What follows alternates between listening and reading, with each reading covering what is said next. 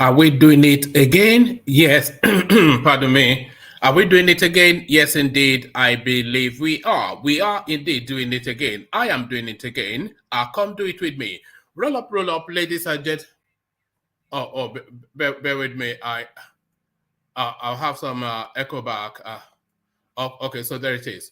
So yes, we are doing it again, as I said. Come do it with me. Roll up, ladies and gentlemen. One man went to more. Yes, we are doing it again. How would we not be doing it again? We do it every day, so no surprises that we are doing it yet again today. The session has commenced and your company, of course, required. That thing that happens regular as clockwork, happening at this time of the hour. If you are available, avail yourself of the session. One man went to mow. The eagle has landed.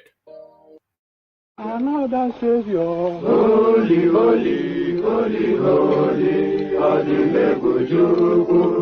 Another Savior, holy, holy, holy, holy, Adimebujuku. Well, this is Mobien. This is dedicated to the gallant heroes of the Nigerian Biafra War and IPO families all over the world.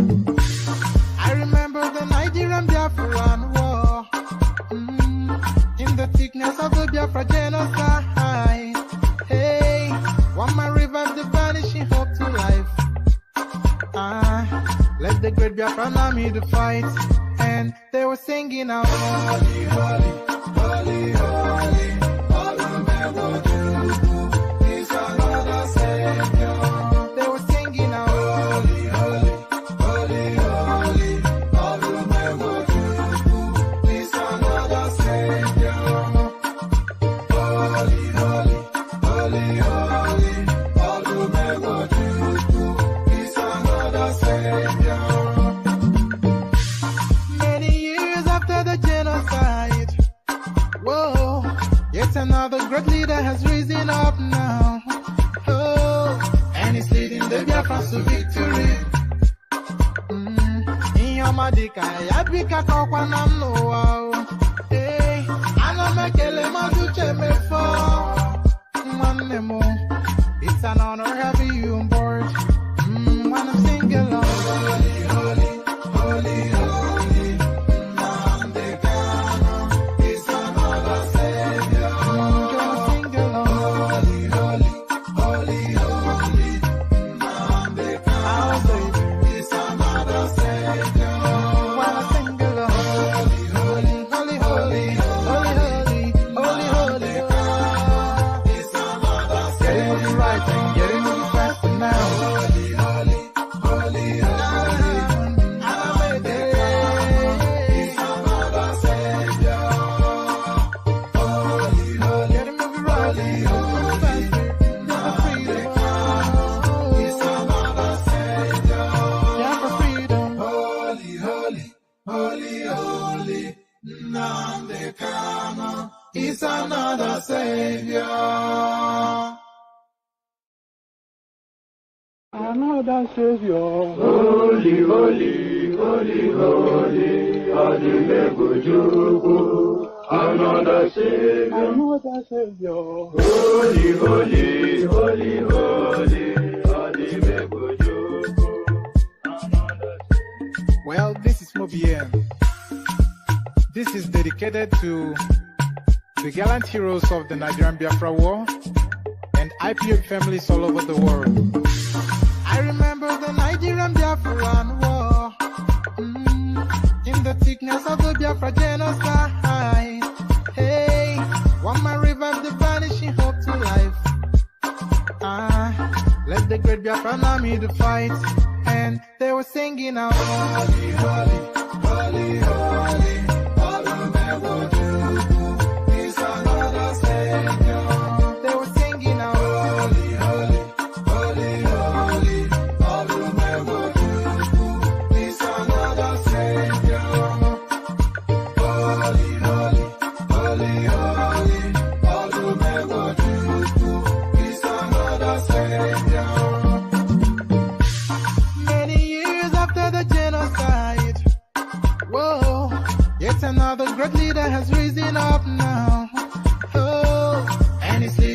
France to victory. Inyamadika, Yabika Kokwanam no. Hey, Anamekele Mazuche Mefo. And there it is right there.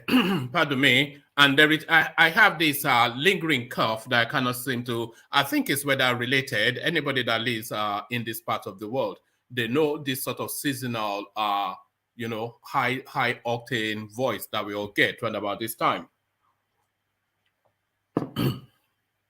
So the Holy Holy song from the farmyard singers from the eastern parts of Nigeria. Holy Holy, as guys, I bring you this.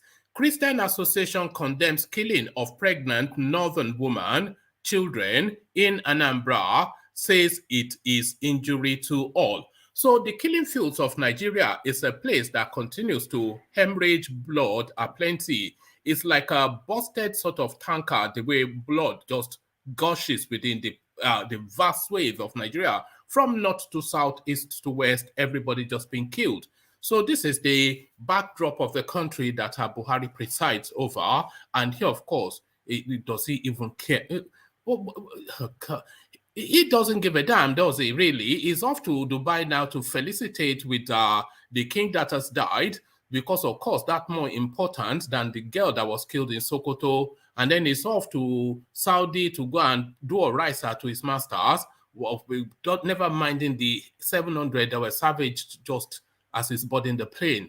If 10 people were killed in the United States and the president is about to board the plane, he will step down from that plane, no matter the importance of that meeting, go in front of a national television with all of the security accoutrements and describe to the country how he's going to address that situation.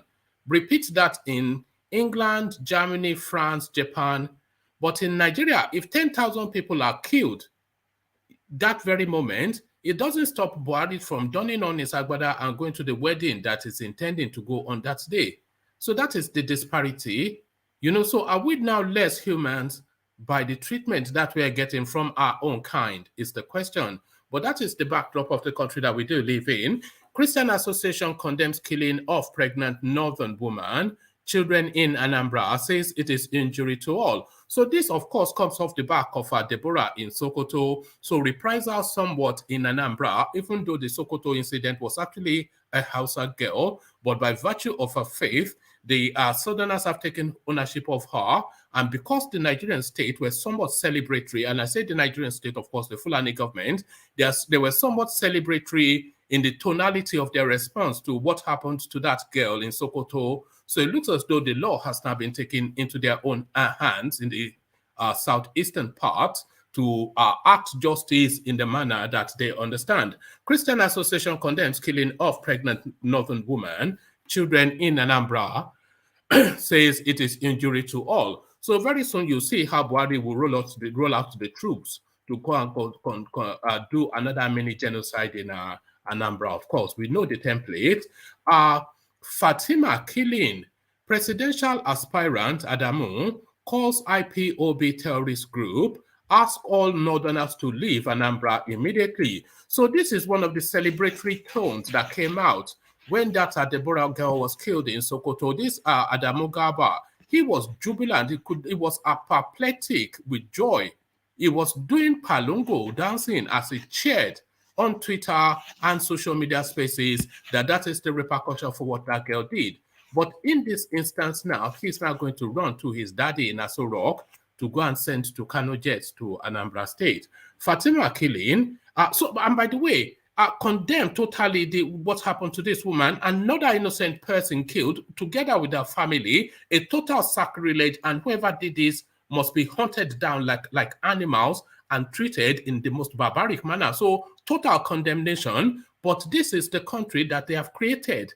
This is the country they have created. Fatima killing, presidential aspirant Adamu calls IPOB terrorist group, ask northerners to leave Anambra immediately. So that is that space. So from that space, from something so high octane to something so laughable, EFCC arrest Rochas Okorocha. So Iberiberism again, the one with the pot belly, you know, is Iberiberism, you know him. So he has now been arrested by the EFCC, but quite what is in play there, we'll find out shortly. And I have a couple of video clips to play to you.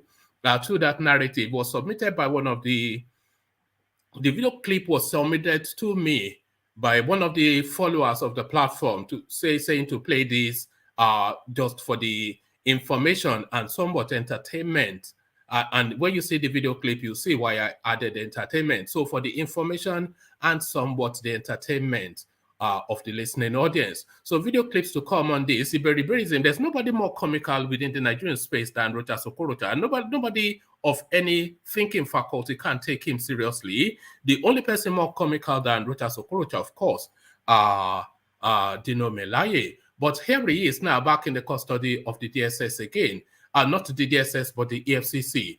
EFCC arrest Rochas Okorocha. So there it is right there. So he gets the right to reply, and he replies instantaneously. Hold on.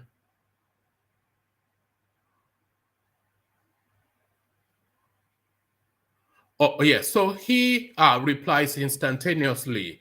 I am under hostage. Okorocha speaks as EFCC, rather. I am under hostage. Okorocha speaks as EFCC lays siege at his Abuja residence. So under hostage is how he's describing himself, but the EFCC will tell you that he's actually under arrest. I am under hostage. Okorocha speaks as EFCC lays siege at his Abuja residence. So there it is right there. And of course, the DSS then comes up to clear up the space while we are at Okorocha's home, EFCC. So we'll read out that trilogy and then play some video clips that just adds more to that space. So onwards we go, and we go on to this. So we continuously record these storylines of corruption because we must never be inured to it, and we must never be accepting that this is just what goes on. We must always be outraged and alarmed, and we must always demand that the law take its course. But how can the law take its course in this instance? Nigeria's Attorney General Malami writes EMEFIELE asks central bank governor to release $418 million to Ned Nwoko, five others controversial Paris Club consultants. So a lot of you will be speculating as to why Malami withdrew from the, or supposedly, we know now that it's not fully withdrawn, but why Malami desperately wanted to cling on to his ministerial portfolio. I did say at the time, to people who pay attention to anything I say, which I don't expect that most of you do, but I did say at the time that he had some scams that he was still running that had not yet matured. And I said it was this Paris Club deal. So because he has to be able to steal this money within the Buhari administration. Otherwise, that opportunity goes. And we're talking about $500 million. So he is making the calculation that should he resign his portfolio and forgo this money to go and hide in Kebbi State? But what will he get in Kebbi State that will be equivalent to $500 million that he wants to steal? So, or does he hold on to his portfolio, steal this $500 million, and still see if he can rescue his political trajectory within Kebbi State? So it looks as though he has taken the latter option. He has not resigned his portfolio. He's now about to steal this $500 million and, of course, being cleared for the Kebbi State seat outside of law and directive from the presidency. Nigeria's Attorney General Malami writes EMEFIELE asks central bank governor to release $418 million to Ned Nwoko, five other controversial Paris Club consultants. So they're still in an open glare because there's no cleverness to this, is what I've been trying to say. There is no cleverness to it because we had preempted it And it's not because we're especially uniquely clever or gifted. It's just played out so publicly that it is just known that this guy, he wants to steal that $500 million as his final payout to leaving government. So he has fighting funds to insulate himself from the justice that no doubt will chase him after he comes out of the protection of the Mallam Buhari regime. So he's determined to steal that $500 million. So that's the first pot of that's the first bar with which he would not yield. So he would not yield on the $500 million he wants to steal, and everything else is consequential, and he will try to get as much of it, of everything else as he can, everything else being the Kebbi State House, etc. But this $500 million is intent on stealing it, and the opportunity to steal it is only now a few months left. So it looks as though that theft now being perfected and is going to foist it through. Nigeria's Attorney General Malami writes EMEFIELE asks central bank governor to release $418 million to Ned Nwoko, 5 other controversial Paris Club consultants. So there it is right there. They will steal it. This is not stealing by finesse. This is crow buying into a shop. This is grabbing jewelries. So this is crow buying into a shop and grabbing jewelries. This is not finesse. It's not finesse because it's crude. But sorry, let me just move on from that space. Drama as ex-Vice President NAMADI, Sambo's son, allegedly asks delegates to return his money after he lost PDP ticket. So there it is right there. There was once upon a time when I was a student back in the days in Lagos, and I was driving my mom's car, dropping her at the office. It's one of those periods where they were forever shutting down schools. So I dropped her at the office, and I had the car to myself. And this police officer stopped me, and he was asking for a bribe. I had, I think, only about 500 naira or 1,000 naira or something, and I was intent on not giving him that. So I told him that, look, this is all I have on me, and I have no intention of parting with it. So he said, okay, I will take 200 from that and give you 500 naira change, and give you 800 naira change. And then he then proceeded in that manner. So this is the thing now, but bribery in Nigeria now a business transaction. So here it is again. This guy pays out bribe, he loses out, and is now wanting his bribery money back. So this is where it has degenerated to within the, people say God-forsaken space, but I'm not yet at that stage to call it God-forsaken, but that space that they call Nigeria. Drama as ex-Vice President Namadi Sambo's son allegedly asks delegates to return his money after he lost PDP ticket. And there it is right there.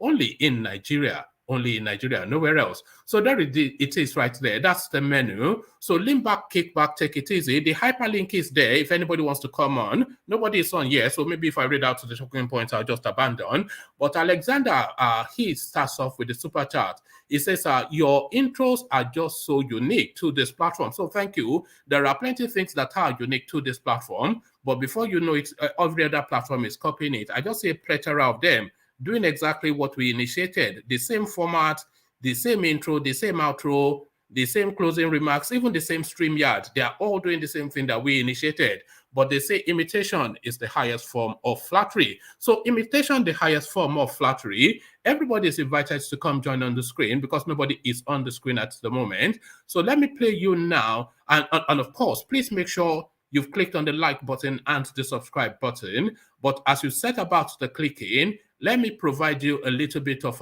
liquid nourishment, your calabash to direct the as we join the K guys. Water, only water,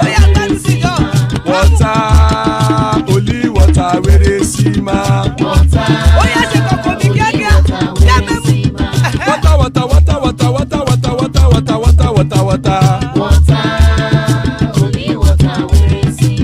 Hapa o naido, hapa o naido, hapa you don't come o.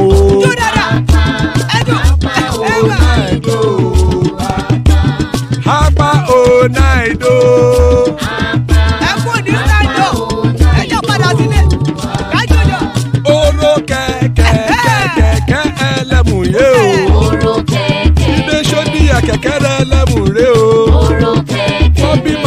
kẹ̀kẹ́ rẹ̀ lẹ́mùrè o. Chifu Fáìlà tí kẹ̀kẹ́ rẹ̀ lẹ́mùrè o. Eruku lẹ̀lẹ̀ ẹlẹ́mùdé. Eruku lẹ̀lẹ̀ ẹgbẹ́ ẹlẹ́mùdóde ojàre o. Eruku lẹ̀lẹ̀ Ghana ti dé ẹgbẹ́ bọ́dì o.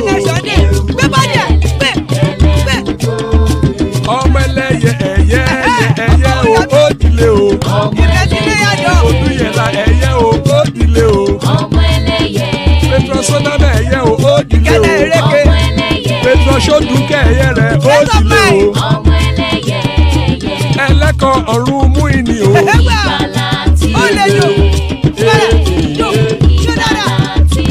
Àkùkọ ọ̀run méjìkọ.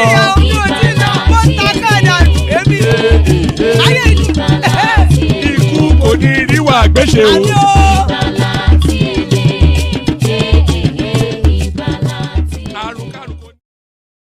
And there it is right there. Iku koniru agbeshe, may death have nothing to do with us. Iku koniru agbeshe, as guys, I bring you this. Christian Association condemned killing of pregnant northern woman and children in Anambra. Says it is an injury to all. The Christian Association of Nigeria, Kaduna State, has described the killing of Fatima, her unborn child, and 4 children by criminals in Anambra as bad for Nigeria's peace and unity. This was disclosed in a statement by Christian Association of Nigeria chairman in Kaduna, Reverend John Joseph Hayub. Hayub described the killing of Fatima, her unborn child, and 4 children as evil. The statement reads, "We have read the story of the killing of Fatima, her unborn child, and 4 children in Anambra with sadness and disappointment about how evil activities have expanded in our country whilst good people are divided and silent. Life in our country has become so cheap with the rising of many evil criminal groups in every part of the country. Killing of human beings is no longer a serious matter because the people have been divided by tribe, religion, and region, which has made it impossible for us to collectively condemn the evil around us or fight the evil we are seeing as a united force. Christian Association of Nigeria cannot keep quiet when evil is destroying the land. We all must know that when there is an injury to one, then that injury is to all. And evil only triumphs when good people keep quiet and look the other way. The group urged the Nigerian government to go after Fatima's murderers and all killers irrespective of their ethnic nationality. It added, until our government and our law enforcement agencies go after all criminals and murderers and justice is seen to have been done on all murderers, this evil will not stop and the murderers will not see their crime as evil, but instead they will smartly make us fight amongst ourselves and pay less attention to their crime. We commiserate with Fatima's family and pray to God for comfort, saying that Christian Association of Nigeria will continue to preach peace, pray for peace, and speak truth to power and against every wrongdoing in Kaduna State and Nigeria as a whole." So a total condemnation, and I join in that condemnation of that space. Fatima killing, presidential aspirant Adamu calls IPOB. So this is exactly what the Christian Association spokesperson in Kaduna was just warning against. So they regionalize it, they ethnicize it, and then they religionize it as well. And that's already started. So the first Northern Muslim to quickly run to the space to own it as the champion of the fight back. So here it is, the usual go-to that they go to.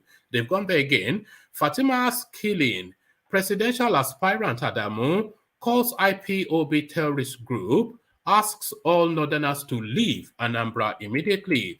Former All Progressive Congress APC presidential aspirant Adamu Garba has said that all the people from northern Nigeria living in Anambra State in the southeast region of the country must leave the state with immediate effect.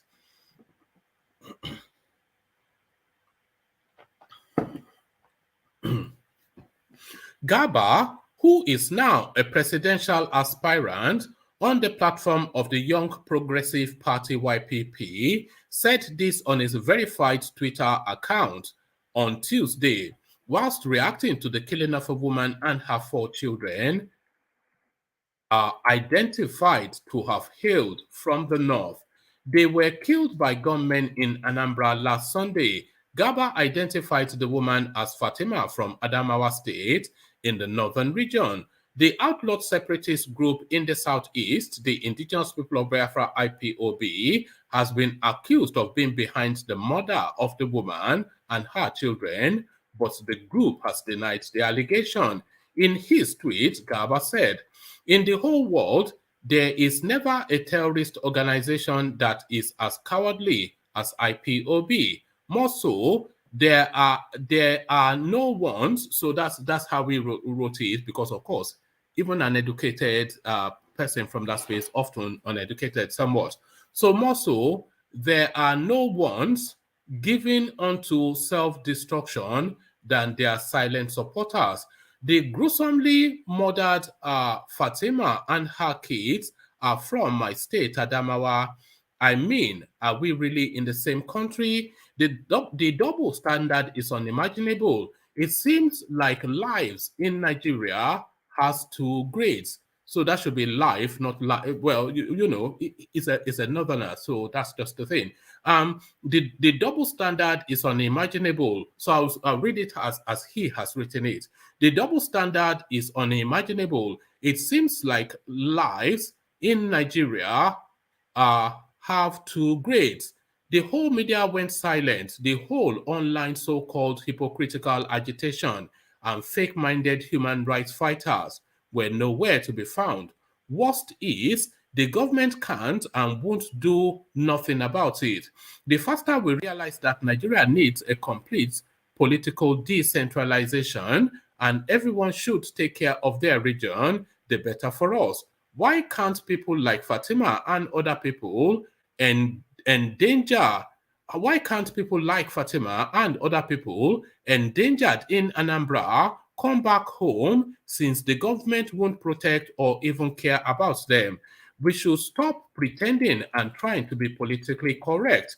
This country is not designed for equality and fairness to all humans. The concept of everyone can live everywhere is constantly attacked by terrorists like IPOB and their silent supporters, whilst our people keep dying.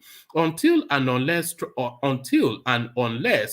a strong government is put in place, which will guarantee protection of lives and properties in Nigeria anywhere they are, citizens have to vacate where they are endangered.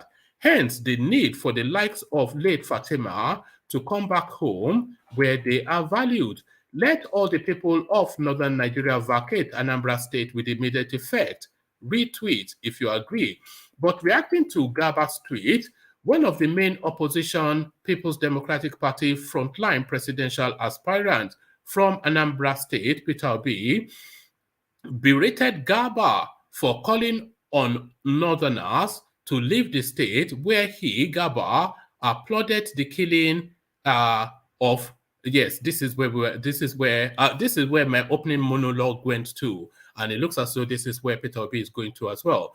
But reacting to Garba's tweet, one of the main opposition People's Democratic Party (PDP) frontline presidential aspirant from Anambra State, Peter Obi, berated Garba for calling on northerners to leave the state, whereas he, Garba, applauded the killing of the 200-level female Christian student of Shehu Shagari College of Education, Sokoto, Deborah Samuel, over alleged blasphemy of Prophet Muhammad. The former governor of Anambra State wrote, "I detest and strongly condemn the killing of Fatima and her kids in the southeast. Howbeit, I want to ask, why didn't you compose this type of epistle? when Deborah was killed in the north, stop playing this stupid card of yours and let's collectively condemn all killings. Fatima, before her death, lived in Orumba, South Local Government Area of the state, with her 4 children. However, her death has reportedly led to a mass exodus from the area as residents expressed fear of reprisal. Meanwhile, IPOB has repeatedly denied being responsible for the killings going on in the region. The leader of the group, Nnamdi Kanu, had issued a warning to gunmen operating in the region to stop, repent, or be ready to face the wrath of Biafran law. Also, Kanu, when the state governor Chukwuma Soludo visited him in the Department of State Services DSS custody in Abuja last week, those carrying out attacks and killings in the region are not members of IPOB. He added that he never created the group to shed blood. So there it is, the killing fields that is the Nigerian state. EFCC arrest Rochas Okorocha. So here it is, Iberiberism. Agents of the Economic and Financial Crimes Commission, EFCC, have arrested former governor of Imo State, Rochas Okorocha, as a corruption lawsuit looms. On Tuesday afternoon, officers of the Anti-Graft Agency and the Nigeria Police Force had surrounded Mr. Okorocha's Maitama residence in the Federal Capital Territory, FCT, Abuja, to effect his arrest. In a statement signed by the agency spokesperson, Wilson Uwajere, the arrest followed months of Mr. Okorocha's evading the commission and refusing to honor invitations. In the circumstances, the commission is left with no option than to effect the arrest of Senator Rochas Okorocha and bring him to trial. Mr. Uwajere said, in January, the anti-graft body filed criminal charges against Mr. Okorocha, accusing him of allegedly conspiring with a member of the All Progressive Congress APC and 5 companies to steal 2.9 billion naira public funds. Other defendants in the matter include Ayim Inyerere Chineye, Mfatali International Limited, Perfect Finish Multi-Project Limited, Solid Projects Consulting Limited, Pramif International Limited, and Legend World Concept Limited. The EFCC alleged that the offenses were carried out between October 2014 and February 2016 as the parties moved funds from the Imo State Government House account and Imo State Joint Local Government Project account and diverted same into the account of private firms. In February, the Federal High Court sitting in Port Harcourt, River State, ordered the Anti-Graft Agency to stop taking further actions against the former governor of Imo State, Rochas Okorocha. Mr. Okorocha had, in a visit to President Mallam Buhari, urged the president to prevail on the EFCC to obey court orders relating to his case. I use this opportunity to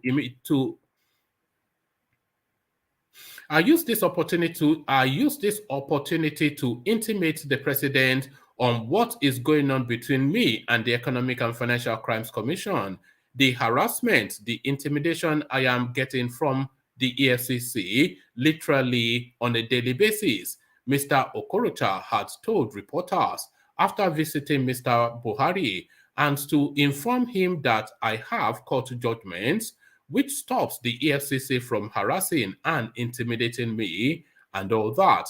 The EFCC has refused to obey the law. The agency alerted the Abuja division of the Federal High Court that Mr. Okorocha had been evading the service of the 17-count fraud charge it preferred against him and the aforementioned others.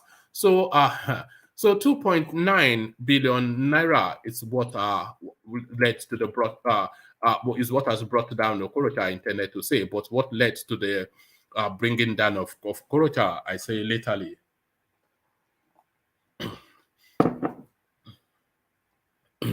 Still with the Iberiberism, I am under hostage.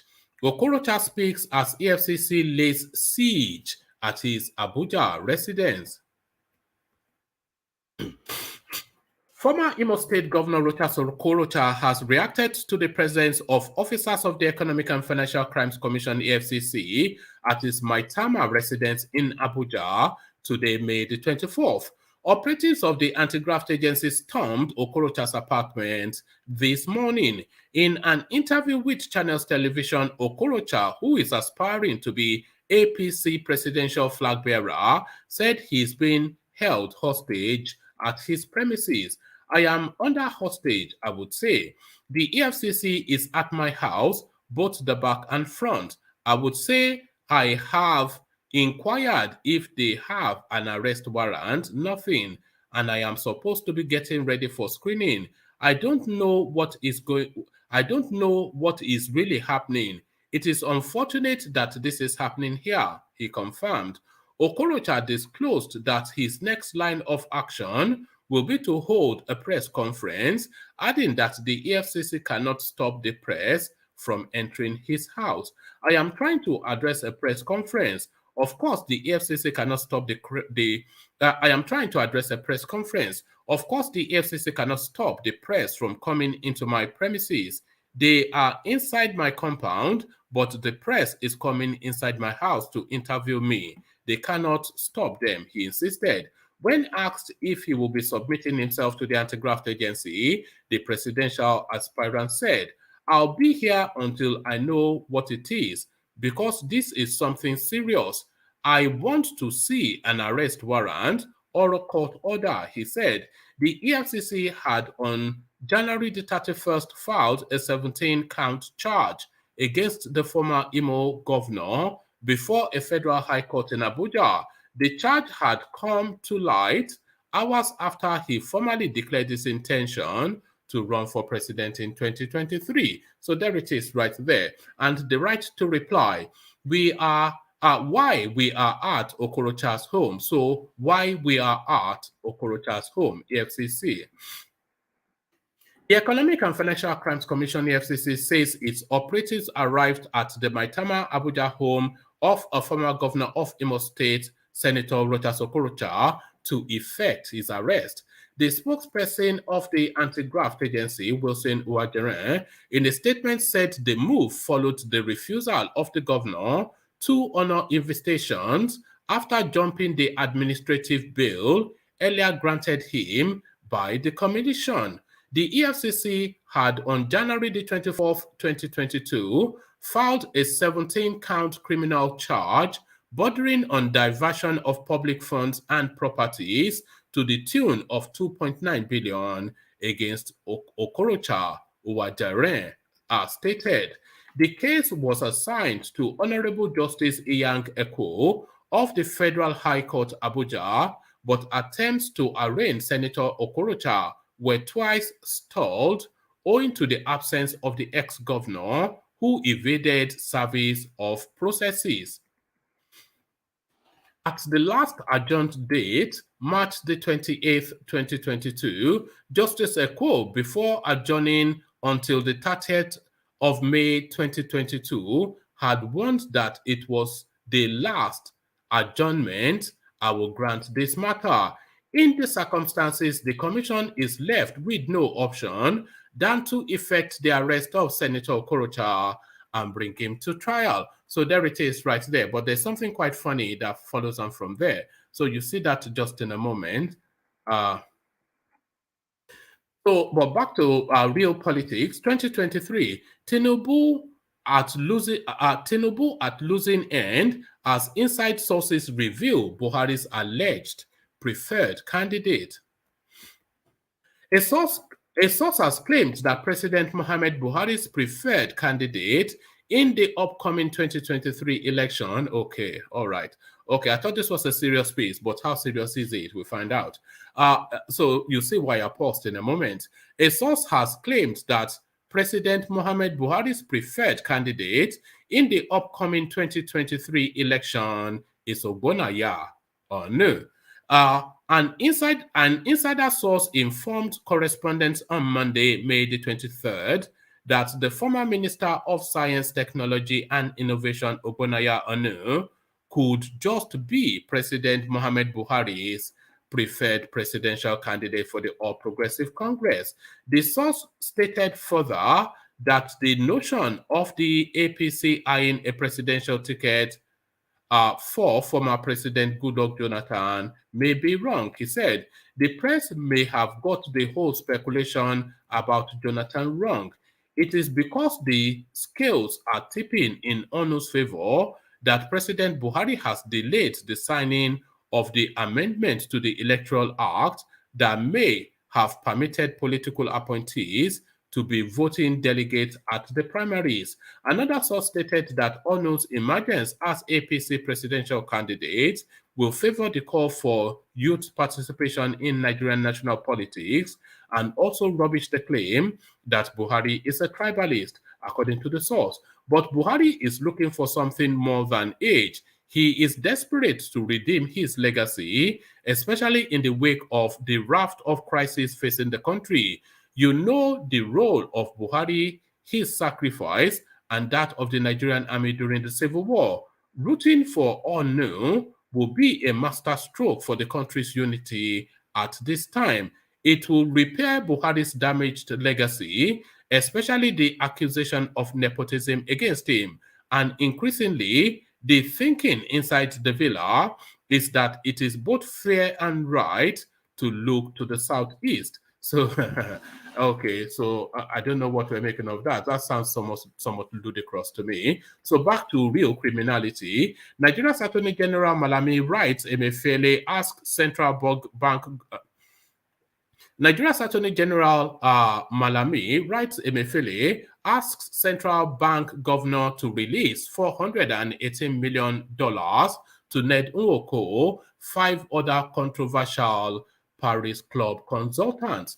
The Attorney General of the Federation, Abubakar Malami, has asked the governor of the Central Bank of Nigeria, Godwin Emefiele, to release $418 million to Linas International Limited, a company belonging to Prince Ned Nwoko, a former House of Representatives member, and other consultants over the Paris Club refund.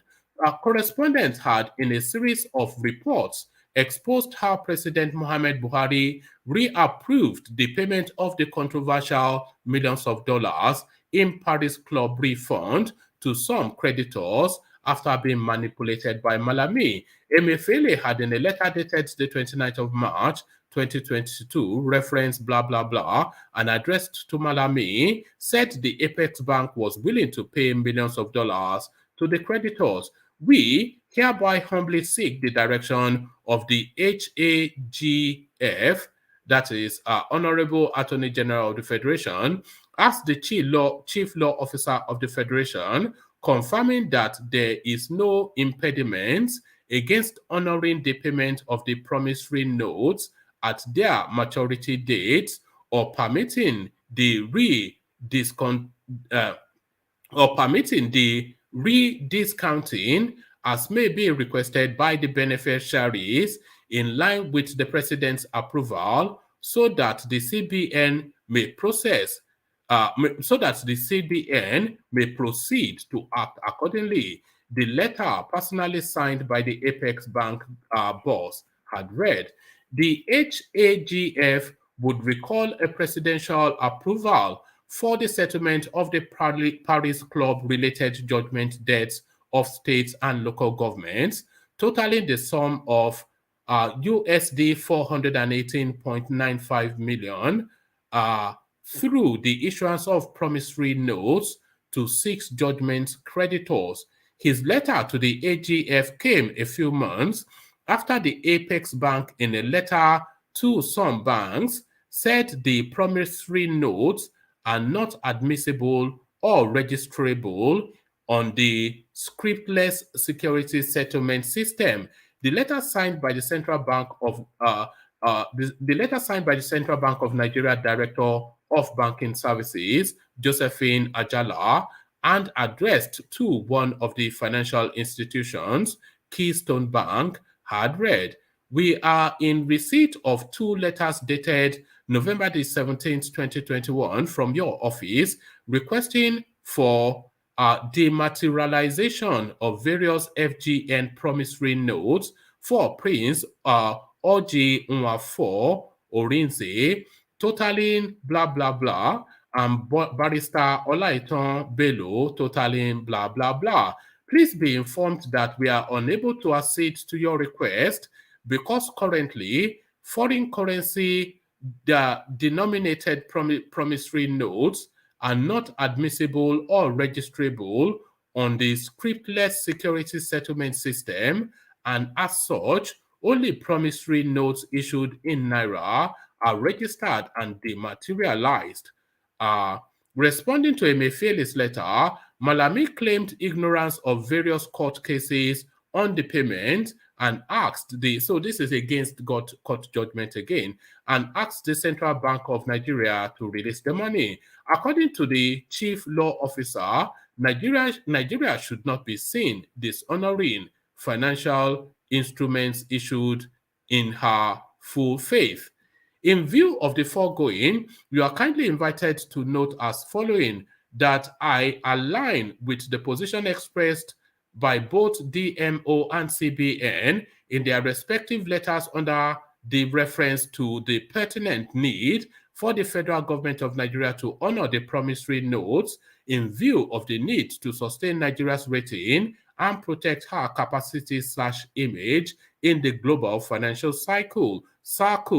Malami said in the letter addressed to the CBN, Nigeria, in good faith, cannot be seen to be dishonoring financial instruments issued on her full faith.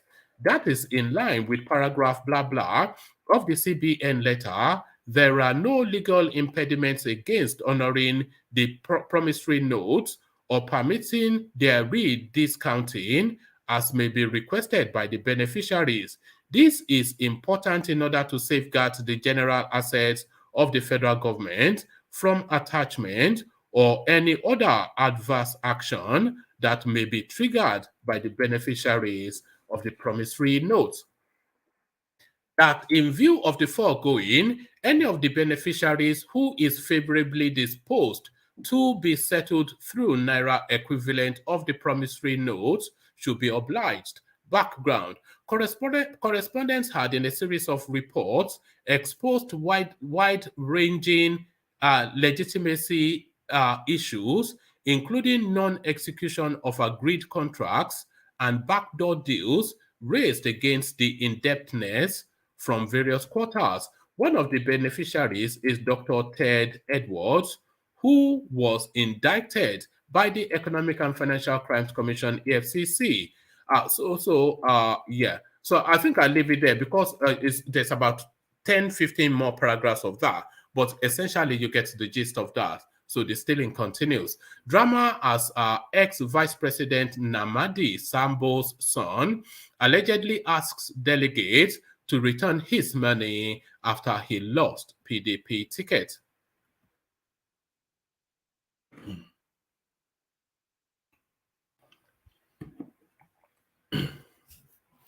Adam Namadi, son of former Vice President Namadi Sambo, has allegedly asked delegates to return the 2 million naira each he gave to them just before the party primaries in Kaduna North Federal Constituency of the House of Representatives, which he lost on Sunday, May the 22nd. Correspondents report that Namadi, who had promised to add 1.5 million to the amount given to each of the delegates, secured the least votes amongst the three contenders. The delegates raked in millions of naira from the aspirants who appeared in a hurry to outspend each other. At the end, Sumaila Suleiman, the incumbent representative of the constituency, carried the day as he defeated Namandis and Shehu Usman, ABG. Suleiman, who recently decamped from the ruling All Progressive Congress APC to PDP, won with 22 votes against Shehu Usman ABG, who polled 14 votes.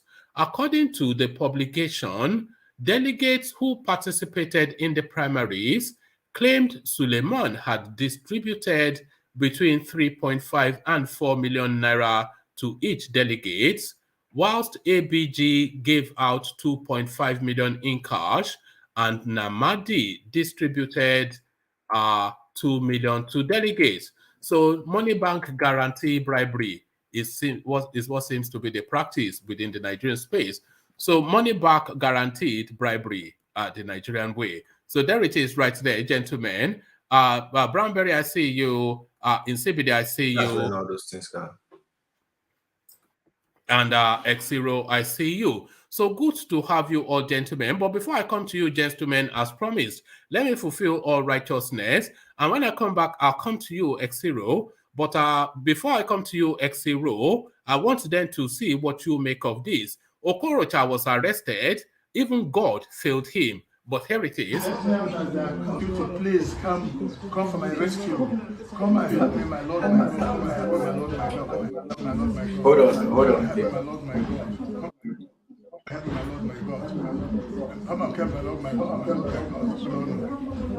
I thank you, mighty God.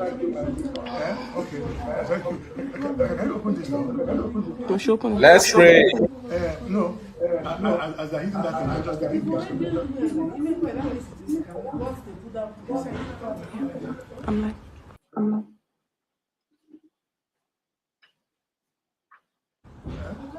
I trying to.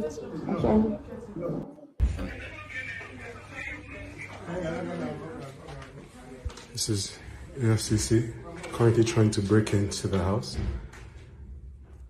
They have no warrant.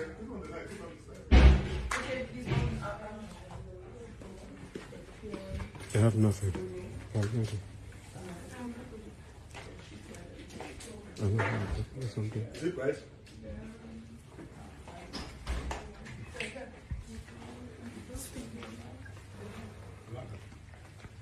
Hello?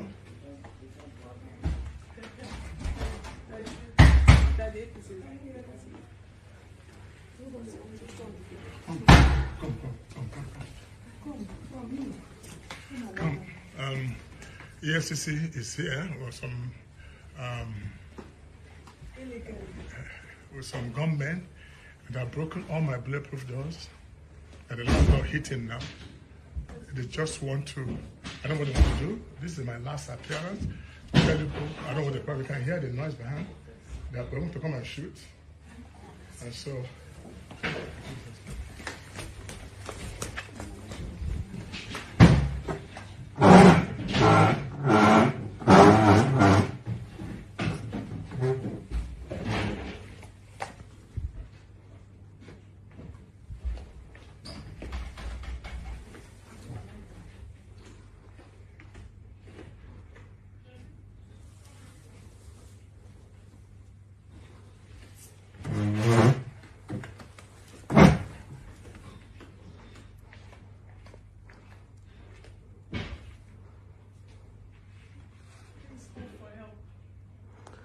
If there's anybody out there that can call for help, Can you tell Uche to share the please let them call for help.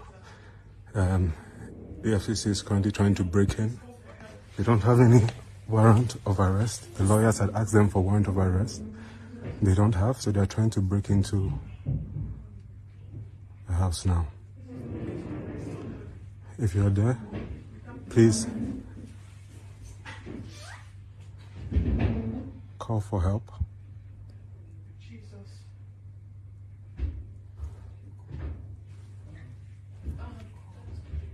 Huh?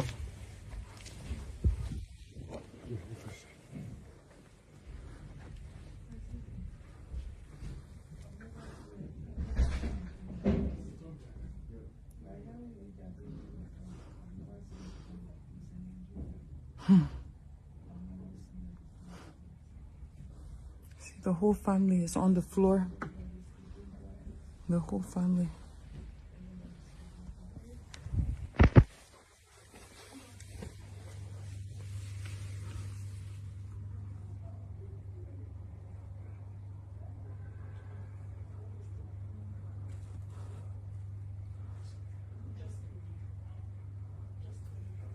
So this is the EFCC laying siege on Rochas Okorocha's house. You could hear some sounds. It was either hiding behind the sofa or it was farting. Either way, you could hear some rumbling sounds as there it is again. So there it is. So this is what Imo State money can do. You know, spotlights everywhere, Italian furniture, Italian marble. EFC is trying to effect an arrest, and you saw him in prayers.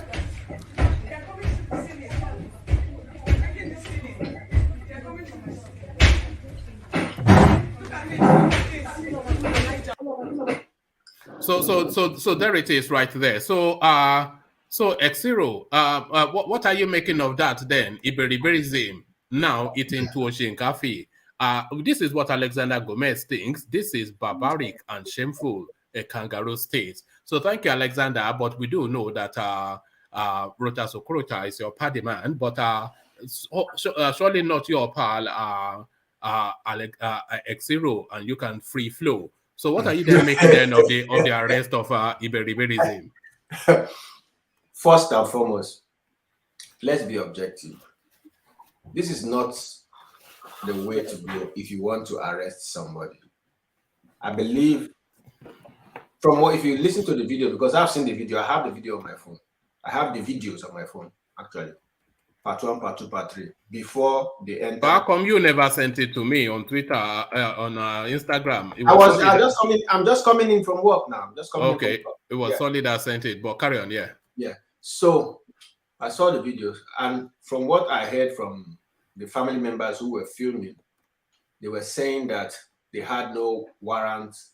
Even the lawyers have asked for the warrant of arrest, and they didn't present any, and they were busting into his building. But on the other side, the story goes that Rochas Okorocha has refused to appear in court. So you can see that both parties think they are right. But all in all, this is the fate that befalls people who misappropriate the funds of a large group of people. When you are when a state is in your custody, you're supposed to cater to that state and be accountable and give proper accounts. Most of the monies that disappeared from that state, Imo State, were not accounted for. A whole estate, housing estate, was built on stolen land to his name or his family name without proper documentation. I think he stole the land, and then the next government took it away from him, and a lot of other things that were, that were not done properly. So this is what happened. It is good that they are putting this on video. This is a family that steals, and that is how high BP will not let them rest. This is to show the world that if you steal people's money, one day you will not be able to sleep. You have killed your sleep.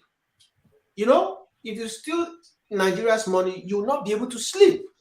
They will come at you in both legal and illegal means.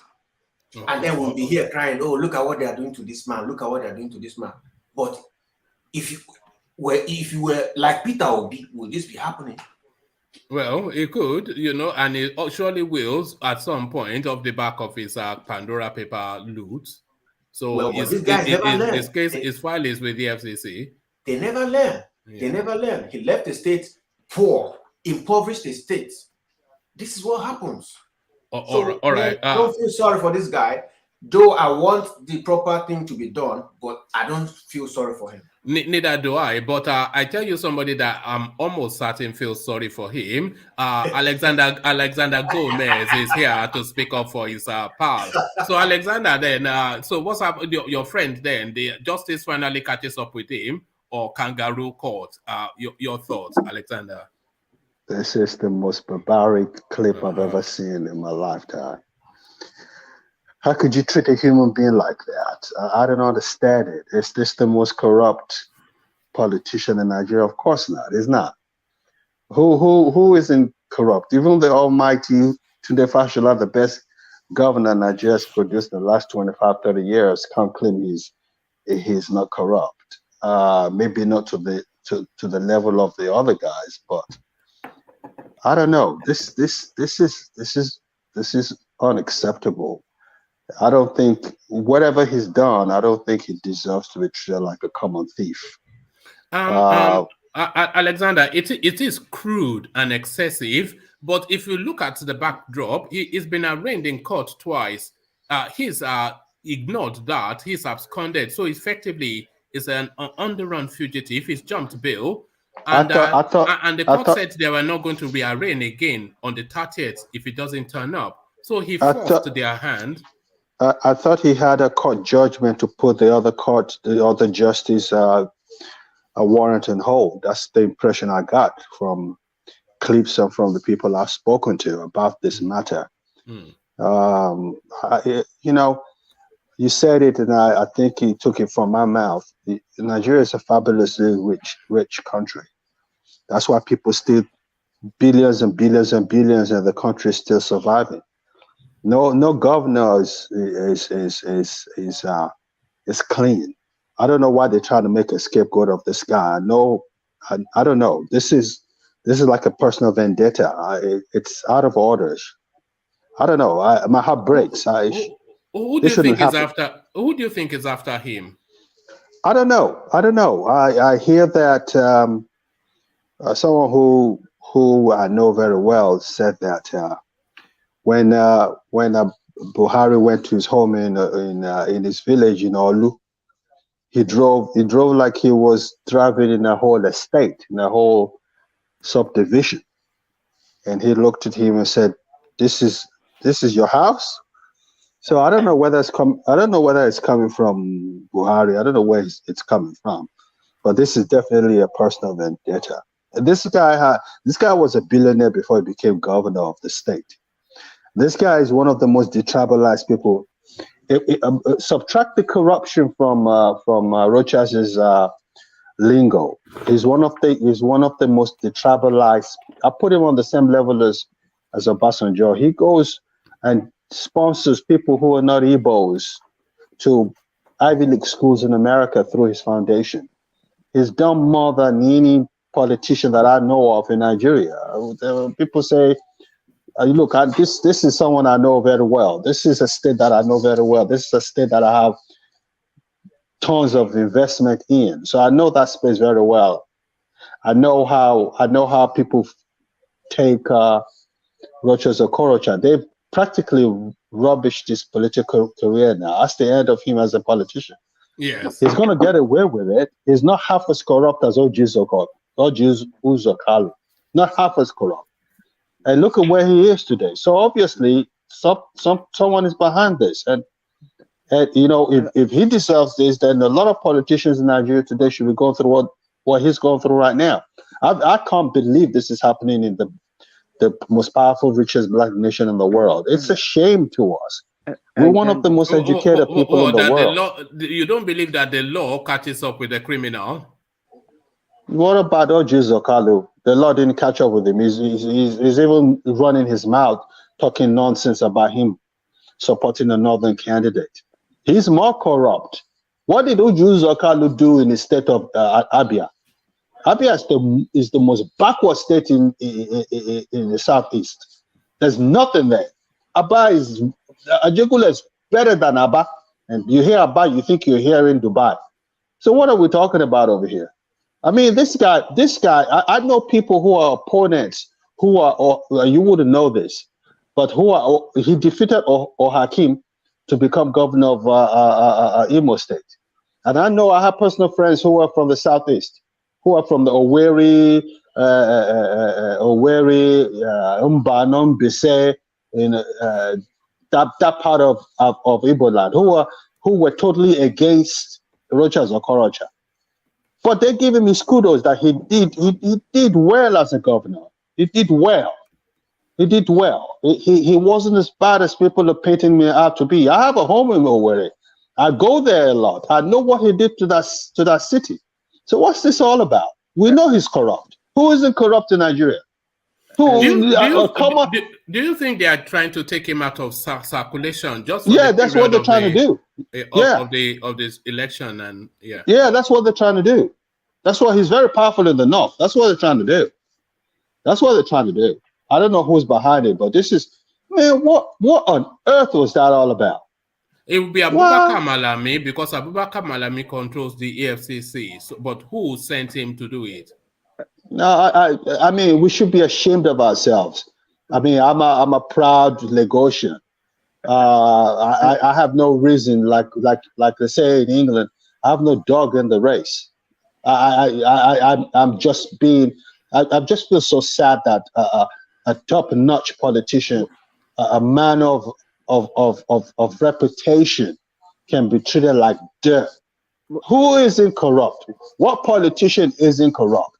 The money that Rochas Okorocha, they say he stole as a governor or embezzled as a governor, didn't the accountant general steal 80 billion naira? Ordinary accountant general who's under the Minister of Finance, 80 billion. And that's how they steal those billions every day. Why couldn't they go raid his house and catch him like a wild dog? It's not nice. What are you making of that clip of him rolling on the floor on his belly, crying for his mommy? What did you make of that? Somewhat comical. Because he was humiliated. You know, he felt humiliated. You know, I feel bad. I have food in front of me. I lost my appetite because no one deserves to be treated like that. You know, no one deserves to be treated like that. They should do the same thing to Jonathan. My brother Gomez, are you trying to justify this guy? I know you don't like. I'm not trying to justify anything. There ways and manner you can arrest a person, not humiliate him. They might as well go to all. Him, he didn't show up. So, but didn't you hear me? Didn't you hear me, Thomas, also say that he had a court judgment? You hear when it plays out. I know what's going on. I can't divulge that on this platform. I'll talk to one-on-one. I'll tell one-on-one what's going on. It's gonna, at the end of the day, nothing's gonna happen. So what's the point doing it? Yeah, because you want to ruin his political career. Also, Alexander, keeping in mind, yes, they had to wait for the day of his screening. I know. For them to go. I know the whole thing was premeditated. You know, I don't know. I'm not saying you should have. I'm not saying you should not arrest him if you think that he's avoiding the dodging the law or whatever word you want to use. Because I'm lost for words now. Because I'm so taken aback. I'm so upset. I'm besides myself. How can you treat a top-notch politician, one of the most respected businessmen? He was a billionaire before he. Tunde Fashola was a struggling. He's my cousin. He was a struggling lawyer in Lagos. He didn't have shishi, like Igbo people would say. Shishi. He didn't have. You know. Now he's a billionaire. Why don't you go ahead and go and arrest him and lock him up and say that? What is that all about? You know. They're all corrupt. They're all not fit for purpose. If Rochas Okorocha qualifies for that kind of treatment, then everybody should be treated like that. That's my position. Fair is fair. This is not right. Hundreds of people like that should be busted like that. Yes, all of them. You say that's the Rochas Okorocha was exceptionally criminal. We covered it here. It was exceptionally criminal. The worst governor the Nigerian space has ever seen is Ogbonodia, the worst governor ever in the history of Nigeria. Where is he today? He's in Abuja enjoying his mansion in Maitama. Why didn't they do the same thing to him? I mean, all the money they claim that Rochas Okorocha stole. Attorney General just stole it in one scoop. 80 billion naira for being an attorney general. No, let's come to this. Let's come to this agreement. We have a fabulously corrupt nation. All these ruling class people, and there's no exception to the rule. All of them are corrupt. There's no one there who isn't corrupt. So if they can do this to Rochas Okorocha, they should do to every other person. That's what I'm saying. Yeah, it's clearly politically motivated, but it's very difficult. I take your views, but very difficult to feel sorry for Rochas Okorocha. Why is that so, one man? When Emeka Ehidioha took over government from Rochas Okorocha in Imo State, before he was kicked out for Hope Uzodinma. Emeka Ehidiosa was telling us that the guy stole so much that he was taking doors off government buildings and stealing them to his warehouse. He was pulling down. I heard about that. You know, he was pulling down street lights and storing it in his warehouse to use to build his own. I heard about that. And why do you think for a minute that could not be propaganda? I know that he didn't take the fact that he was going to be an ex-governor. I think that was hard for him to take. I know he did a lot of things. The thing that the indigenes of Imo, and I'm sure CBD, because I know CBD is from Olu, so CBD is from the same region as Rochas Okorocha. What people from Imo are saying is that the killings going on in Imo is between the big politicians in Imo State, and they think that Rochas Okorocha has a major role to play in all the killings in Imo State. That might be part of it. That is an inside information I'm telling you right now. So it's it about money? Maybe to a certain degree, but there's an underlying tone. So let me let you carry on with the program. I'm besides myself. I'm really upset. I'm upset. All right. I'm upset because they treated him like a common criminal. Yes. And everybody in that space in politics who has stolen money should be treated like a common criminal. That's it. All right, Alexander, but hold on, Ola. It will be released soon enough, so Alexander. And I'm sure that it will not be brutalized in the manner that the average guy would be. But thank you for that little insertion, Alexander, just to add a bit more detail that's not in the public space for our enlightenment. Let me acknowledge Chris Okudo's super chat. He says, one man, is he worse than Bullion Van Man? And there we are. We're back at it again. What about him? So what about? We can do what about and then have a list of 1,000. But he, in this instance, justice catches up with him. Olaye wanted to come in before I go back to. Thank you for the super chat, Chris. Before I go back to Xero. Yeah, on Okorocha, see, I understand people hunger that the guy is a crook, is a corrupt politician. Fine. Your hunger is well justified.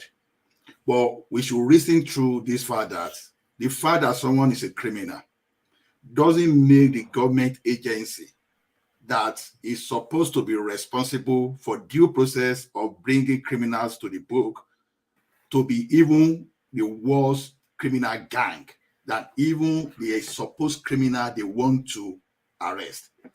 You know, DSS guys, they are notorious for disobeying court order, all those things. Based on the court processes, they are not supposed to even come closer to this guy to arrest. This is where people should think about it. Oh, he's stealing, he's this thing. Because we've seen so many people that are saying they are supposed to pick this guy, that the same people are supporting Tinubu, they are supporting one criminal against the others. See, criminals are criminals. Nobody is saying they should not run after criminals. But following the court process, the same way they can treat Okorocha today, they can treat two common Nigerians tomorrow for not committing anything. Let us reason through. But Basue today, the way they attack this guy, the way they dealt with this guy, that guy died for nothing. And these DSS people, they be doing all those things. Many people are in the jail today, are in the prison today, just because of this barbaric way all these people are. Is EFCC now? Is it EFCC? I don't know. Is EFCC? The news says EFCC. All right. Let's leave it to the narrowness of Okorocha. Let's not. Otherwise, we are saying this in Okorocha, right? It's EFCC. Good. There are many ways because this is a well-known politician. There are many ways to deal with this guy, and you can still catch these guys without even busting into itself like a criminal gang. And this is what we are supporting, and we are supposed to be supporting democracy in our country.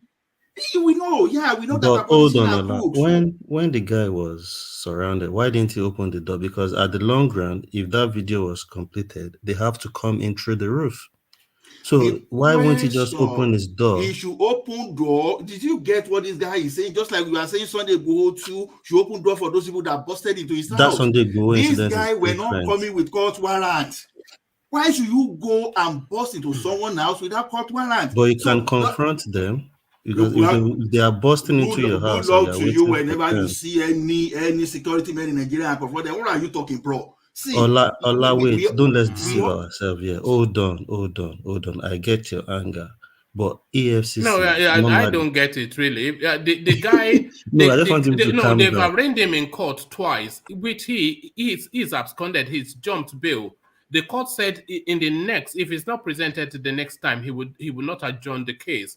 The next hearing is the 30th, which is in about 5 days thereabouts time. Yeah. So they had to effect his arrest. Well, he gets this court judgment to try and hide behind.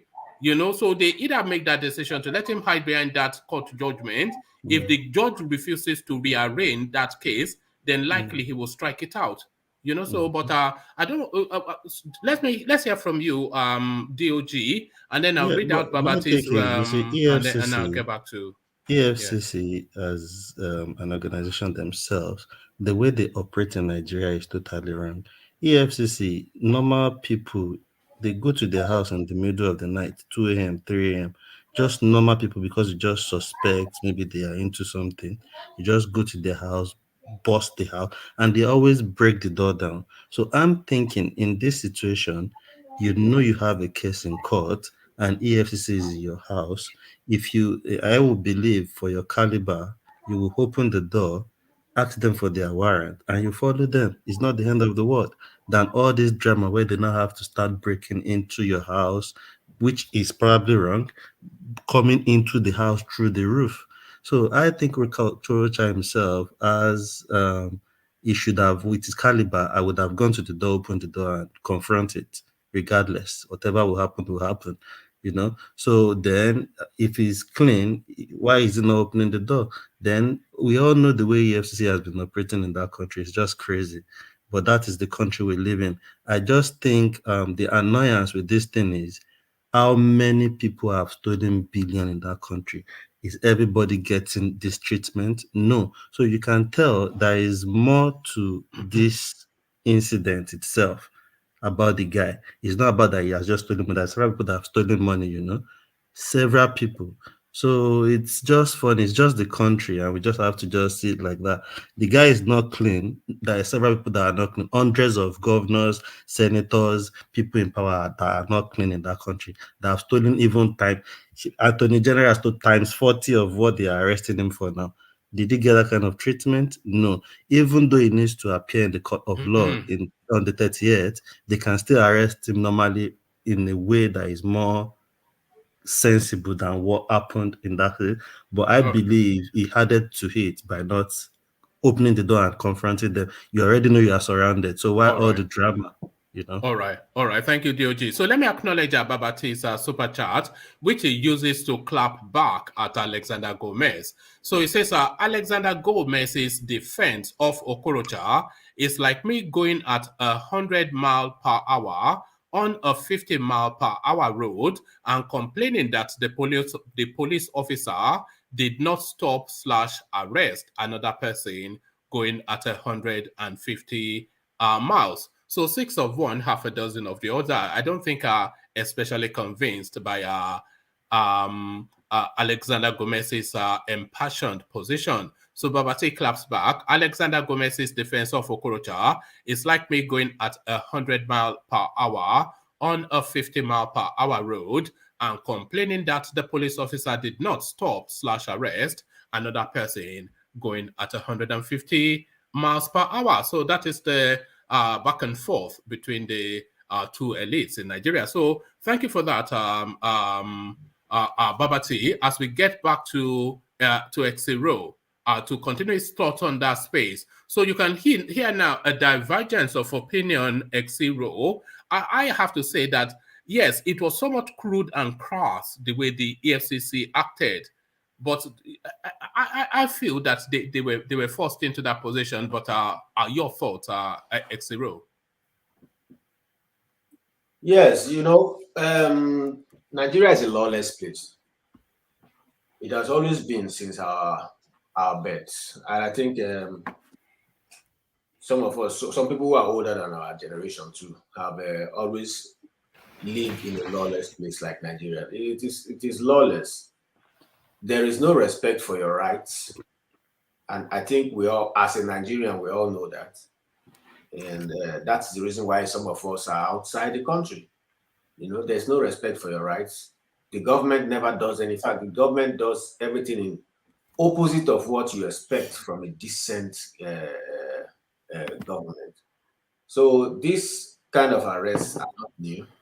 A country where police still beat people, the poor people, when they arrest them, they still slap them, beat them. Those things don't happen in mature countries, mature democracies, but they happen regularly in Nigeria.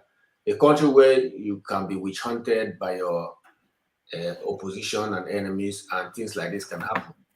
You know, so we don't expect anything better already from the law officers, law enforcers. This is their strategy. They get what they want. A country where the government disobeys court orders.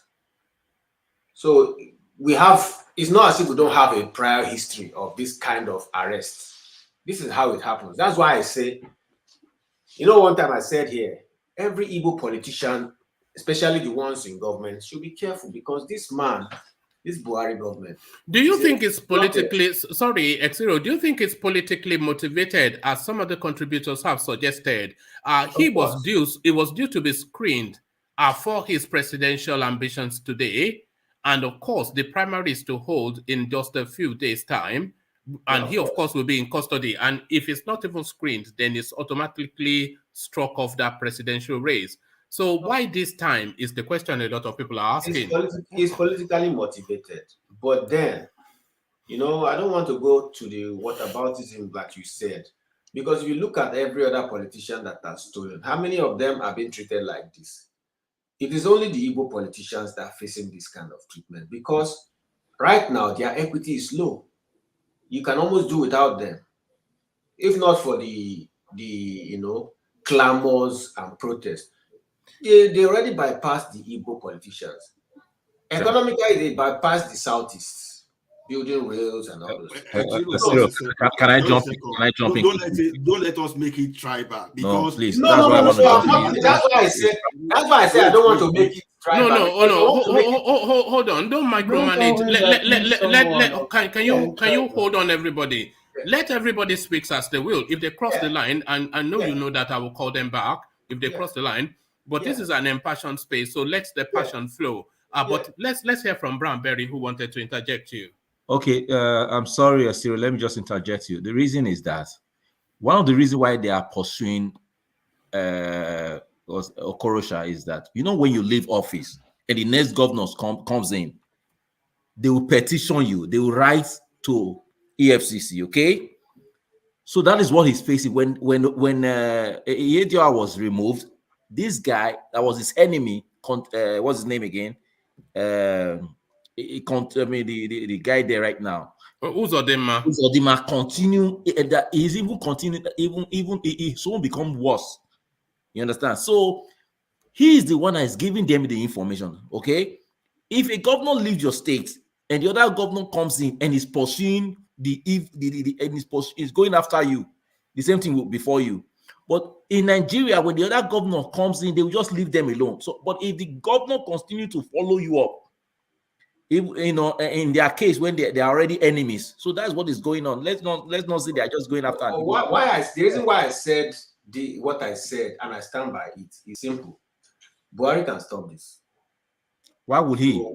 Okay, well, there's internal party politics in APC, and in APC they have a party leader, and if Buhari says, leave that guy alone, he could be left alone. That's why I said right now the equity of the Igbo politicians is not strong enough. You know, in the party itself, in that APC, they are not strong enough. That is what is going on. If not for the IPOB and the Easterners that are saying we must have an Igbo president, they will not be considering this. Look, Ngige was there. This man, what's his name? Okorocha is there. Oboneoni is there. Still, economically, they sideline the Southeast.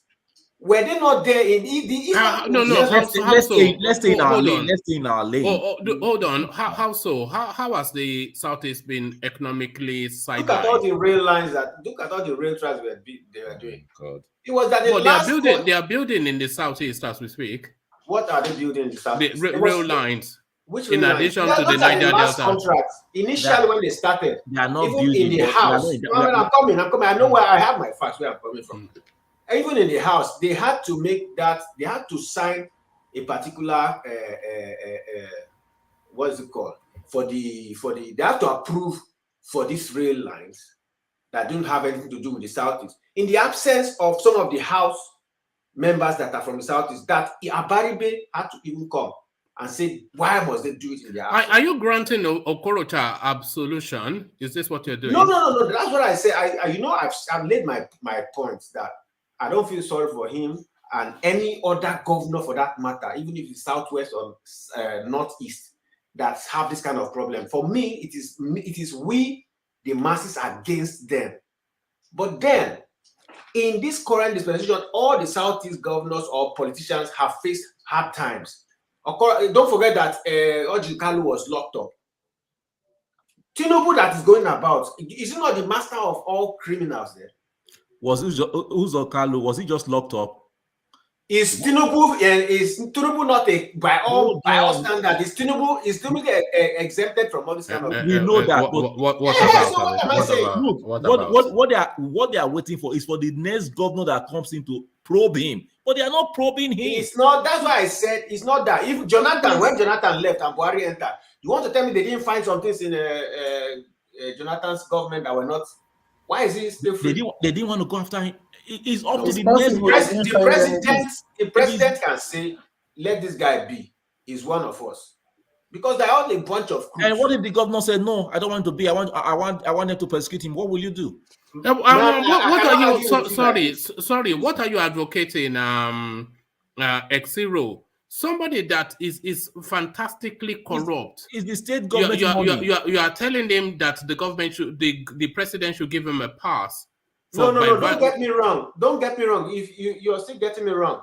Okay. What I'm saying is, Okorocha is not the biggest thief. The biggest thief, we still see him every time. He's it's the thief in play now. So you are doing what about now? You are doing what about? That's why I said I don't want to sound like what about. But if you want to, but that's what you are doing now. Is what about?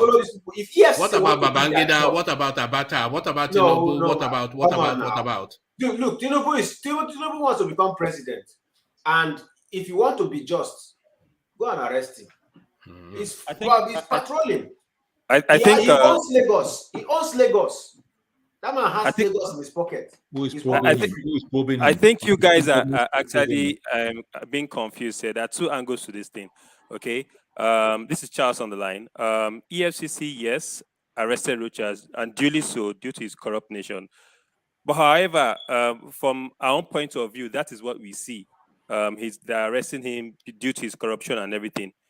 But inside the whole, there was a publication just on the 23rd that Rochas, I sent that link to the chat group, that Rochas had a meeting with the presidential aspirants. This was just on Sunday, last Sunday.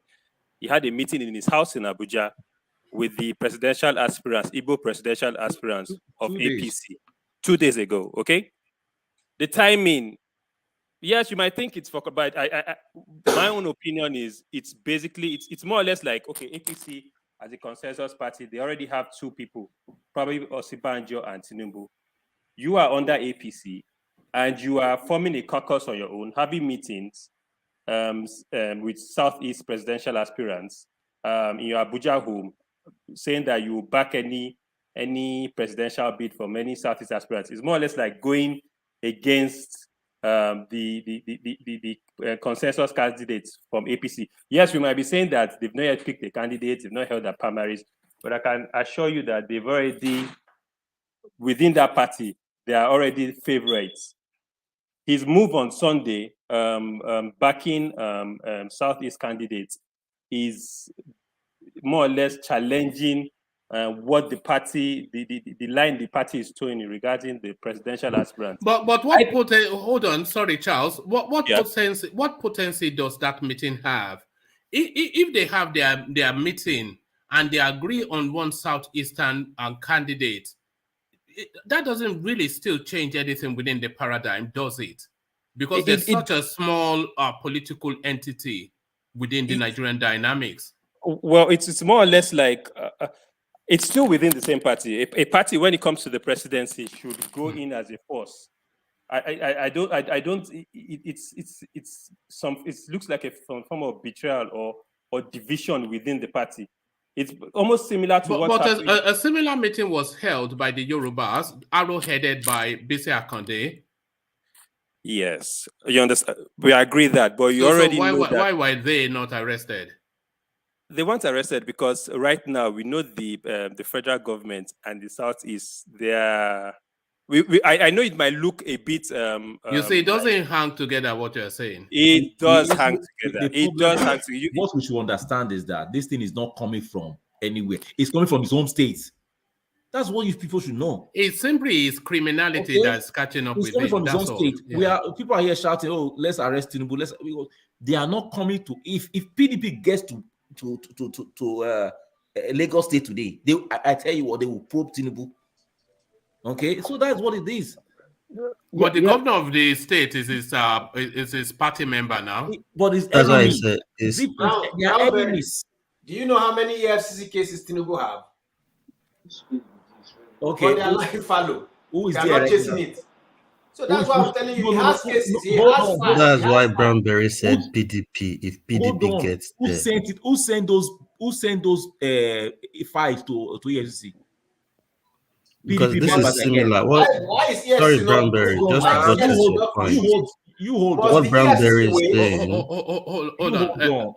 Yeah. Because same thing happened. No, hold on. Let Brownberry land, and then we hear from DOG, and then you can take the space back again. Who sent those files to EFCC?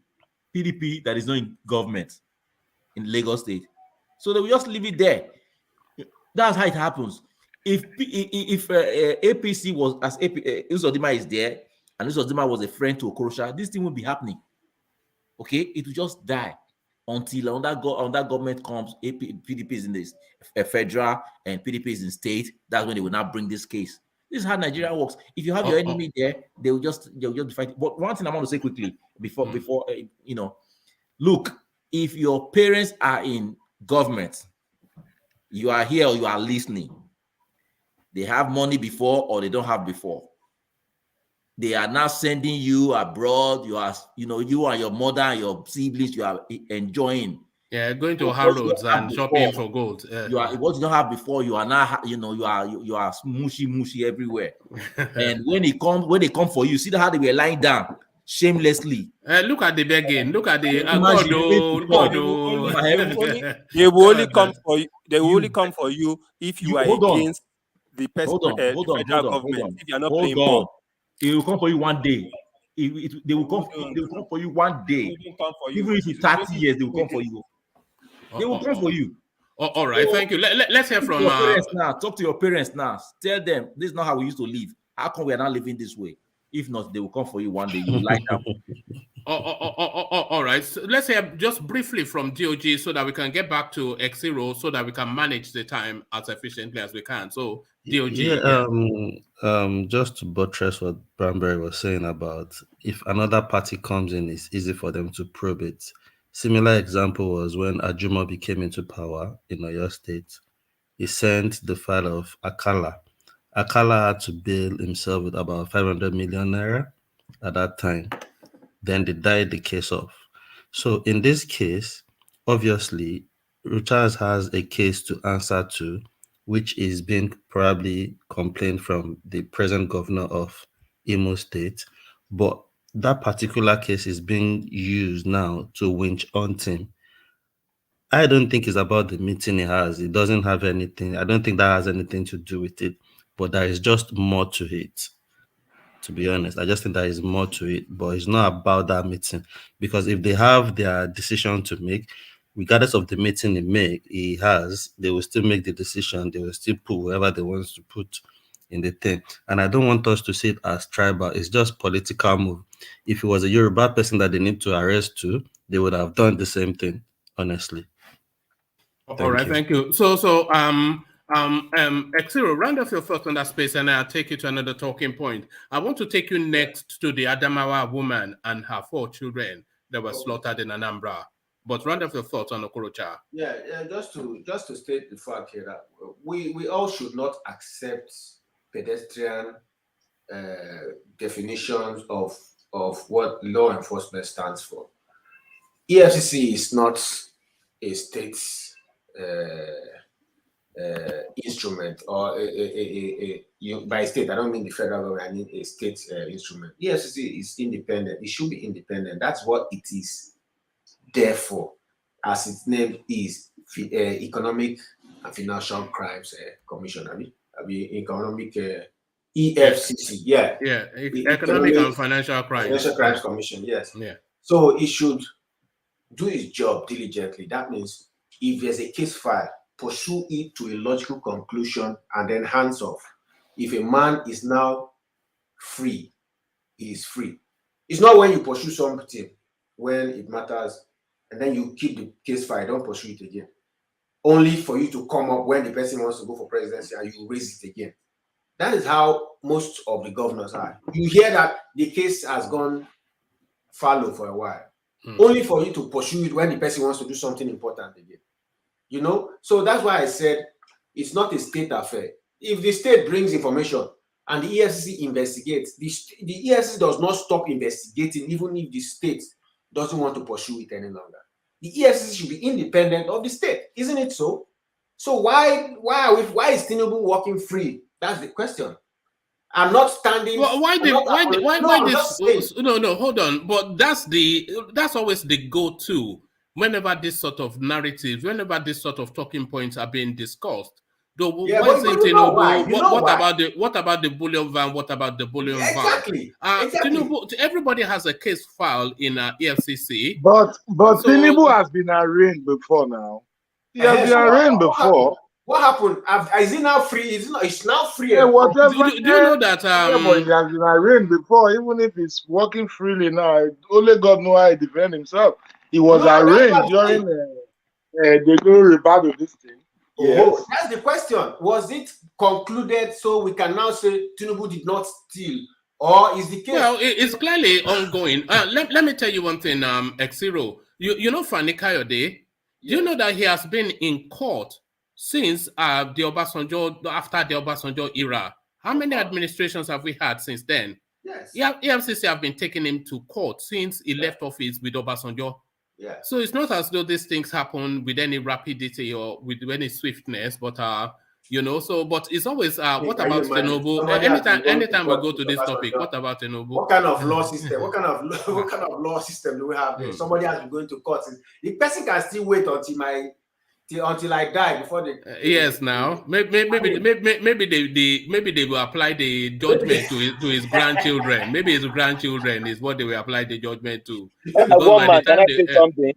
Can I say something, please? Go on. Yes, I just want to cite an example. A guy here was stopped by police, and he said he was over speeding, and the guy said, "Oh, all of us are speeding." The police told him, "My radar can only catch one person at a time. So those ones that escape, so be it." So as you are saying, not all about what about, but this guy we are talking about is in APC.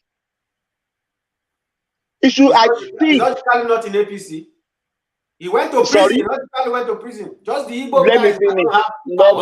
You think they are targeting the Igbo? Is this what you're saying? No, that's not what I'm saying. I'm saying the Igbo guys in this administration are not. They don't have the equity. They are weak. That's why they cannot command an Igbo president yet, because they cannot negotiate it. That's what I'm saying. I don't think it's the equity that they don't have. They don't have the personalities. Because, somewhat comical, when you think of Ojikalu and you think of Okorocha, who are the lead Igbo spaces in APC, they are somewhat comical figures. And one of the talking points that we're talking about now is that Mallam Buhari likely to buy back Ogbonaya on who is not a comical figure. but a lot of them, they are just so comical. They don't really, Yes, that's why they don't have weight. That's why. Because they chose the bad eggs. Look at the way this man they are harassing now. Look at the way he gave away the Southeast. Or Okorocha. When he was departing from ABGA to APC, he gave away the Southeast because that time the ABGA was strong. Ojukwu was still alive. He betrayed. He took all the powers and flooded into another party. All that influence, that's how the South is divided. And now you have only one ABGA state instead of the 5 eastern states. Well, that's a topic for another day. All right, thank you, Exiro. So Exiro, I'll take you to another talking point in a moment, but really that continuous call to the listening audience. As you see, we're trying to hit 100 likes in every session, and in most sessions we will have, in instances, double, about 200, even more, but certainly sufficient enough for us to hit the 100 likes. So help us quickly hit that 100 likes so I stop talking about it. So and before I bring you the next talking point, which will be the lady Fatima that was slaughtered in Anambra, let me acknowledge Alexander Gomez's super chat. It says, Amosun Tinubu are some of the most corrupt politicians in Nigeria. Guess what? They are barons in their home states. Absolutely ridiculous. So I think Alexander Supercharged to concur somewhat with your assertion, Exiro, that what about, you know? So there is always, because the field is so plentiful with corrupt people, that once somebody is arrested, then you ask why the rest of them have not been. Amosun Tinubu are some of the most corrupt politicians in Nigeria. Guess what? They are barons in their home states. Absolutely ridiculous. So that is Alexander's just indignation, apoplectic with rage about what's happened to Okorocha. So thank you, Alexander, for that. But let me now take you to a really serious matter, Exiro. So I'm sure you've heard the news of what happened to this. It's just the most, in a country that we were just so used to, we are inured to this narrative of barbarism. This is especially shocking. Pregnant woman, Christian Association condemned killing of pregnant northern woman and children in Anambra, says it is an injury to all. So she was even carrying a baby, and then she had 4 other children, together with the totality of all of it, slaughtered. Exiro, ungodly. Yes, I don't know if you saw the video. No, I don't want to see it. That's too much for me. I saw the video. It's not only that one, but you know, that one really, it entered somewhere in my soul that, you know, I was depressed. You know, I don't know, these things get to me. I don't know how somebody, you know, can kill women and children. It's only somebody who is soulless that can do such things. This is pure evil, you know, pure evil. And I even have a video of one of those people arrested, and he was even confessing in the video. So I hope through him they can fish out the rest. Oh, they've arrested one of the culprits. Yes, I would have loved to send it to. Okay, I will send it while this program is going on. I will send it to you so that you see it. I don't know how to send it to you even. You have my Instagram. Okay, I'll send it to you. I'll push it on my Instagram and I'll tag you. You know, this is barbaric. This is barbaric. You know, how could somebody, how could people be this? You know, when I see these things happen, you know, we're just here the other day condemning the killing of Deborah girl in Sokoto. Yes. And then the devil decided to play his trick. This is not Igbo. This is not the South. Are you interlinking the two incidents? No, I'm not, because there are two different incidents. One, you don't see it somewhat as a reprisal. No. That's what I'm saying. You must understand. That's why I was saying even yesterday that we should try to put things in proper perspective. The girl in Sokoto was murdered by her schoolmates. You cannot be going to class with potential murderers. This particular case, or the cases you've been seeing in the Southeast, are perpetrated by criminals you don't know, faceless. They come from behind, they kill police, they kill people, the people they just come no good. I mean, sorry, Xero, just try and reword some of the words just for reasons of YouTube, but carry on. Okay, you know. Yeah. So you know they do these things in the Southeast. That's what they use UGM. These are criminals. But the one in Sokoto, you're sitting in class with people, you're sharing the same WhatsApp group with potential that people that could end you. That is the difference. That your neighbor you are seeing tomorrow can come after you. The neighbor you are seeing, you are greeting, you are laughing together, might just turn against you. That's not supposed to be happening. We are supposed to be together fighting against faceless people like these ones that can do this kind of, you know, barbaric acts. Not for me to be scared of my own neighbors. So there are two different scenarios. And you even saw I don't know if you saw the video of the Sokoto issue, where the people who are doing it were even live on camera, saying that this is what they do if somebody is blasphemes. So there are two different scenarios. But what I'm saying to this is not Igbo. Anybody who says, look at what the Igbo is doing to somebody is just spewing what he doesn't understand. You cannot tag this to Igbo people. All right. Xero, what are you making then? Fatima's killing, presidential aspirant Adamu calls IPOB terrorist group, asks all Northerners to leave Anambra immediately. So I'm sure you know who Adamu Garba is. Just because I'm saying, do you interlink the two incidents? And you said no. But Adamu Garba was one of the hot points of that Deborah Samuel narrative. You know, when he went on social media, preening and peacocking, you know, that this is what happens to somebody that speaks ill of his religion. That Deborah Samuel very much deserving of what happened to her. So he then comes back in this instance now to reference this incident that happened to his own clanswoman. So do you find? Let me tell you what Peter B actually says. Can you mute yourself, please, Brownberry? If you're not interjecting, we can hear. So let me tell you what Peter Obi says in response to what Adamu Garba says. It says, but reacting to Garba's tweet, one of the main opposition People Democratic Party frontline presidential aspirants from Anambra State, Peter Obi, berated Garba for calling on Northerners to leave the state, whereas he, Garba, applauded the killing of the 200-level female Christian student of Shehu Shagari College of Education, Sokoto, Deborah Samuel, over alleged blasphemy of Prophet Muhammad. Our former governor of Anambra State wrote, I detest and strongly condemn the killing of Fatima and her children in the Southeast. Howbeit, I want to ask, why didn't you compose this type of epistle when Deborah was killed in the North? Stop playing this stupid card of yours and let's collectively condemn all killings. So this is the narrative now. This storyline often ethnicized, tribalized, and turned into a religious chasm. And then again, it turns into North versus South. But what are you making of this frontline politician inviting his people to leave Anambra State by virtue of this incident?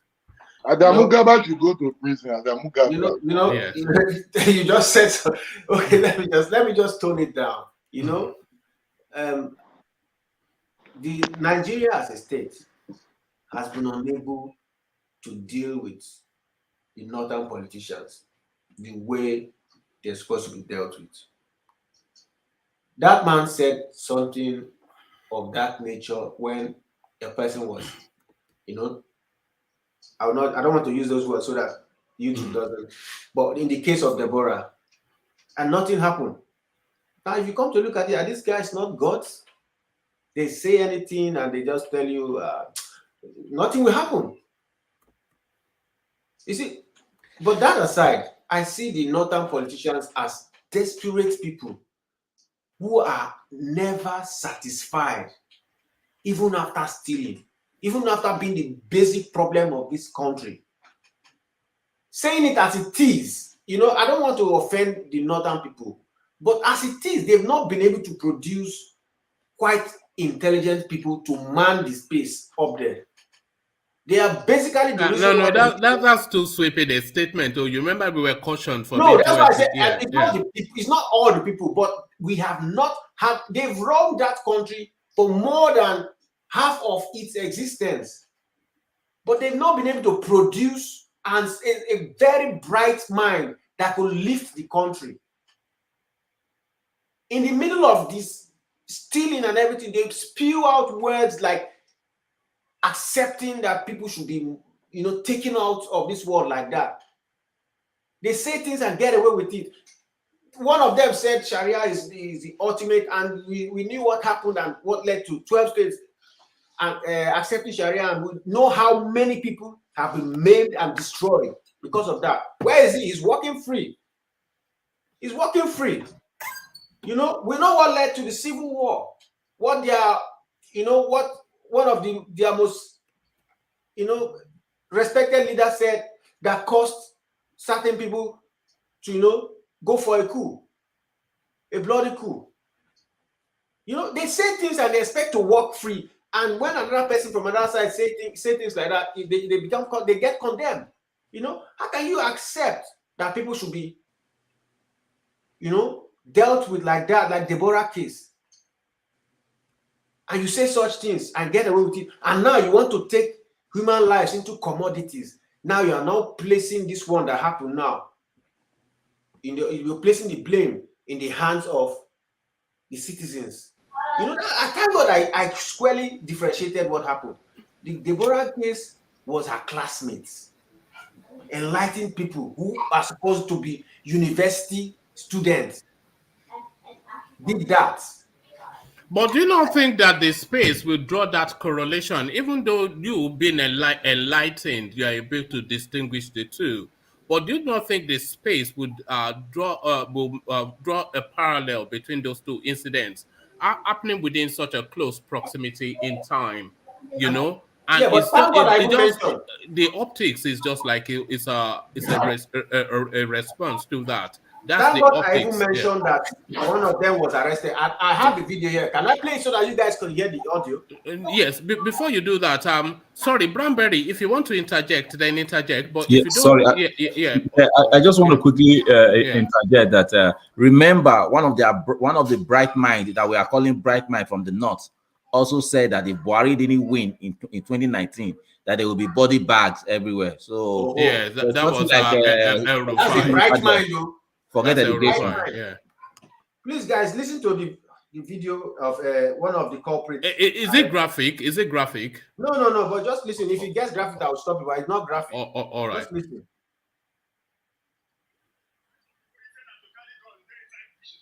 Oh, hold on. It's on. Let me take away the. Okay, now.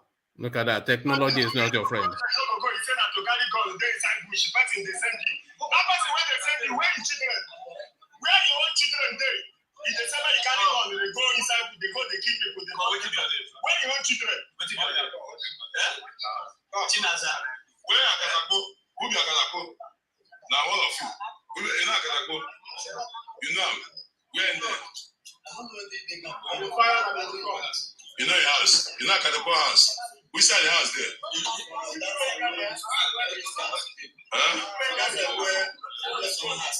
Mr. Mande, Akatako house. Okay, is he a member?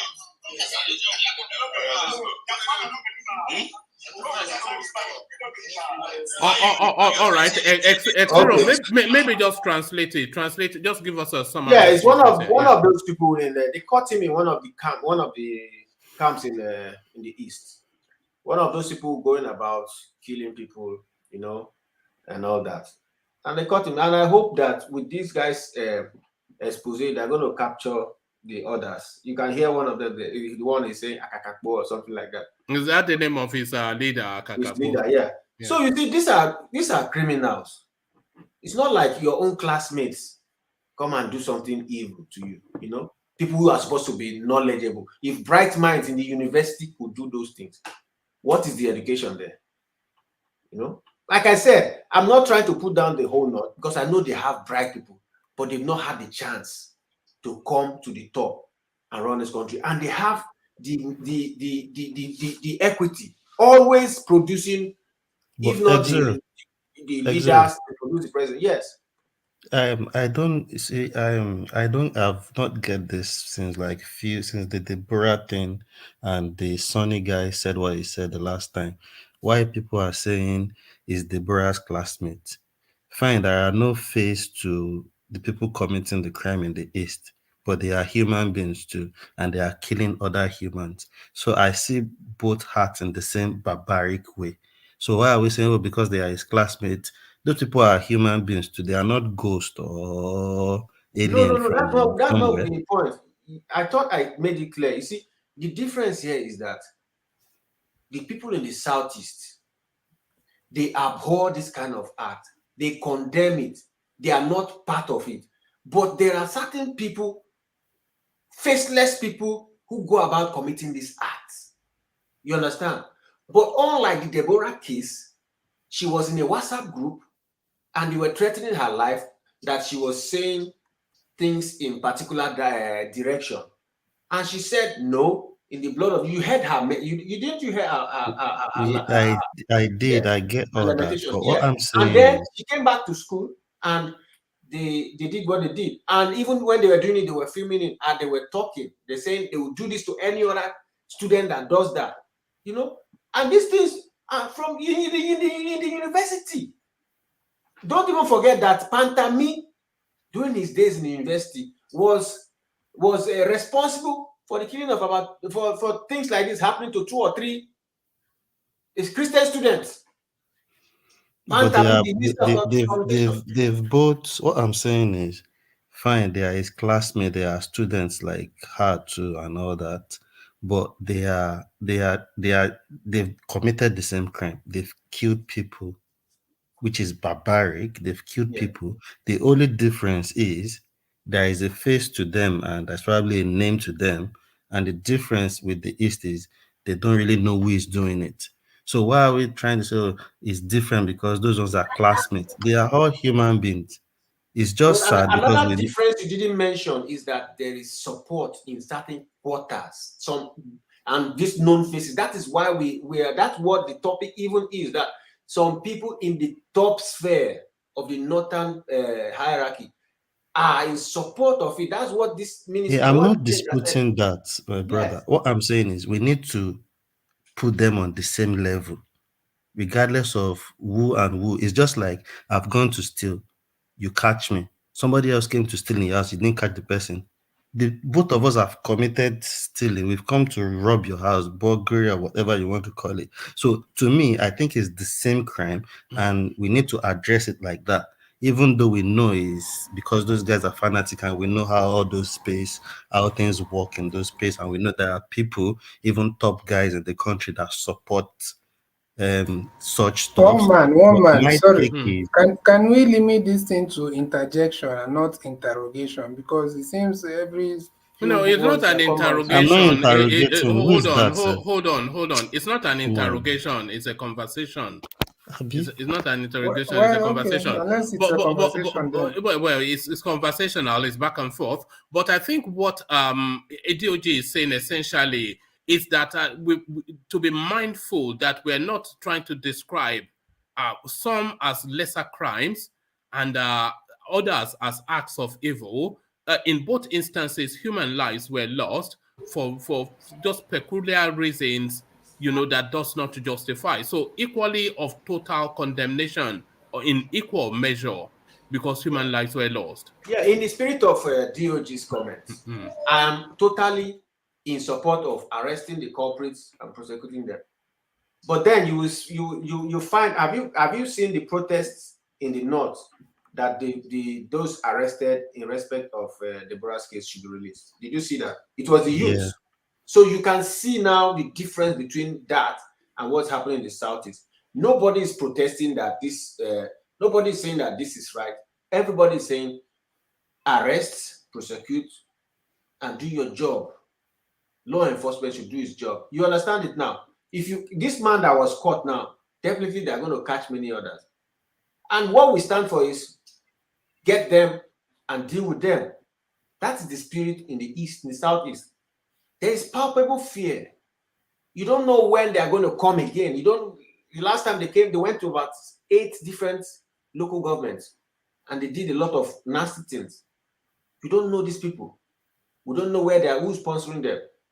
You know, unlike in the north, where the youths came out and were protesting for the release of their, their heroes that did that, what they did to Deborah. Even some of their leaders are like in support. Yes. Even our president to be deleted his own tweet. Yes, exactly. So I understand all that, but I just feel it's the same crime to me. Of course, it's the same crime. Whether Treat them as criminals. or not. Yes, that's what we think. Treat them as criminals. You arrest them, you prosecute. You don't stop at anything. You don't release some through the back door. That's what we are saying. All right, thank you, Xero. So thank you, Xero. So Xero, I'll go on from you just for reasons of time to DOG. I want to today try and cover pretty much all the voices. We struggle with that sometimes, but really it's about the conversation. Not everybody just, because everybody chimes in anyway. So in some form, we do hear all the voices. But before I go on to DOG, let me acknowledge Alexander Gomez's super chat, which is to the conversation that is presently being discussed. It says J.J. Rowling's style should be adopted in getting rid of corruption in Nigeria like it obtains in China. Then folks will sit up. I am so upset. So J.J. Rowling's style should be, and we all know what J.J. Rowling's style is, so say no more. J.J. Rowling's style should be adopted in getting rid of corruption in Nigeria like it obtains in China. Then folks will sit up. I am so upset. So take out Alexander. It's just a daily diet. Tomorrow you'll be the same set of things, equally as alarming. But that is just the Nigeria that we live in now. If we ever get out of it, it's just God's grace. So thank you for the super chat, Alexander. As I go on to DOG, and this is a real curiosity, DOG. You think that we will stop being alarmed within Nigeria, but every single day you are equally just aghast at what goes on. Drama as ex-Vice President NAMADI SAMBO'SSON allegedly asks delegates to return his money after he lost PDP ticket. So let me reread it just for the benefit of people who might need it refreshed in their memories. Just a short read. Adam Namadi,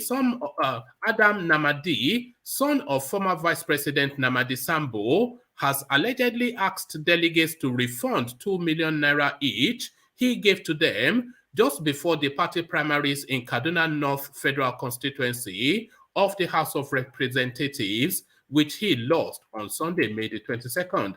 Correspondents report that Namadi, who had promised to add 1.5 million naira to the amount given to each of the delegates, secured the least votes amongst the 3 contenders.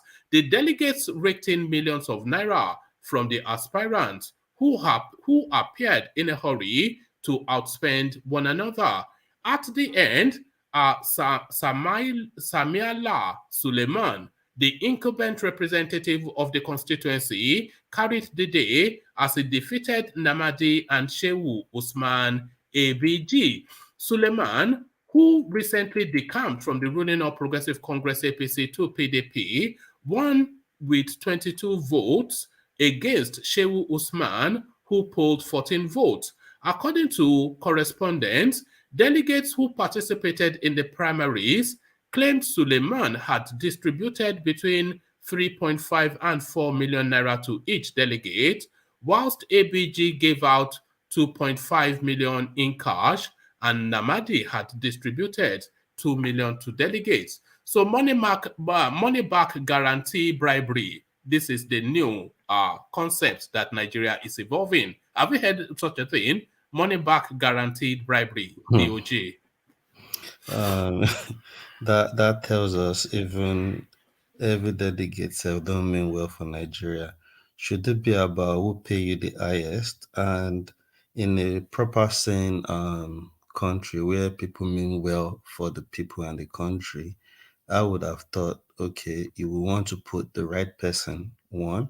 Secondly, you will only, even if you would take money from anyone, you would have just taken money from whoever you think you would vote for. not take money from everybody, you know.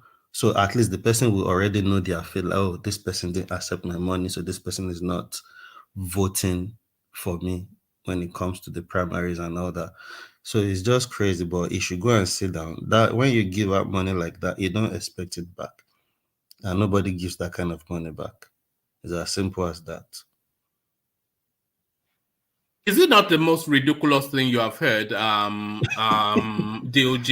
Yeah, You know, you give bribery. it's funny. You That give tells bribery, you us, don't win it, and then you ask for that your money tells us back. how things are working when it comes to how these delegates put people in place and how people go about trying to settle.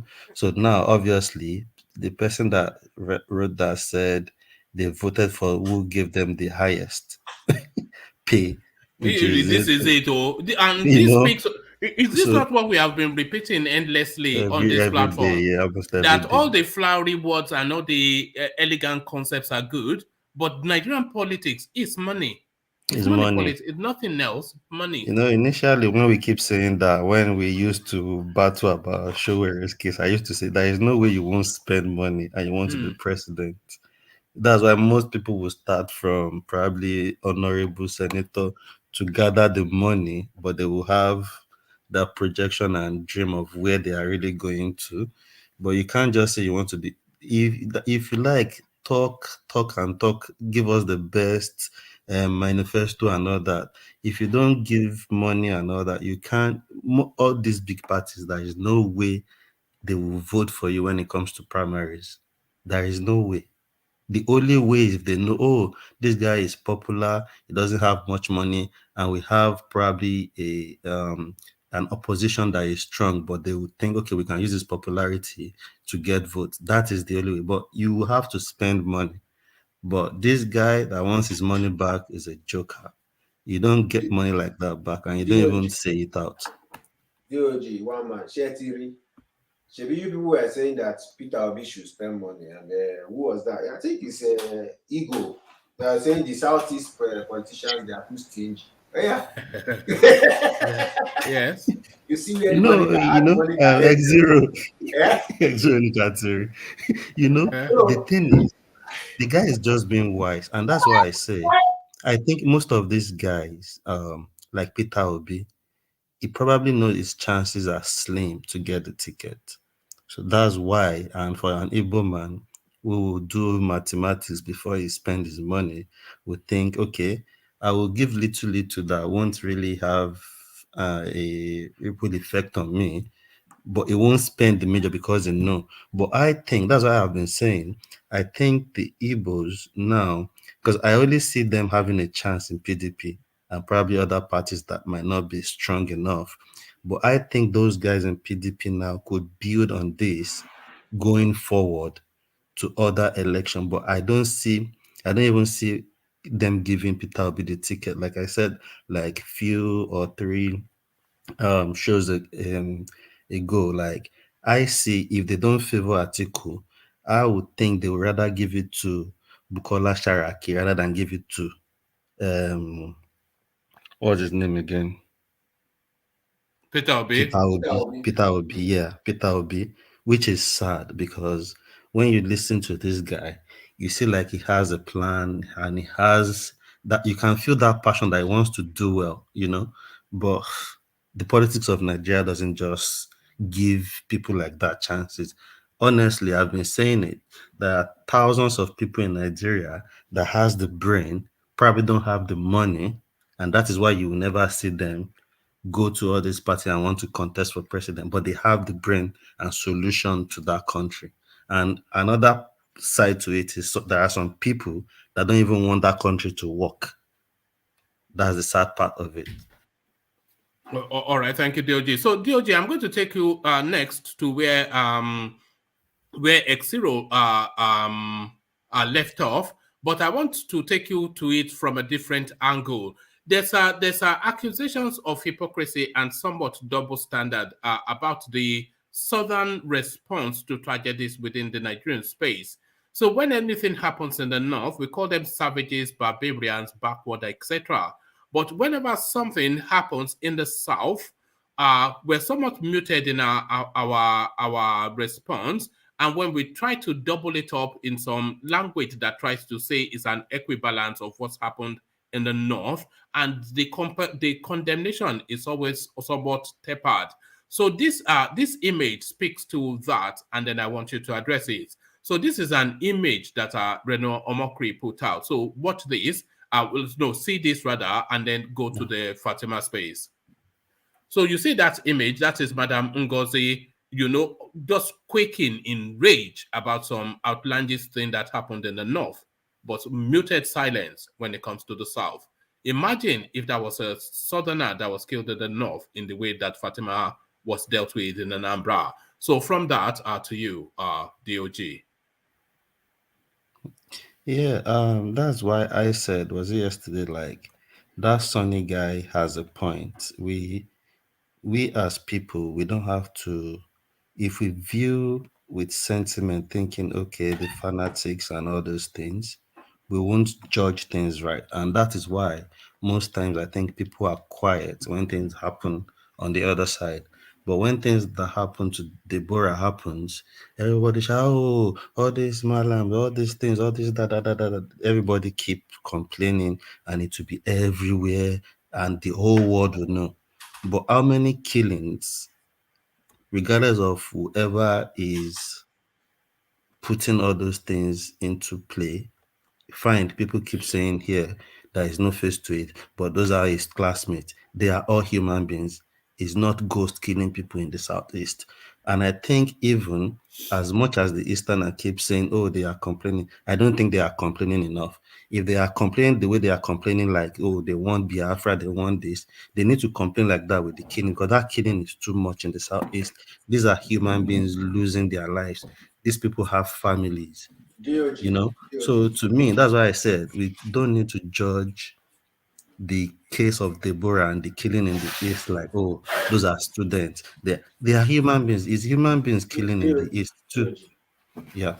Please, you have to also, one man, you have to also put things in proper perspective. That woman you showed her picture there was Obi Ezekwesili and not Ngozi Okonjo-Iweala. And secondly, you don't know what she has said. I know Obi Ezekwesili will not keep mute when she sees that kind of barbaric image. That is total no-no. She must have said something. That you have not heard it in any quarters doesn't mean that she has not said something. Please, that image is just a play. Somebody was just playing with pictures to describe what is not. I'm not sure that woman have not said something. And like you are saying, before I lose track of what you are saying now, DOG, please, the people of the Southeast, they are being flogged, killed to what's that called? To exercise a sit at home they don't want to do. So you must understand their lives are in danger. When your life is in danger, sometimes when you want to criticize things, you will look your back. That's what I'm just pleading that we understand. It's not as if people are not talking, but you have to understand that when your life is in danger, when you want to talk, they are killing them to stay at home on Mondays. You understand? Please put that in mind as you judge the Southeast. You see, this is why I said, and if I say it, people will come at me again. Why are we as people, same people, killing ourselves just for the sake of, we say you stay at home and you are not staying at home?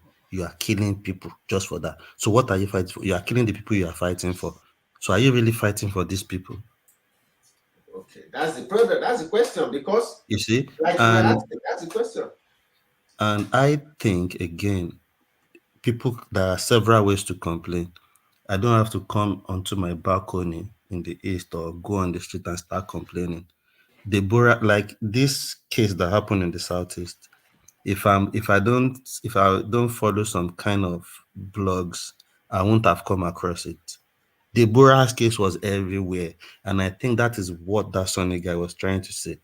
But everybody, there is a way which I've noticed, and I think, if not to annoy anybody, Eastern people, once because of how you people feel about how you've been treated in Nigeria and all that, once people say anything, you are always defensive and you put sentiment.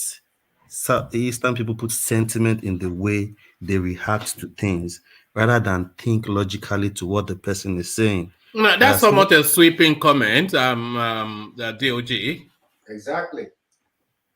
You see, you're also committing the same crime now that you're saying we do. You know, when this thing happened, what we are just saying is because of the way the security forces have been enforcing their own method, you know, they are too crude. When they say, when people start to say these things like, look at the Southeast is quiet, is this, that, the next thing you know is Operation Python Dance or one thing, and they always go and kill innocent people. You understand me now? That is why when these matters come up, we always tell you, listen, if you arrest people, use their information and fish out the rest. You understand? We have the police. These things are done with intelligence. Where is the intelligence? You see, that is not part of Nigeria. You are expecting intelligence-led policing from somebody called Kali Baba. We are expecting that. Is that the problem we are saying? Let them be state police. Like, he just wants the dollars now. If there was state police, if there is state police, would intelligence gathering not be easier? But you carry Mr. Adamu to Southeast to go and police or to go and occupy a military commanding position, division this, division that, 3rd division, 4th division, and you expect to gather intelligence. It's not very wise. We're spending money unnecessarily for X0. All right, back to DOJ. Yeah, DOJ. Do you know that Deborah case? They said at some point in the story that she was with the security guards and all that before the mob overpowered them. Yes. I think the security guards too have the same mindset with the people that carried out the barbaric act. I kind of agree with you.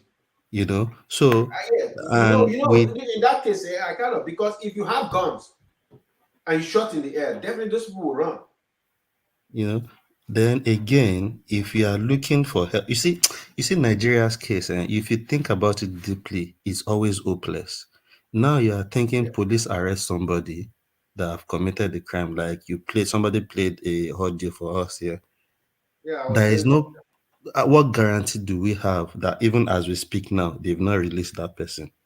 In the Southeast? No, they won't release him. It's an Igbo man now. They don't release like that. They don't release so how come they make this arrest and there are no further arrest of other people that they've committed the crime and we don't hear it? No, they've arrested the person. The incident happened today and they caught one suspect. So, I mean, come on, man. Suspect?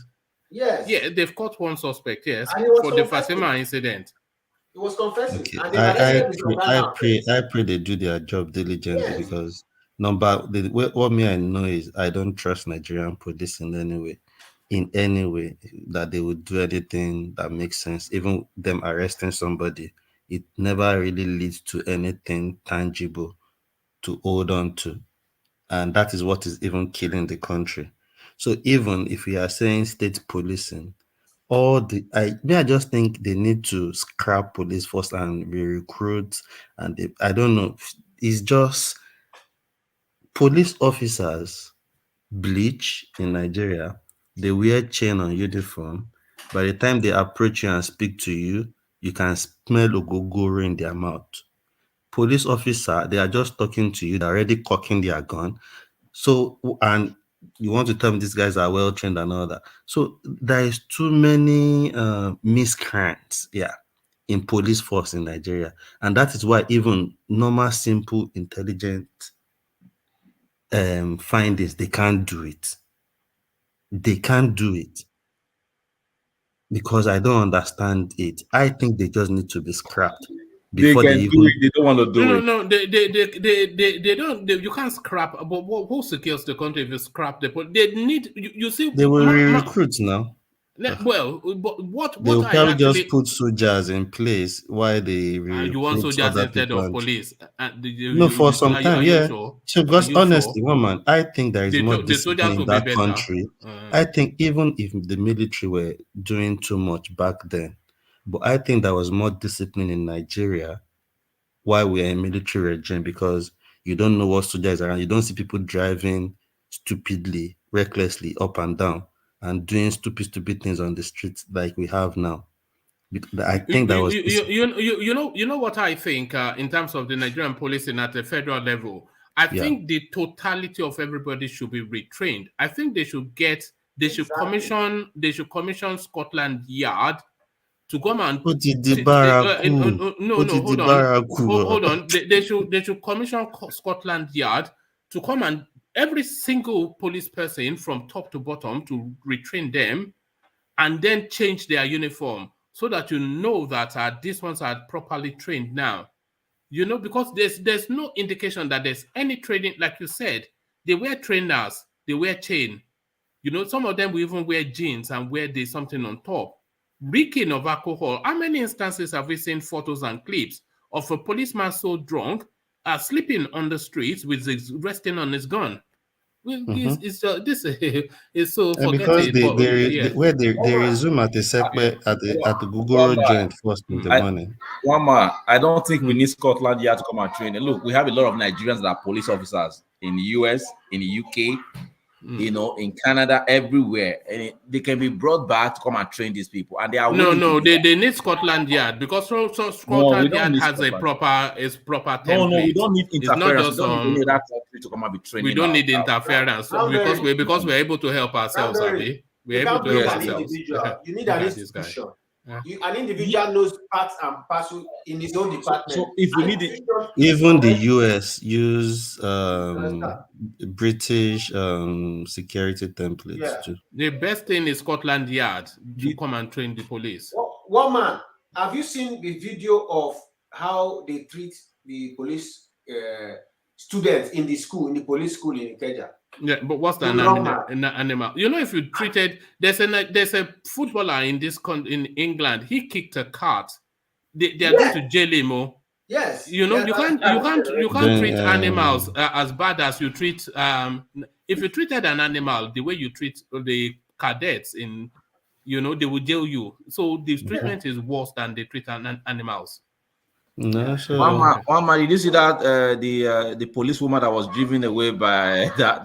Yes, no, we saw that. She thought she was going to be ritual. They wanted to turn her into dollars. They want to turn her into dollars. This is it. But DOJ, round off your thoughts on that space, and then I want to go to Ego. I want to try anytime Ego turns up. I want to try and capture him before we lose him because because he's always in Nigeria.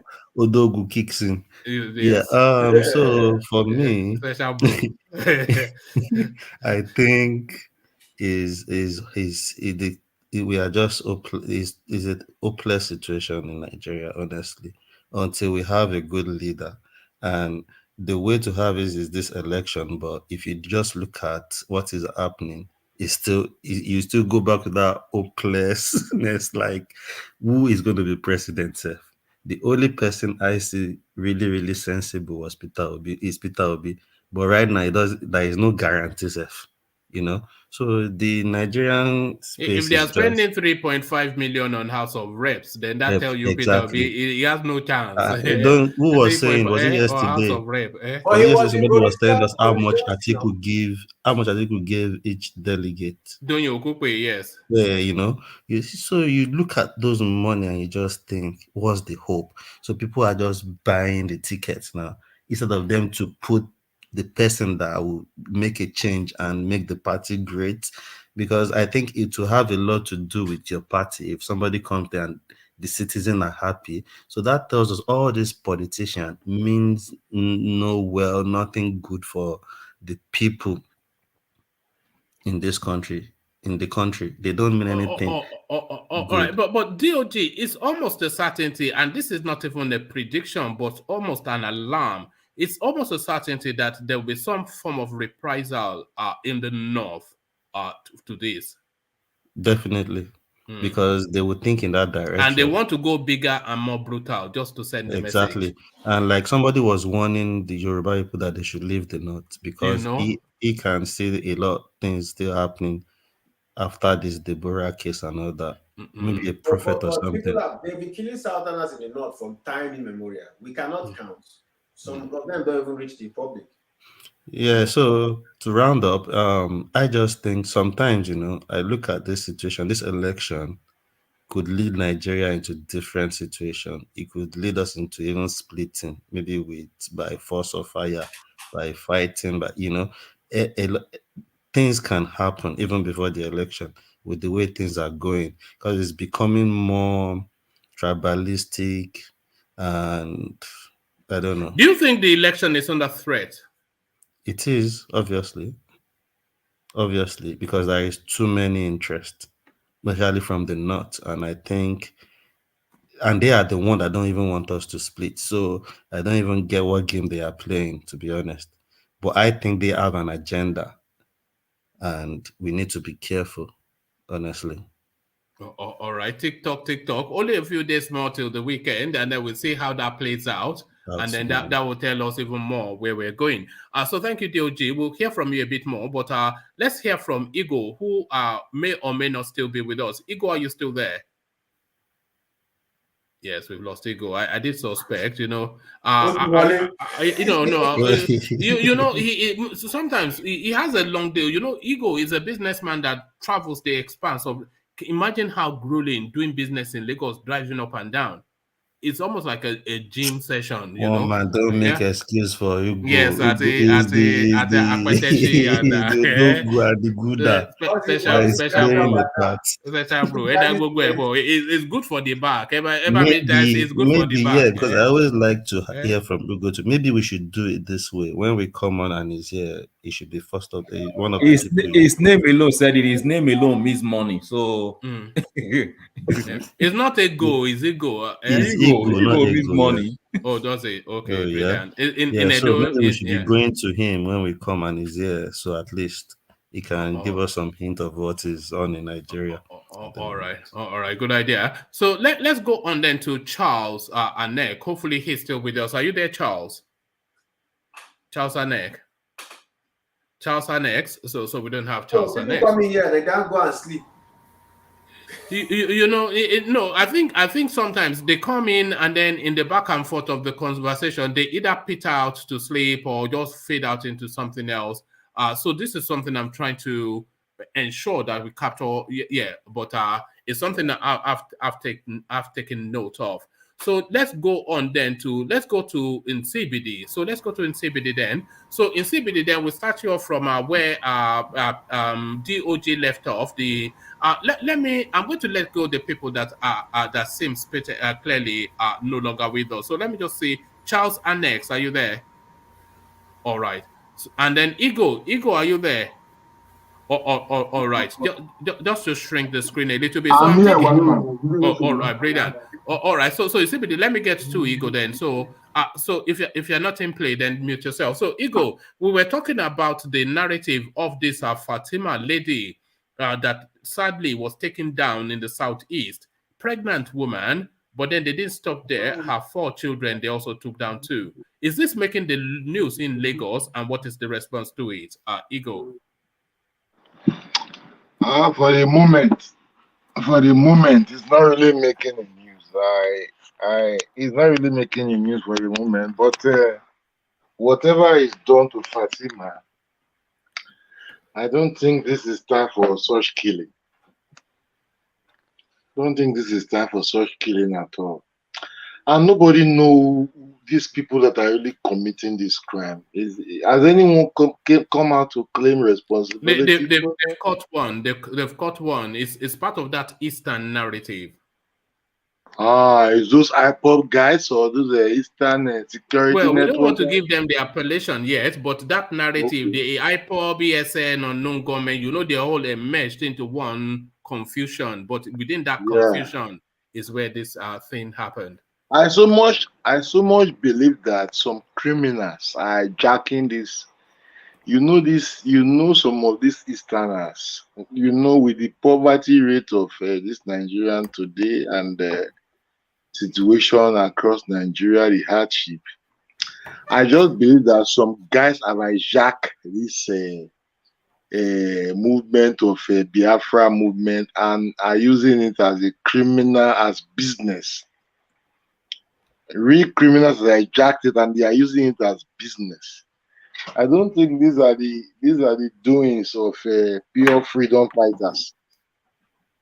I think these are the doings of normal criminals who are, using this opportunity to make their money and to commit all kind of atrocities. People like to take advantage of some things sometimes.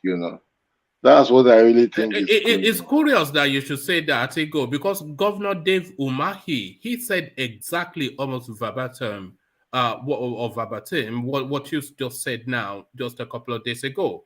He said from the arrest that they have made and the security reports that the unknown gunmen are essentially disenfranchised young people that have limited education, no skills, and they cannot find a place for themselves within society legitimately. And this is really who that's the profile of the unknown gunman. It's possible. It's possible. It's possible, one man, because the hardship in this country and with the level of uneducated men across this nation, with no job and no access to, I don't know. See, you can begin to find such a thing. People are just hijacking this thing. Criminal elements are using this opportunity to enrich themselves and commit all kind of crime. That's what I really think that's really going on in that space. The level of killing in that arena and the level of atrocities, crime being committed. For a long time, I came to understand that it's criminal elements that are doing this thing. Boys are just taking advantage to go and rob, go and kill people, steal people. That's what is just going on. Not that these actions are of those freedom fighters, those really core Nnamdi Kanu men who really need Biafra. I don't think that they are the one carrying out of these killings. I don't think so. Okay, Ego, it struck me as curious when you just said now that the Fatima narrative, that is not making the news so far. So what you've just said now, it chimes with an argument that Redo Omokri is putting forward. So I'm going to share this screen again, this time for your benefit, Ego. This is what, and ignore the person in the picture. This is just a lead figure within the South, but not necessarily this person being geared at.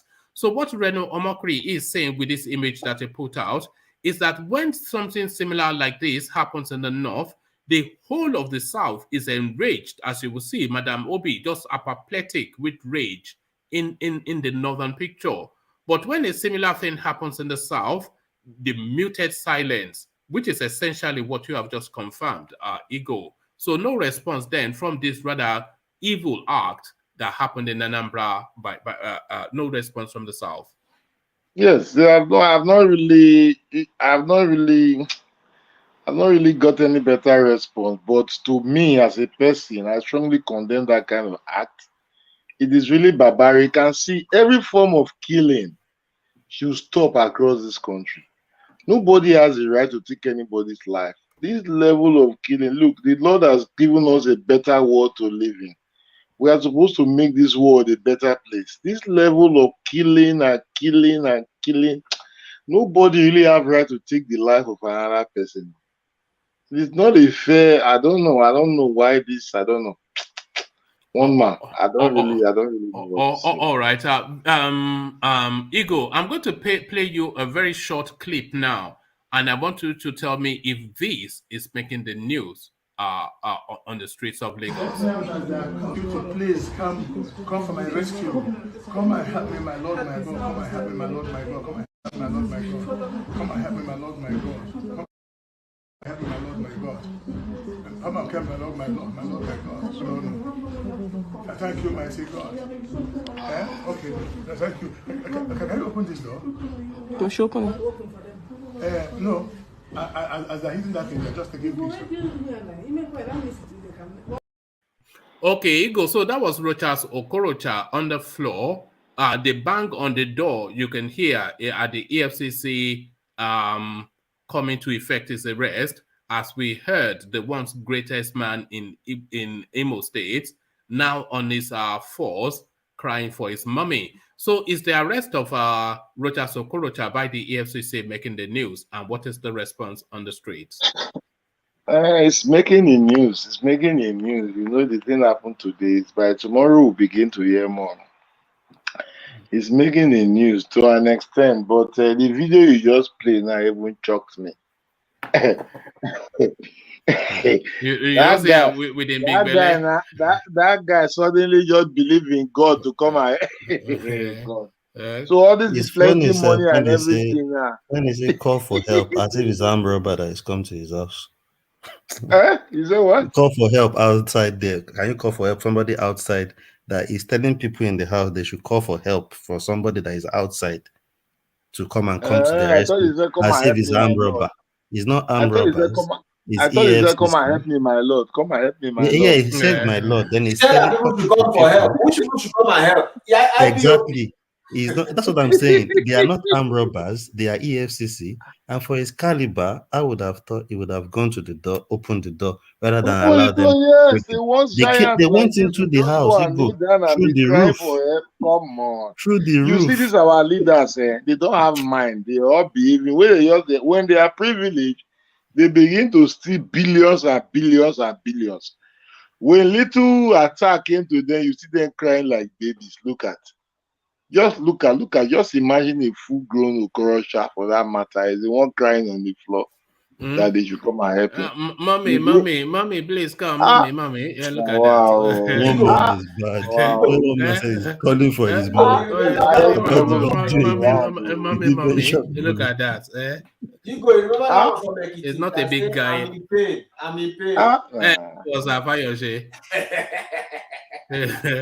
I'm in pain. Oh God, man, we are in trouble in that. When you think back, you have to laugh or cry for the Nigerian situation.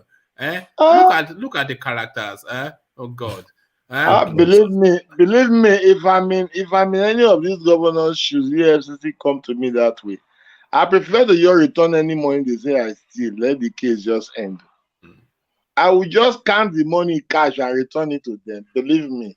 For me to take this kind of embarrassment, I will go on please bargain and return what I have. What is it, God? They used to do plea bargain before. Have they stopped? They still do it. It will be better now. They should go on please bargain. Who take 10 billion, go bring 5 billion.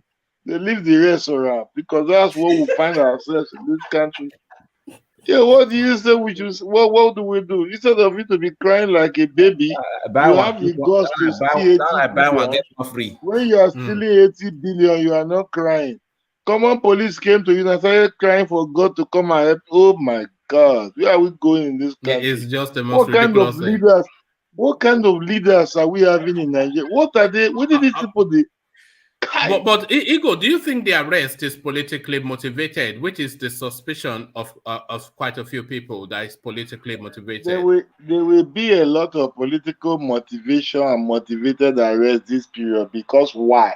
It's an election time, and if I believe that this person will be a threat to me or whatever, one way or the other, be pressing buttons. So it is political.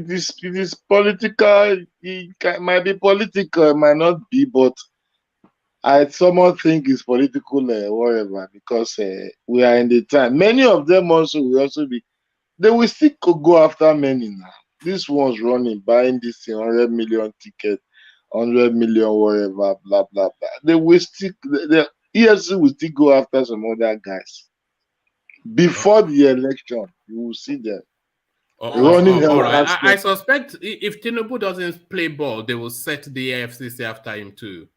They are already planning that one. That one has been in the air long time now. Let's just see what's going on now. Nigeria, you know, this our country is a very funny place now. We should pray for. I don't know where these leaders are really leading us to. We should pray for better people that these are leaders with no vision. They just go there, they just begin to steal and steal and steal. And you expect the youth of tomorrow to go there and do anything? They will also grow up and steal, because what the leader taught them is how to steal 80 billion, 200 billion. This is what the leaders are teaching them. So that's what the youth are going to grow up and go and be doing there tomorrow. Come on, we need to have the Chinese style of government in this country or wherever, so that we can checkmate families who are draining this country. Some people, they never worked in their life. They only steal from government and steal and steal and steal. They've stolen this country aground, and they don't want to stop the stealing. What is that? What is it? How long what kind of leaders do we have in this country?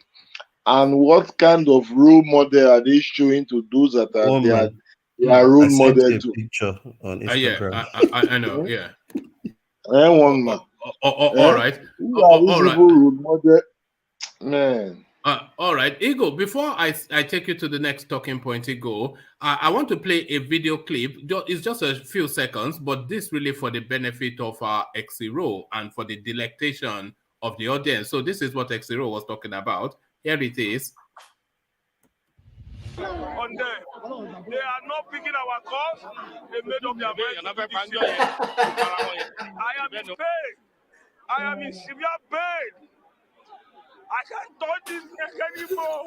If anything happens to me, the Inspector General of Police to be held accountable.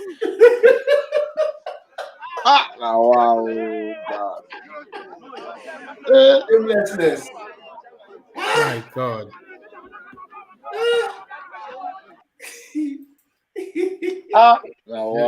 There it is. With the last person to leave the Nigerian state, please turn the lights off. It's just it's dead and buried. Look at that.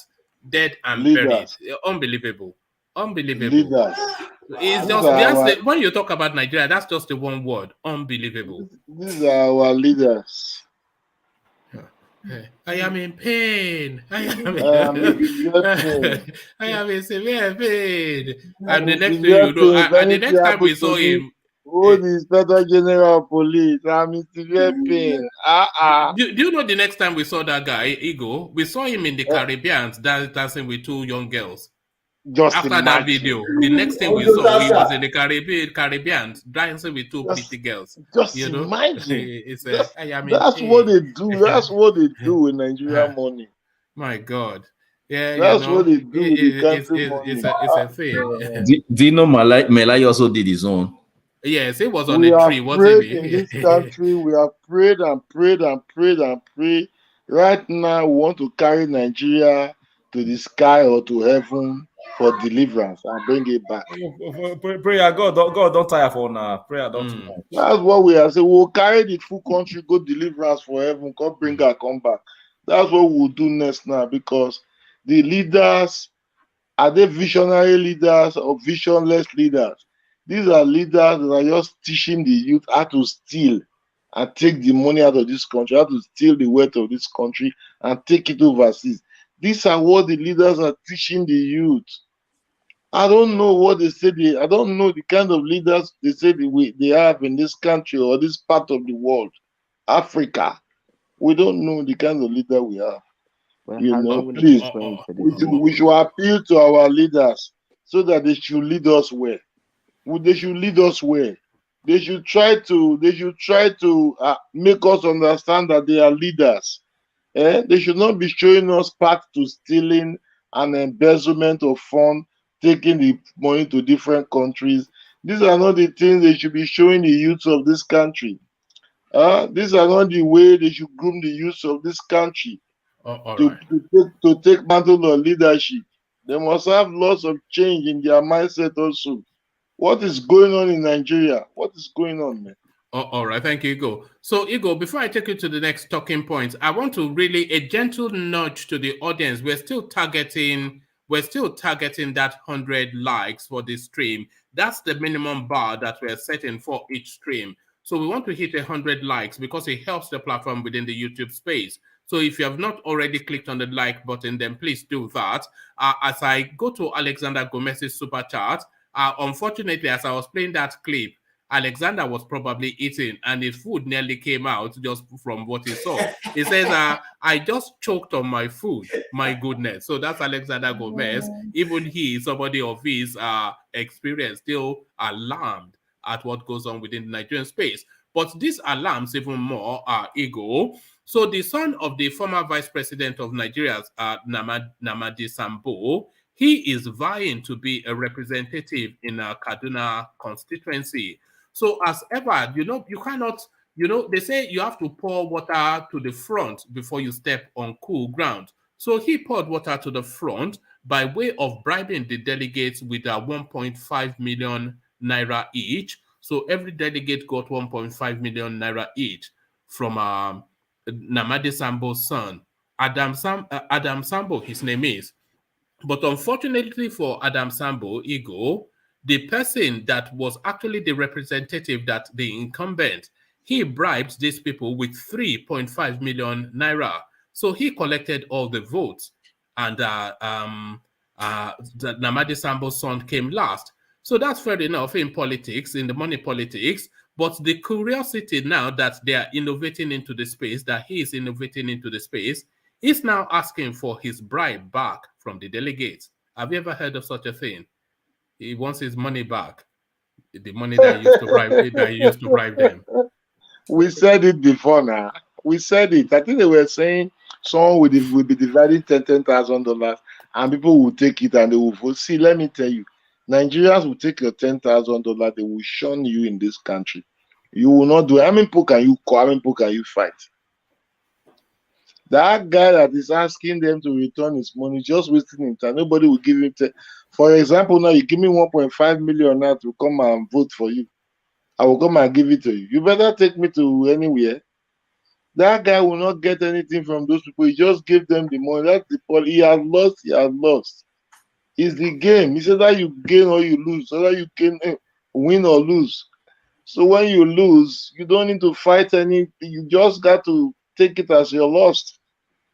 So I'm sorry for the guy, though, but I believe it's the Are you game. really sorry for him? He's the son of the former vice president.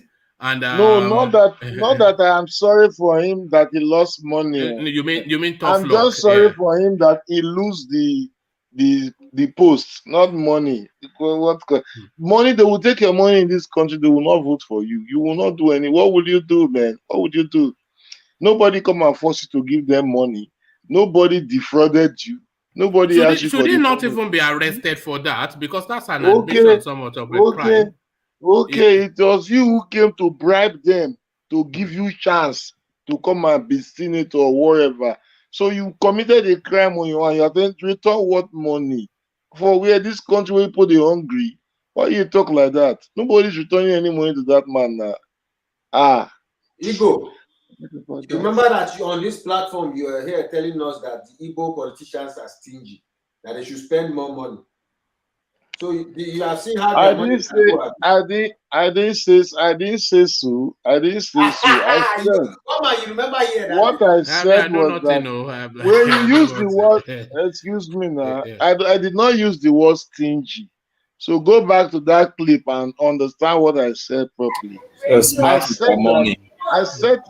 that the political elites in Igbo land, they don't like to spend money. They are selfish of their money and they want to have the post. And this post of a thing cannot come freely, one way or the other. And I refer them to the life of Abiola during his days before he won the presidency, even in the doormat of Tofa, Bashar Tofa then. I said he was a charity, he was a giver. I said an Igbo has a lot of elites that can do better in terms of giving. I said so they should play the politics the way people will, see them as a real player. Politics is about canvassing. People want to hear you speaking. See, it will shock you people to see that just we came and just emerge PDP flag bearer and become the next president of this country.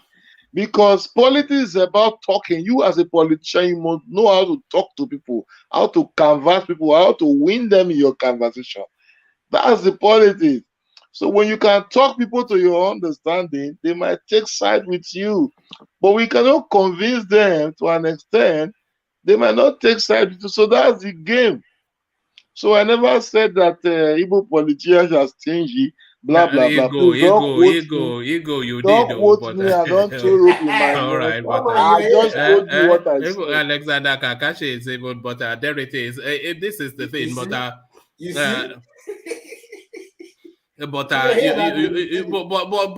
I didn't use stingy, but selfish.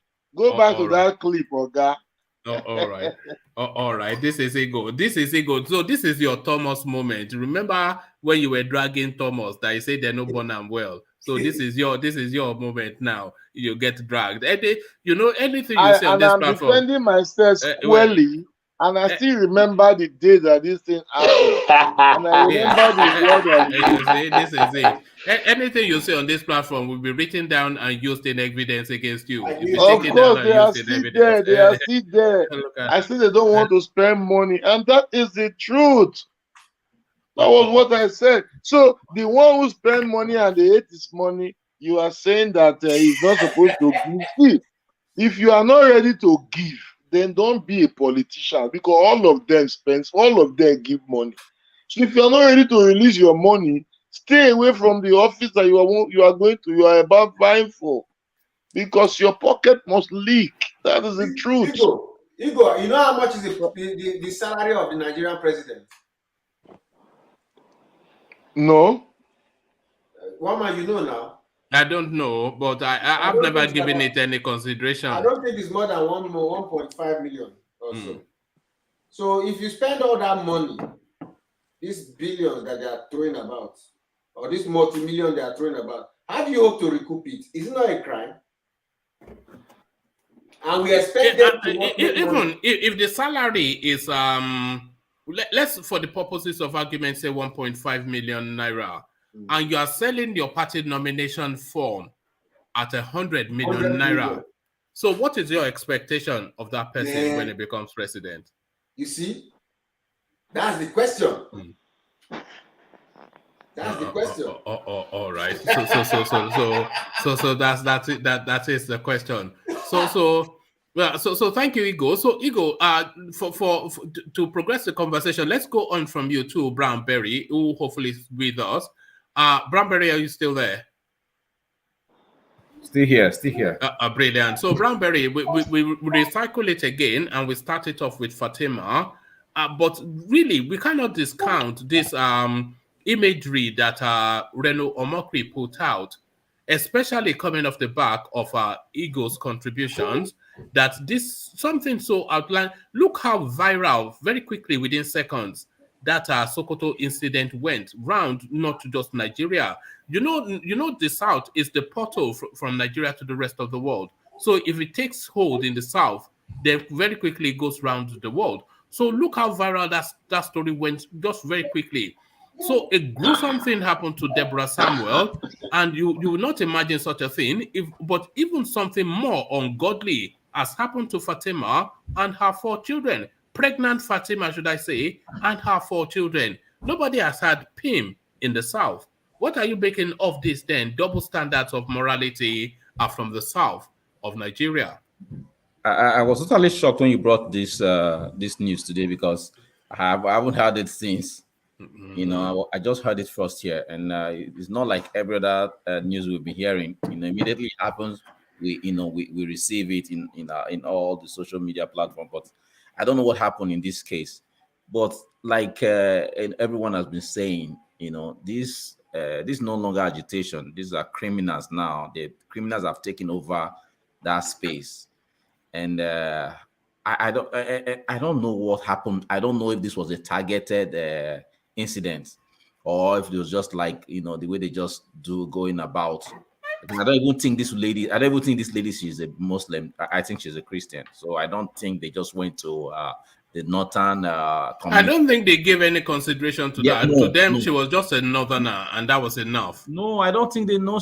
We will know soon, but I don't think they even know she was a northerner. I think they do, or you can distinguish now. with what Fatima? There are people from the side that are called Fatima as well. So No. These are not people that know her now. These are unknown government. These are just people looking for a life to take. It's not as though they just see her as a northerner and they feel they are fighting the north at the moment. So they just took her down.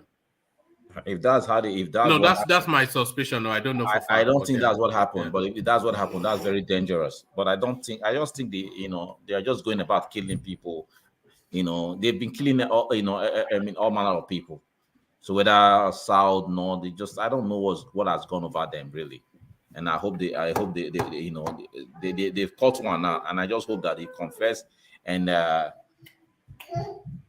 they'll be able to deal with them.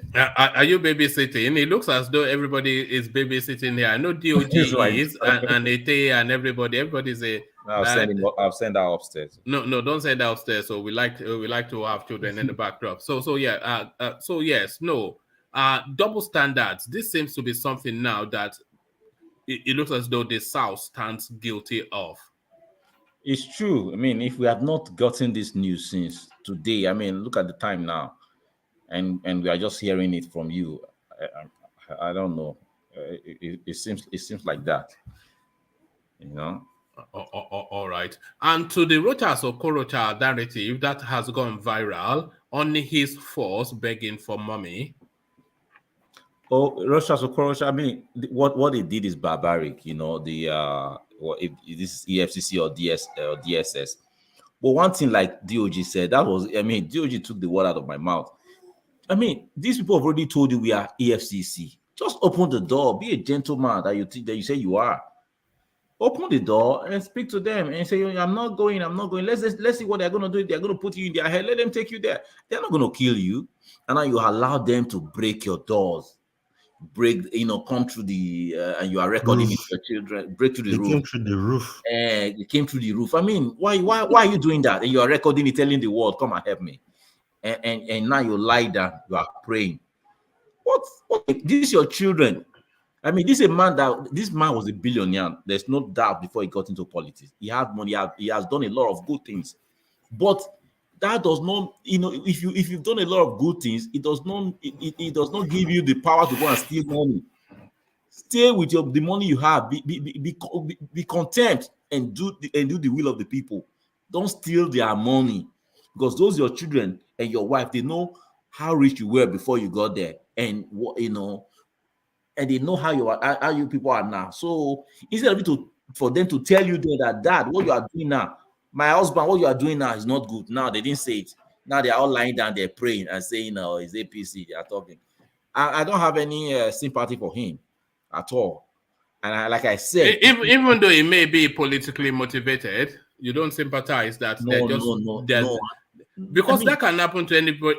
They all have criminal files, so they can just do this legitimately to anybody. And what we are saying will just be the counter argument. You must pay for your sins. I told, was it this morning or yesterday? I said it like, if it is Osimba Ajo or Peter Obi becomes our next president, look, he's just going to vote when EFCC is going after people. He won't even have to. He's just going to vote. They're just going to fold their hands and say, I don't even see anything. Most of them will pay for all these things. I'm telling you, people, they will all lie down there with their belly like this and be praying to Allah and be praying to Jesus with their children. Well, you're not the one telling us that he was trying to form a southeastern caucus within the APC. That was just, and then just off the back of that, they quickly come and break through his roof. That was just on Sunday. So this EFCC too, they are also criminal. Okay, now this man has been running around, even doing interview. Why did you go and pick him up on his way? Now you went to his house, and he too stupidly shut the door and just looking and calling people on Instagram, and they are breaking into his house. And it was doing Holy Ghost fire, Holy Ghost fire, Holy Ghost fire. Look at this guy. Be a man that you say you are. After all, I've always found him lousy, Rochas Okorocha. It's always struck me. I don't know why people take him seriously, but some people seem to. But within the Nigerian political space, but he's always a comical guy. He's a good guy compared to the rest of them. But a good guy does not mean you go and steal. So if you steal, you pay. You go. I mean, all of them show money. Everybody one day they will all pay for it. They are not running anywhere. This In fact, that name that you mentioned, the Shomole, it just reminds you. Look how for Shomole to be able to afford a girl as young and as pretty as that, how much do you think he paid to convince that? I think that's a what? Not that girl is a lawyer. He bought the whole city for her. Yes. So the whole city, no more than a 30 million spent dollars. The girl is from Cape Verde. Yes, it's from Cape Verde. A whole city. She doesn't come from poverty. So imagine how much you would have spent. Look at that girl and look at Oshomole. On what planet is that possible? Not even the grandfather. Look at the height, the physiology, young, pretty girl. You know, she's a flight attendant on the Emirates. So all the billionaires, they would have seen her and gone in that direction. So he had to have spent all of them to be able to secure a girl like that. Imagine. The same thing Gomez was saying earlier on, that when Buhari went to Okorocha's house, what he saw, the same thing that Buhari also saw when he went to Oshomole's house. You know, like, it's an estate, you won't finish working. You know, so this, I mean, you were just ordinary, what's it called, labor leader. You have no money. You were living in Kaduna. All of a sudden, you become governor, and I mean, and he thought he could convince us. You become overnight become a billionaire. Even if we are looking at them, calling them leaders. Yes, bowing down to them, and the traditional rulers they are giving them chieftain's title. People we are supposed to be throwing stones on. Yes. We are hailing them. I don't want to say something terrible here. I mean, they are all criminals, and I know one day they will pay for it. Can you set this Alexander Akwashi's text on the screen? It says what is it? All right, it was love at first sight, but the love of what? The sight of what? Was it the sight of the man or the sight of his wallet? You know, what did she sight is the thing. Let's actually let the audience see what we're talking about. So give me a moment, Brownberry, so that the audience can actually see. So as you are watching this, I want you to tell me then under what circumstances this could be a love, they say, moves in mysterious ways, but under what circumstances could this be something that happened naturally? That indeed was echoed loud and clear when the ancient verb.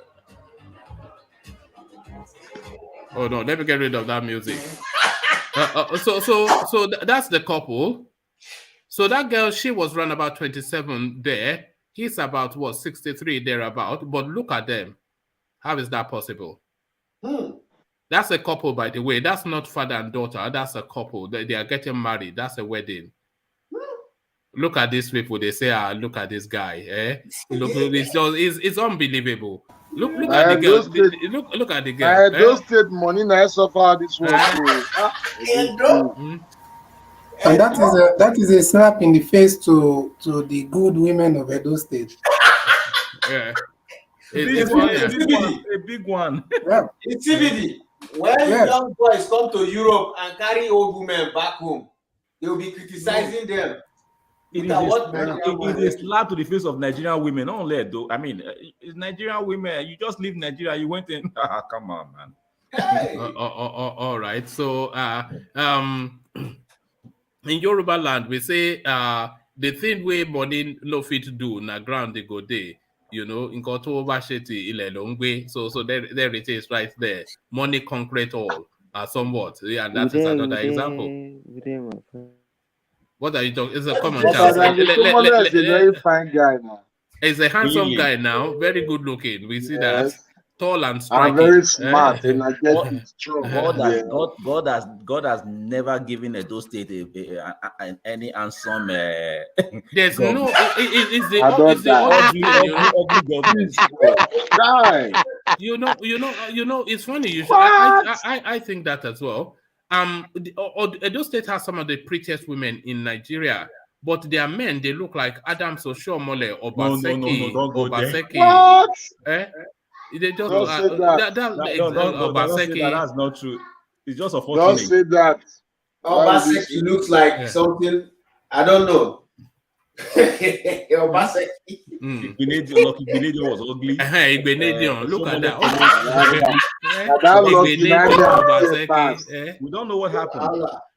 Wait till they the water when they drink. Wait, see, like Igbinedion, go back to sleep. Oh. Igor, are you not from Edo State? Who? Igor? No, that's why I said what I said. I wanted to but all right. So no, yes, a travesty for what happened to Rochas Okorocha. Let me take you to the space. Or is it? Let me take you to the space then of NAMADI Sambo's son asking for the money that he used to bribe delegates back for reasons of not winning the election or the nomination. Have you heard of such a thing, Brownberry?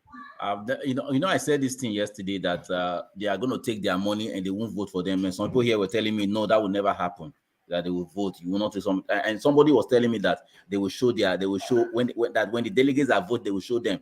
And I was speaking to my younger brother today, who knows about these things. He said they will take their money, they will not vote for. They say because is what's it called? How do they vote? This vote is is a camera. No, the vote you vote that nobody can see. I don't know how to secret ballot. It's a secret ballot. So they can't even see you. Once you vote, and when they are counting it, they don't count state by state. They bring it together and count. So you will not know which state didn't vote for me or which state didn't vote for me. So they will just take your money and they will go. They say the guy got only 2 million. 2 people. Only 2 votes. Okay. So you just imagine after extorting all those people 1.5 million each. You think they are gonna give him back the money? Who is for waiting? You know, yesterday I think it was that we were saying that whoever has the deepest pockets will take the positions. So this is another example. So pocket will fail you. I told you this thing one man yesterday. I said in Nigeria you are not here now. If I tell you what's going on, you will shock. I say people with pocket with this election will be like Nigerians are tired though. Your pocket will fail you in this election. No fat pocket here. People will you are wrong. You are wrong. It's the person that can pay more. Your pocket will still play for you, isn't it? Why you say so? This guy didn't pay 1.5. Why is but the people that pay 3.5, that is why that is the person that won. 3.5. Yes, the money will still be in play. Jesus you can't do that money. Yes, that's what I'm saying. The person with the deepest pocket wins in Nigeria. So he paid 1.5. Another person paid about 2 million. But then the person that really wanted it the most, he paid 3.5 and he got 22 votes. The person that paid 2 million, he got 14 votes. And this one that paid 1.5 million, he got about 2 votes. So the person with the deepest pocket wins elections in Nigeria. Really? Well, they say that's the case now. It's a problem. Yes. There is a problem. It's shocking. I didn't know. All right. Back to you, Brownberry. Yeah. So round off on the Sambo space. I mean, these people, they are. I don't know why you will come and pay money. I mean, you want to come and serve you. I mean, an elected position is service. You are coming to serve your people, okay? And if they said, you know what, we need money, then you just say, no, I don't have any money to give you. I'm coming to serve you. And if they don't, you go and sit in your house. I can't come here and start paying people money because I'm coming to serve you. If I give you money, which I'm going to take back from you later. So it's just sad that people are still these delegates.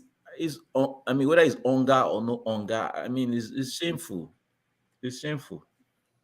All right, thank you, Brownberry. So just a gentle nudge to the audience.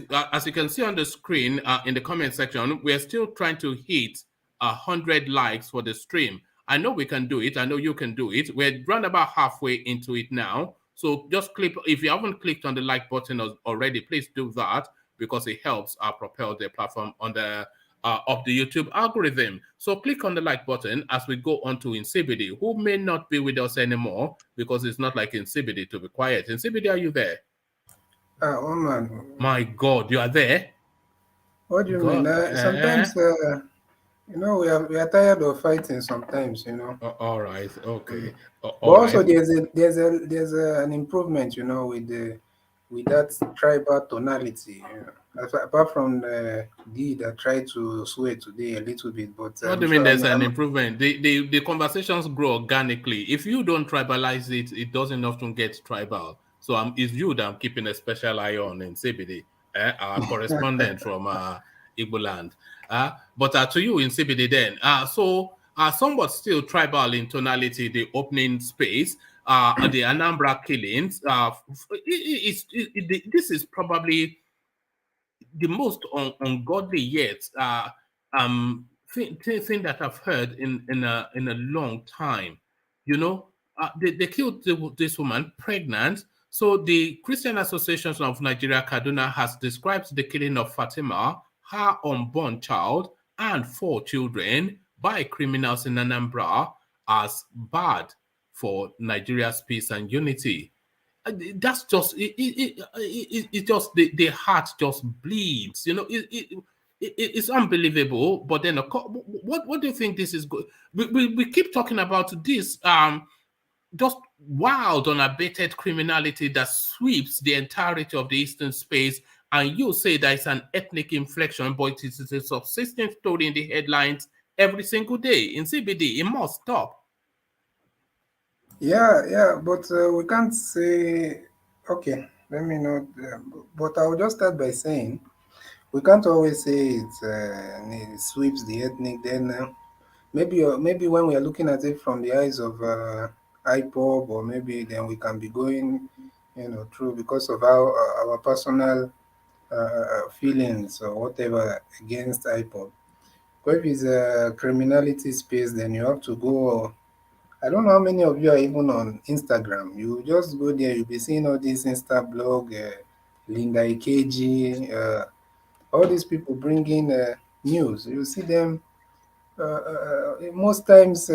We can let me not call the name, but it's usually from somewhere else aside from the east. So we can't say that, But to this event, um, it's terrible. It's the worst thing that anybody can do, and I'm happy that nobody in his right mind will not condemn that. And that's why I'm saying that we should not always use our bias to generalize something without even facts, because even from the news that I found out from YouTubers that are Igbo guys, and Njenje Media did a whole live about, and it was one of the major topics he talked about. In celebratory tone, no doubt. Woman, why can you I'm say that? asking. How don't you know who Njenje Media is? I know him very well now. He has never been on the page of even the agitation itself without the criminality. There's a way he has a different angle to it. How much more these people that are perpetrating these terrible things in the name of agitation. So even the other guy, BVI Channel 1, those are Igbo guys, and those are the ones I found it out from them first before you even brought it on your channel. So people are condemning it. Everybody with functioning brain is condemning the whole thing. It doesn't. It has nothing to do with you know. So it's terrible. It's terrible, and those people should be caught and be given you know, the most gruesome. Let me not use some words because of YouTube, but those people should be given some of the worst kind of punishment or penalty. But what are you making of how Adamu Gaba is already trying to ethnicize it? Yeah, anyways, the only people that will fall for that are people that already have either people that already have a deep bias against the East, or people that they are just maybe yam heads. They don't think, they don't know, they are not intelligent. Because any other person in his right mind will understand what he's trying to do, which is what many people try to do. You saw how Shehu Sani was trying to deflect uh, his own failures the other day, someone that came out and supported what happened to, or he did not condemn what happened to Deborah, then all of a sudden he's telling us the East, so that he will deflect that, from himself. And they do it, and I'm sure that I'm even wondering how some people even buy into their stories. But Adamu Gaba definitely, like Peter Obi said, he's just trying to capitalize on something that obviously does not make any sense. Nobody is supporting what happened. Everybody is calling for the heads of those guys who are involved, and that's the difference. We are not there protesting that those guys should not be touched, though. And somebody is not coming out saying that we are calling for their head. If you even remember Bakassi, how it started, before all these things became, before Bakassi became, before they started officially, they've always had in plans, they've always been moving towards the space of starting that group then. But after that lady from the southwest was she robbed or so, or attacked in the south in Aba? I think it was in Aba. Then it made them to immediately go and start a group that that took down a lot of criminals. But when it was starting to get out of hand, the government had to shut it down. So that's the difference. So anybody that does not, that's what I'm saying. If you take out your personal, whether it's bias or hate or jealousy or whatever you have against the East, then you can be able to analyze things properly, because at the end of the day, people are condemning these things that are happening. Most of the people have had condemning it. If I'm being honest, most of the people have had condemning it online, Igbo people. So, which part of Igbo land am I from? No, I didn't say all. I said most of the people have had condemning it, Igbo people, and everybody should you didn't condemn hear it. that thing that your friend that was asking us to move from the ethnic something. But carry on. No. I'm just trying to, based on the topic, and also there's a reason why you find out that some people from the East does not uh,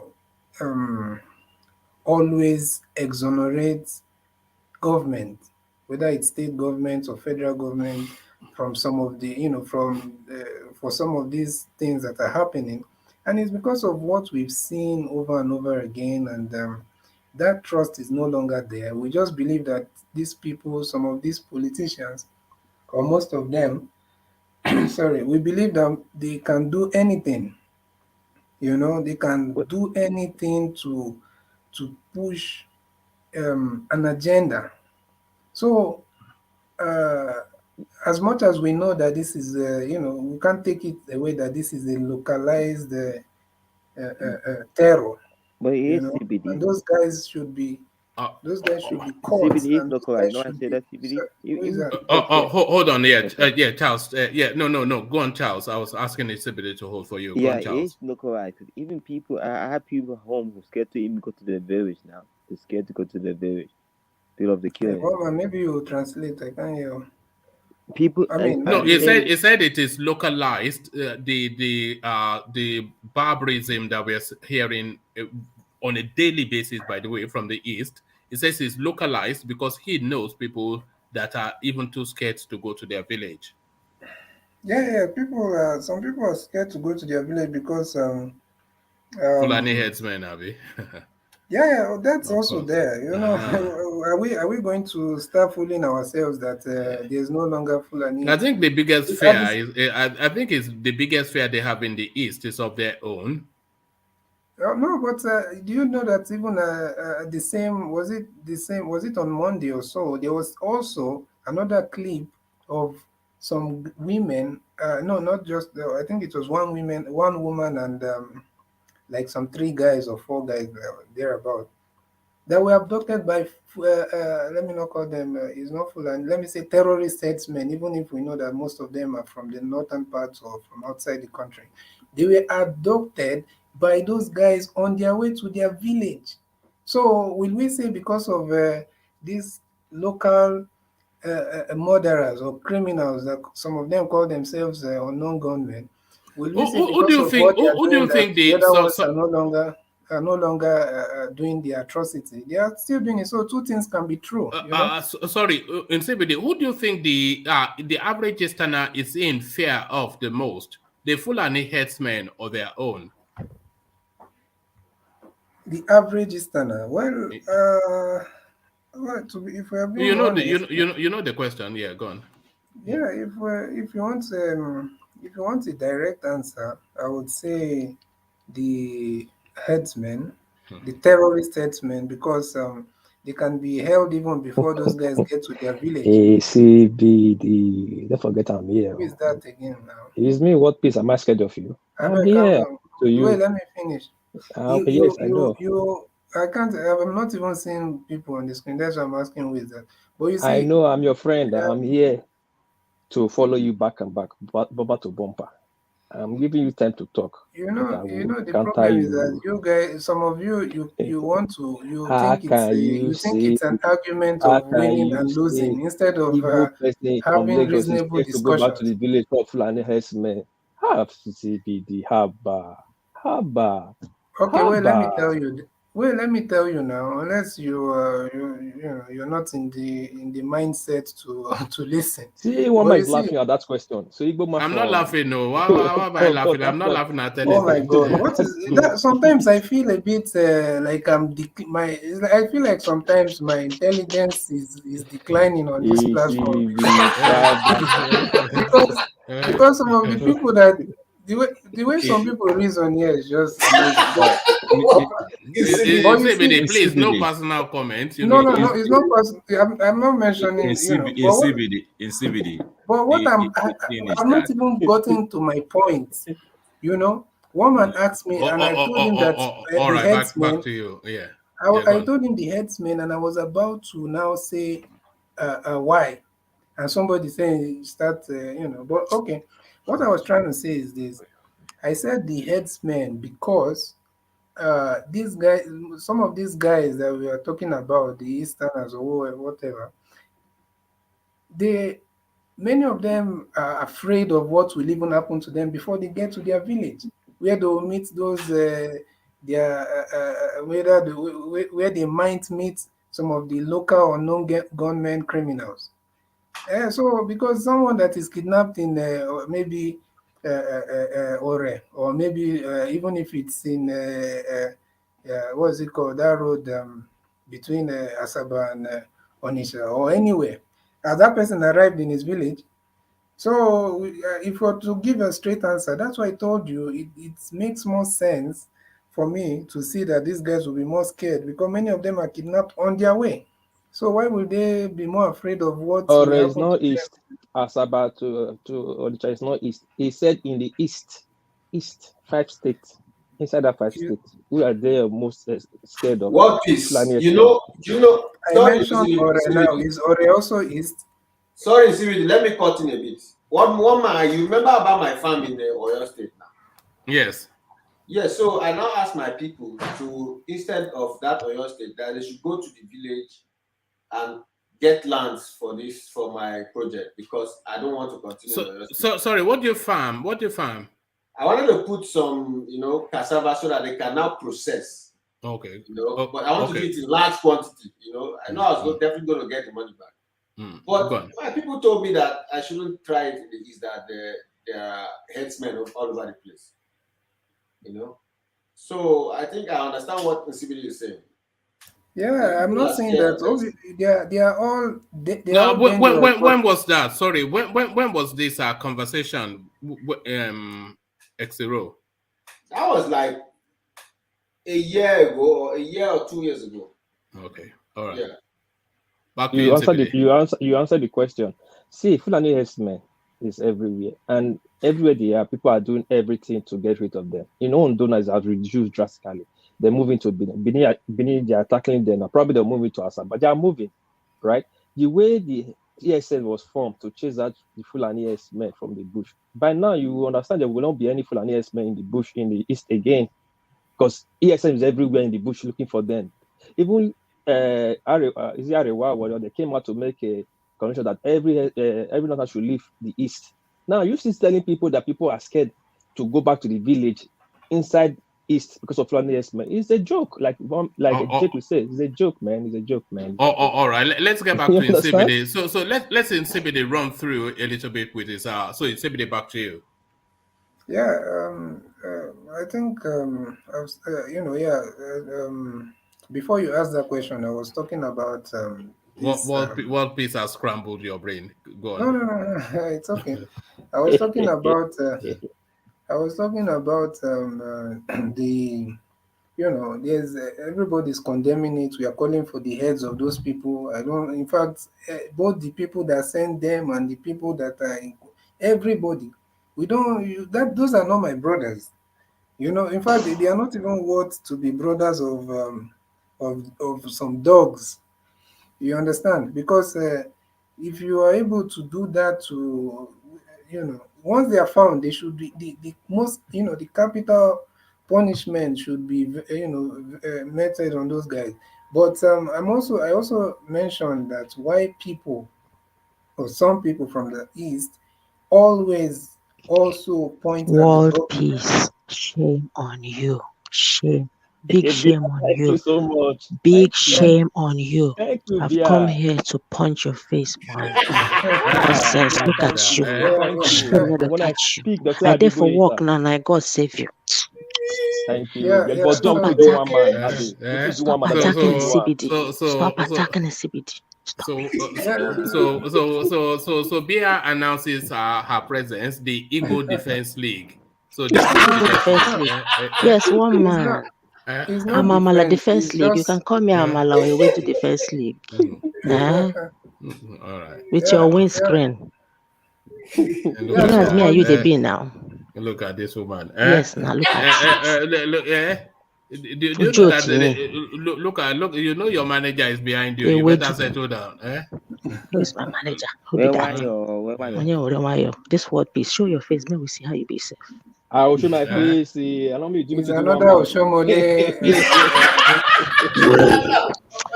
Bia is like you have another mission. Why you want?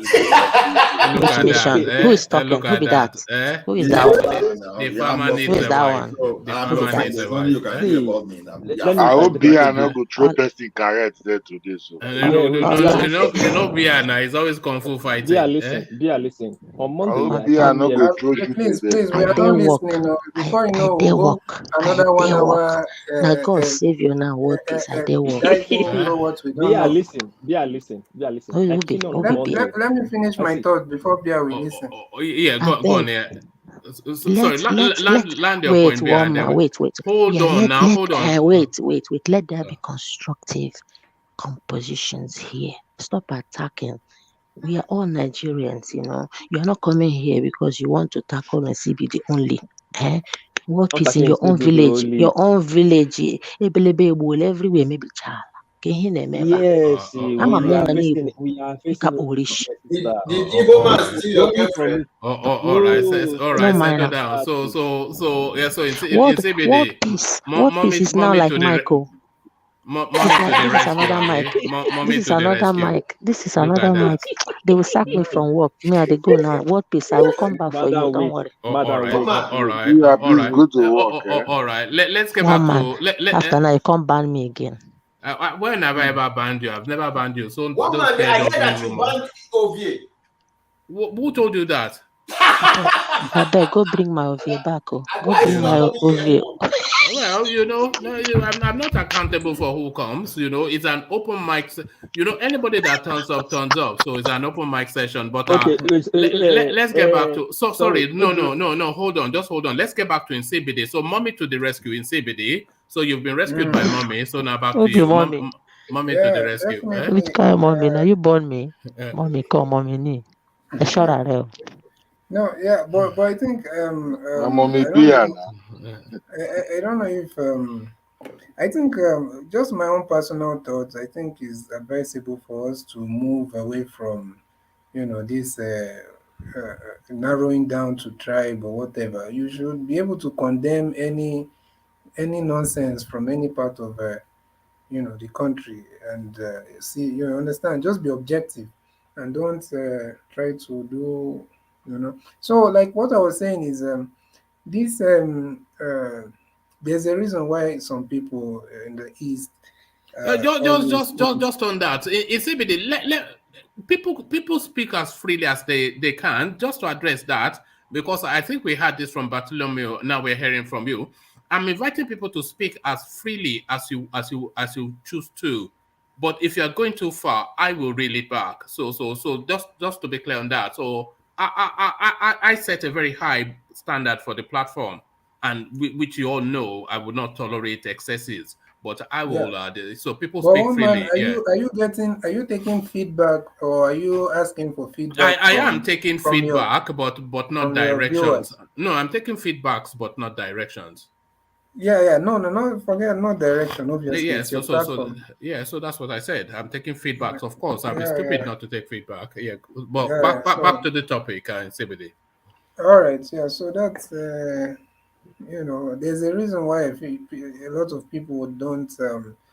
They always point fingers at the government. There's that trust is no longer there. We've seen how these people spin narratives to their favor. We've seen how these people manipulate This news. is what they call work in the UK. Oh, look at that.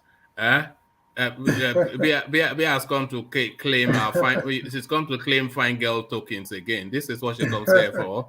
She comes to always come to claim fine girl So tokens. I didn't know they're even wearing. They're still wearing masks. No, it's overdue now. Bia is always overdue. I think she's working in the care industry. No, I think she's a health related Okay. Yeah. So so because of that distrust and what we have look at seen. that. This is work. She's getting paid for this. Oh God Almighty! Yeah, you're getting paid for this, Are you Michael Jackson? Look at this behavior. All right. Maybe she's trying to fight the sleep. Maybe she doesn't want to sleep at all. No. I think she's listening to music. No, she's not listening to music. She's listening to you. I'm listening to you guys, man.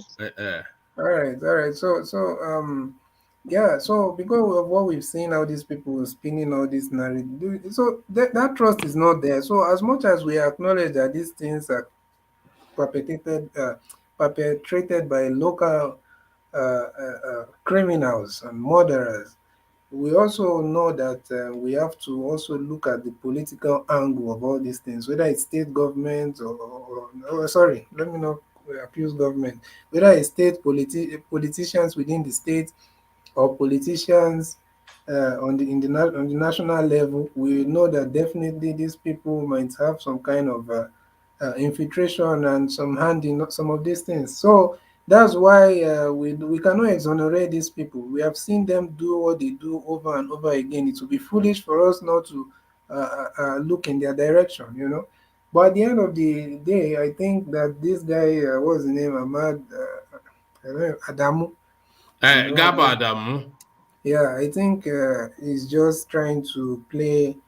It's easy. It's an easy narrative, but it's failing. The only people that are still buying those rubbish narratives are, like I said, people that probably have some deep bias against the East, or people that are not intelligent enough to understand what those guys are trying to do. So it's a crime, it's criminality. Condemn it, handle it, tackle it. Don't defend it like the way some people that claim to be educated were defending barbaric acts in the north, So we all condemn it. We want those people to be. Yeah, it's not that kind of. It's not that kind of platform. It's not it's not focus. Leave their face. I cannot focus and say what you are saying. So, look at CBD now.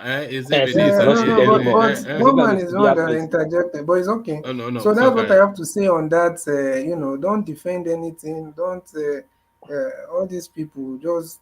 Well, the only people that I will be even angry with are people that will buy their rubbish and the games they are trying to play, those tribal, But because we already know the foolishness that, they are trying to do. But it's okay. So that's what I feel. Those guys should be brought to book. Capital punishment once they are found guilty.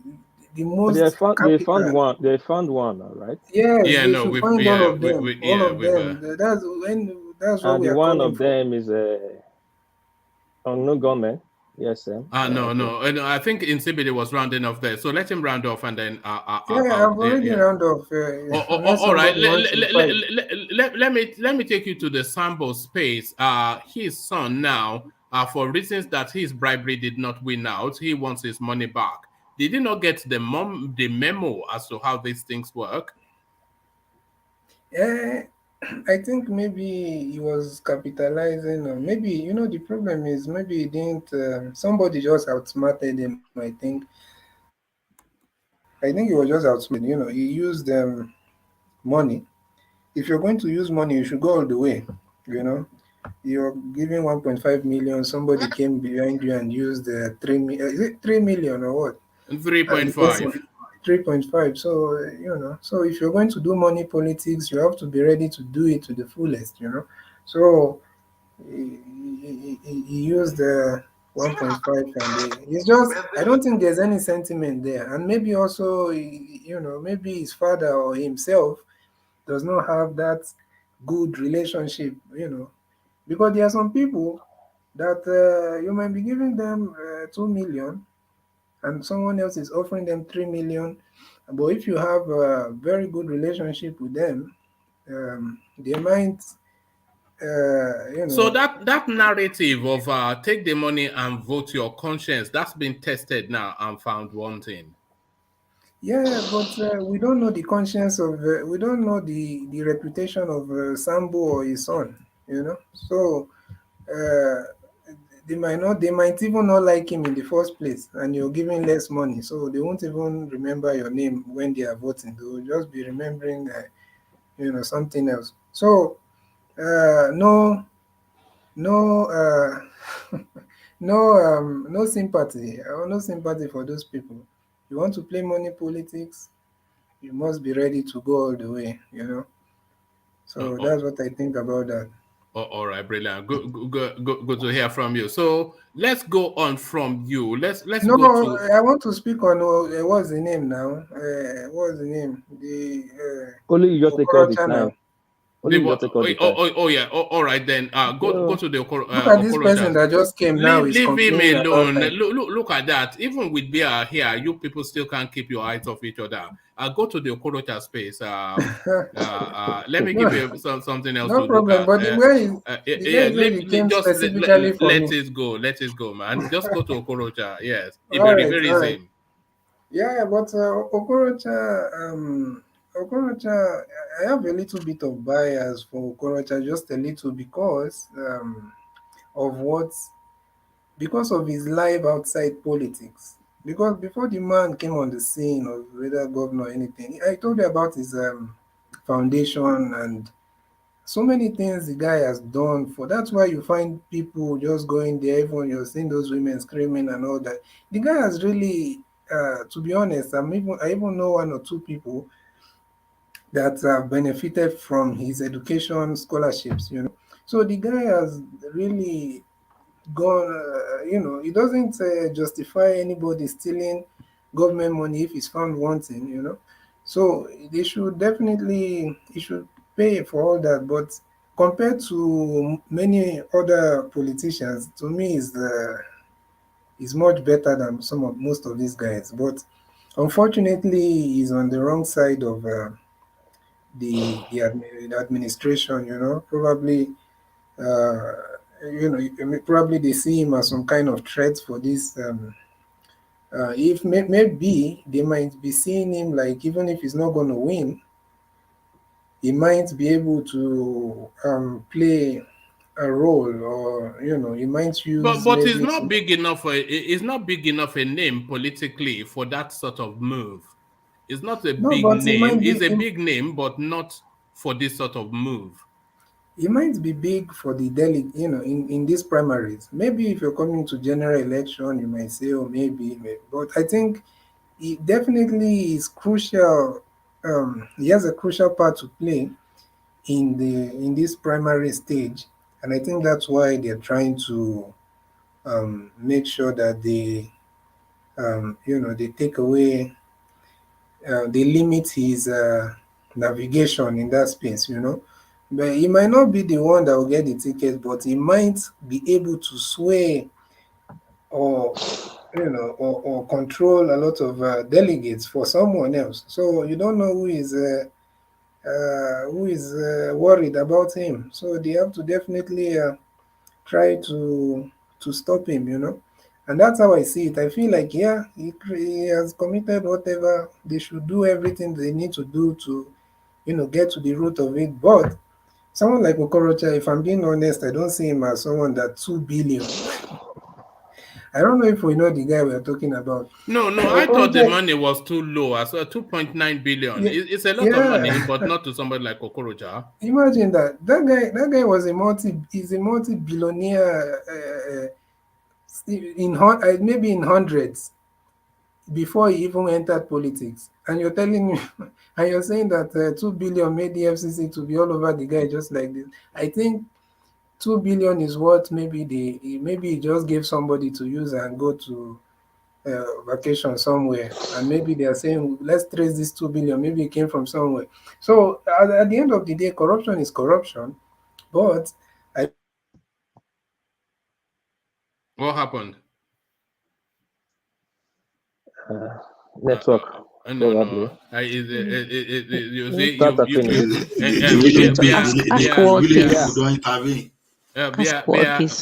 Workpiece has cannibalized him. Yeah, Workpiece cannibalized him. Yeah, we're getting away from the cannibalism because it's Eastern too much. When you are being partial, you get this, you'll be cut off suddenly. Anyway, let me come back to Monday's space. I came here on Monday. Come on. Be relax. Just sit down there. Sit down there. Did I sit down? Me, I'm standing. Yeah, you did. I think we have in Simbidi back. In Simbidi, yeah, back to you. Yeah. Simbidi, what's happening to you? It's Duguru. So I think we should. Where's Obi? I'm missing you, Obi. I'm missing you. Come back here. Hold on now, Bia. Let's hear from Simbidi. In Simbidi, back to you. Yeah, so sorry, carry on. Yeah, so like I was saying, the Okorocha, and someone was saying that he should come out and knock on it. He should have answered these people by the door. But I think, like he said, that these guys have come. Is Okorocha a criminal? That is only asking for him to be able to. In Sebede, is Okorocha a criminal? Is he a corrupt politician? As it is right now, no. No. Unless someone has been charged and what? No. Okay. Well, he has been charged. Being corrupt, I think most of the. If you're asking I didn't say most. Corrupt, I didn't say. I'm not asking if all of them are. I'm asking specifically if Okorocha is.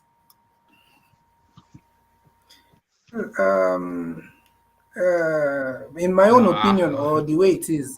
Well, from the subsisting narrative, from not in your opinion. But what is known publicly, all the allegations, all the evidence that has been presented publicly, even though it has not yet been affirmed by court, the assertions from Emeka Ehedioha, even somebody like Hope Uzodinma, all of them saying to that space that he is a criminal. So is he a criminal?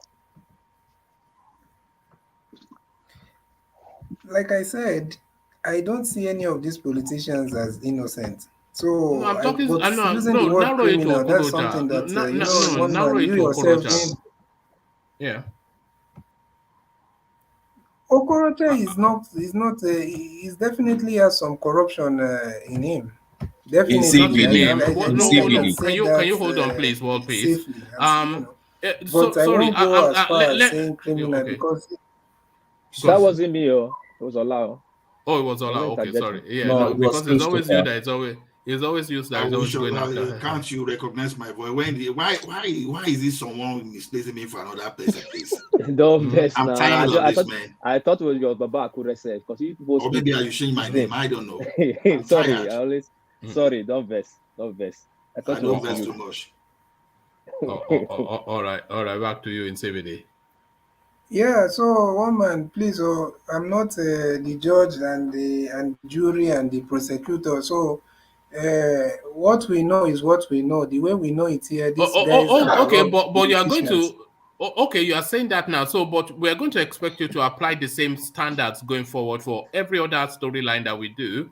If you are giving him a pass that is not being convicted, then that should subsist for the future when we're talking about any other person. So it has to apply to Tinubu as well, to Babangida, everybody. One man, that's what I'm saying. One man, wait, let me say this. I told you that this guy definitely has some level of corruption in his either within himself or in his government. I think so, because we heard of the lands that are not being properly accounted for, that the Imo State government is trying to get back from him and all that. And but the only thing I'm saying is that if we go through this EFCC's $2 billion, 2 billion naira case that they have against him, to me, in my own the way I political whatever, see that as I see it as a political witch hunt, and I see it as they're trying to stop. Probably all these things will be over. Primaries is done, So I feel like Okorocha probably, if like what Brownberry said, I don't know if it was Brownberry that said that that he had some meeting with some southeastern APC Yeah, no, aspirants. that's all over the public space. Yeah, so he did. Yeah. Yeah. So he's trying to use his connections. The man has been in the politics for a long time, and also he has northern connection. This man is almost he half Igbo, half Hausa man, just because by maybe naturalization or by virtue of growing up in the north. So you just said now to reminds remove me. tribalism in anything we are doing. Now you are so culture is not corrupt. Maybe some certain level of corruption is government. So what is this now? What are you not saying? My brother, if we are being honest, I think I'm not trying to go back and forth with this who is corrupt. Let's say things based on a more how do I put it? Some kind of factual conversations, and let's avoid this. If we are going to factual conversation, that means Tinubu and the rest of people are not corrupt until they are proven guilty. What didn't you hear what I said? Do you want me to start repeating myself? Then that would be like okay, thank you. I just want to establish this. So in case of next time. Establish what? Did I tell you that Okorocha is not corrupt? Did you hear anything I even say? In CBD, you are just trying yourself. Just stop. They ask you question. Is he corrupt? I don't know if I need to is he repeat corrupt myself. Or what question was it? Just say yes. You don't need to beat around the bush. I said. Don't tell him what to say. Blackberry or blueberry. Let him be himself. You're not the leader or commander of this platform. All right, mommy to the rescue again. So I guess you've been listening to. You've been reading what I'm putting there. Just present yourself properly, okay? I'm not here for you. No. Hold on, no. Let's not. Okay. I'm going to just step you both. I don't want to step you both down, but we've had an elegant session up till now, so I want that to continue till the end. One man, I'm just being happy, but he's just trying to control me. We're not in Africa. Leave me alone. I've not attacked you. He's sending a message. He's sending a message that I should be serious or whatever. Not about being Africa. We're in a platform. What platform? Is this your platform? Let one man control. Don't come here and tell people what to say or do. Making a fool of yourself. It doesn't matter. I don't care. No. You're a sad man. Let me take over the platform. I'm not here for you. I'm myself. Let's leave these people. Hold on. No, you hold on. Everybody hold on. So I don't like your tone somewhat. Brownberry. If Bian's behavior needs to be cautioned, I will caution it. I have cautioned her severally here before, as she knows. So let me determine what the excesses are. So please, and that's to everybody as well, because I'm starting to know now this.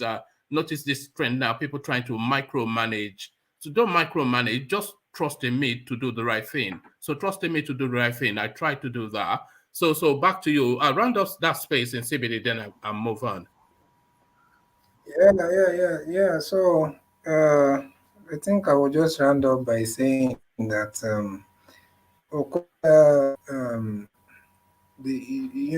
everything that needs to be done should be done to anybody that has stolen public money all across, and and there should be no selected political witch hunts for people should be there should be a collective. If you're fighting corruption, you can't fight corruption if you're fighting it with partiality and section by section, person by person. You have to go after the whole thing, and so. And personally, I feel like the man. I was just mentioning how I saw how he has done, quite a number of things outside politics. That's how I'm looking at him in some, in most cases. The only thing that I think he didn't play smart politics because when he got into power in Imo State, he was, he wanted to get, how did they say that in English? Or is it Keta or Keda? Or, no, it was so much to the north that How that do was they what say it gave in him. how do they say it in Igbo? How do you say Keta in Igbo? Do you even have such a word? Does the Igbo language have the depth of richness that a language like Yoruba has? Would you say you speak both? You No, speak I both think, languages now. You speak both languages. Which one is more yeah, I'm elegant a sure. language? Which one do you find more I think pleasing to I'm the sure. ears? One man, to be honest with you, I speak more of the general Igbo as someone that grew up in a lot that spent a lot of time outside the southeast. So I understand the Igbo. I mean, I speak Igbo perfectly, Do you but not. see it that the Igbo language, the tonality of it has somewhat aggression as an undercurrent? Is it an aggressive language? No, it's not. No, One I man, it think it depends on depends. the. We have different dialects Yeah, in it depends Igbo. on the. It's like No, no, sort no. of. No, one man, we have different dialects in Igbo. In the Imolites speak different tonality compared to Anambra and other places. So it's just like the way you have Yoruba. You could say maybe Oyo's accent may be a bit more sharper like than the And also, Lagosians and stuff All like right, that. and that was a joke, by the way, in case anybody. I know. I think, and yeah. and I notice, especially when they're talking to women, and probably in the kind of maybe you're trying to toast a lady or you're just trying to make her happy. There's the way the What do you language mean goes toast a a little lady? bit. What do you mean toast a lady? Is she CBD, you bred? must still go to this angle. You mean you by If I toast a talk lady? now, You mean finesse? You mean finesse a lady? How do you toast a That's lady? One man, She's we are not from bred that's why now. Lagos, Brandberry, you have to off your camera. We are So from CBD cannot Lagos. construct We say words anymore. toast in What do you mean Lagos. toast? She's not bred now. Women are not bred. How do you toast them? Do you Okay, put them that's broken in English. a no, I know. Yeah, I see who I'm you are only pulling your defending. legs. He's using the word toast like That, you're toasting, he's baking bread. Can you imagine? Look at that. You are This defending guy it. just comes to pull at you. But when you're round trying off in to CBD One so man I wants to can move on. interject in CBD. It will not be fair because two No, Igbo people are fighting me now.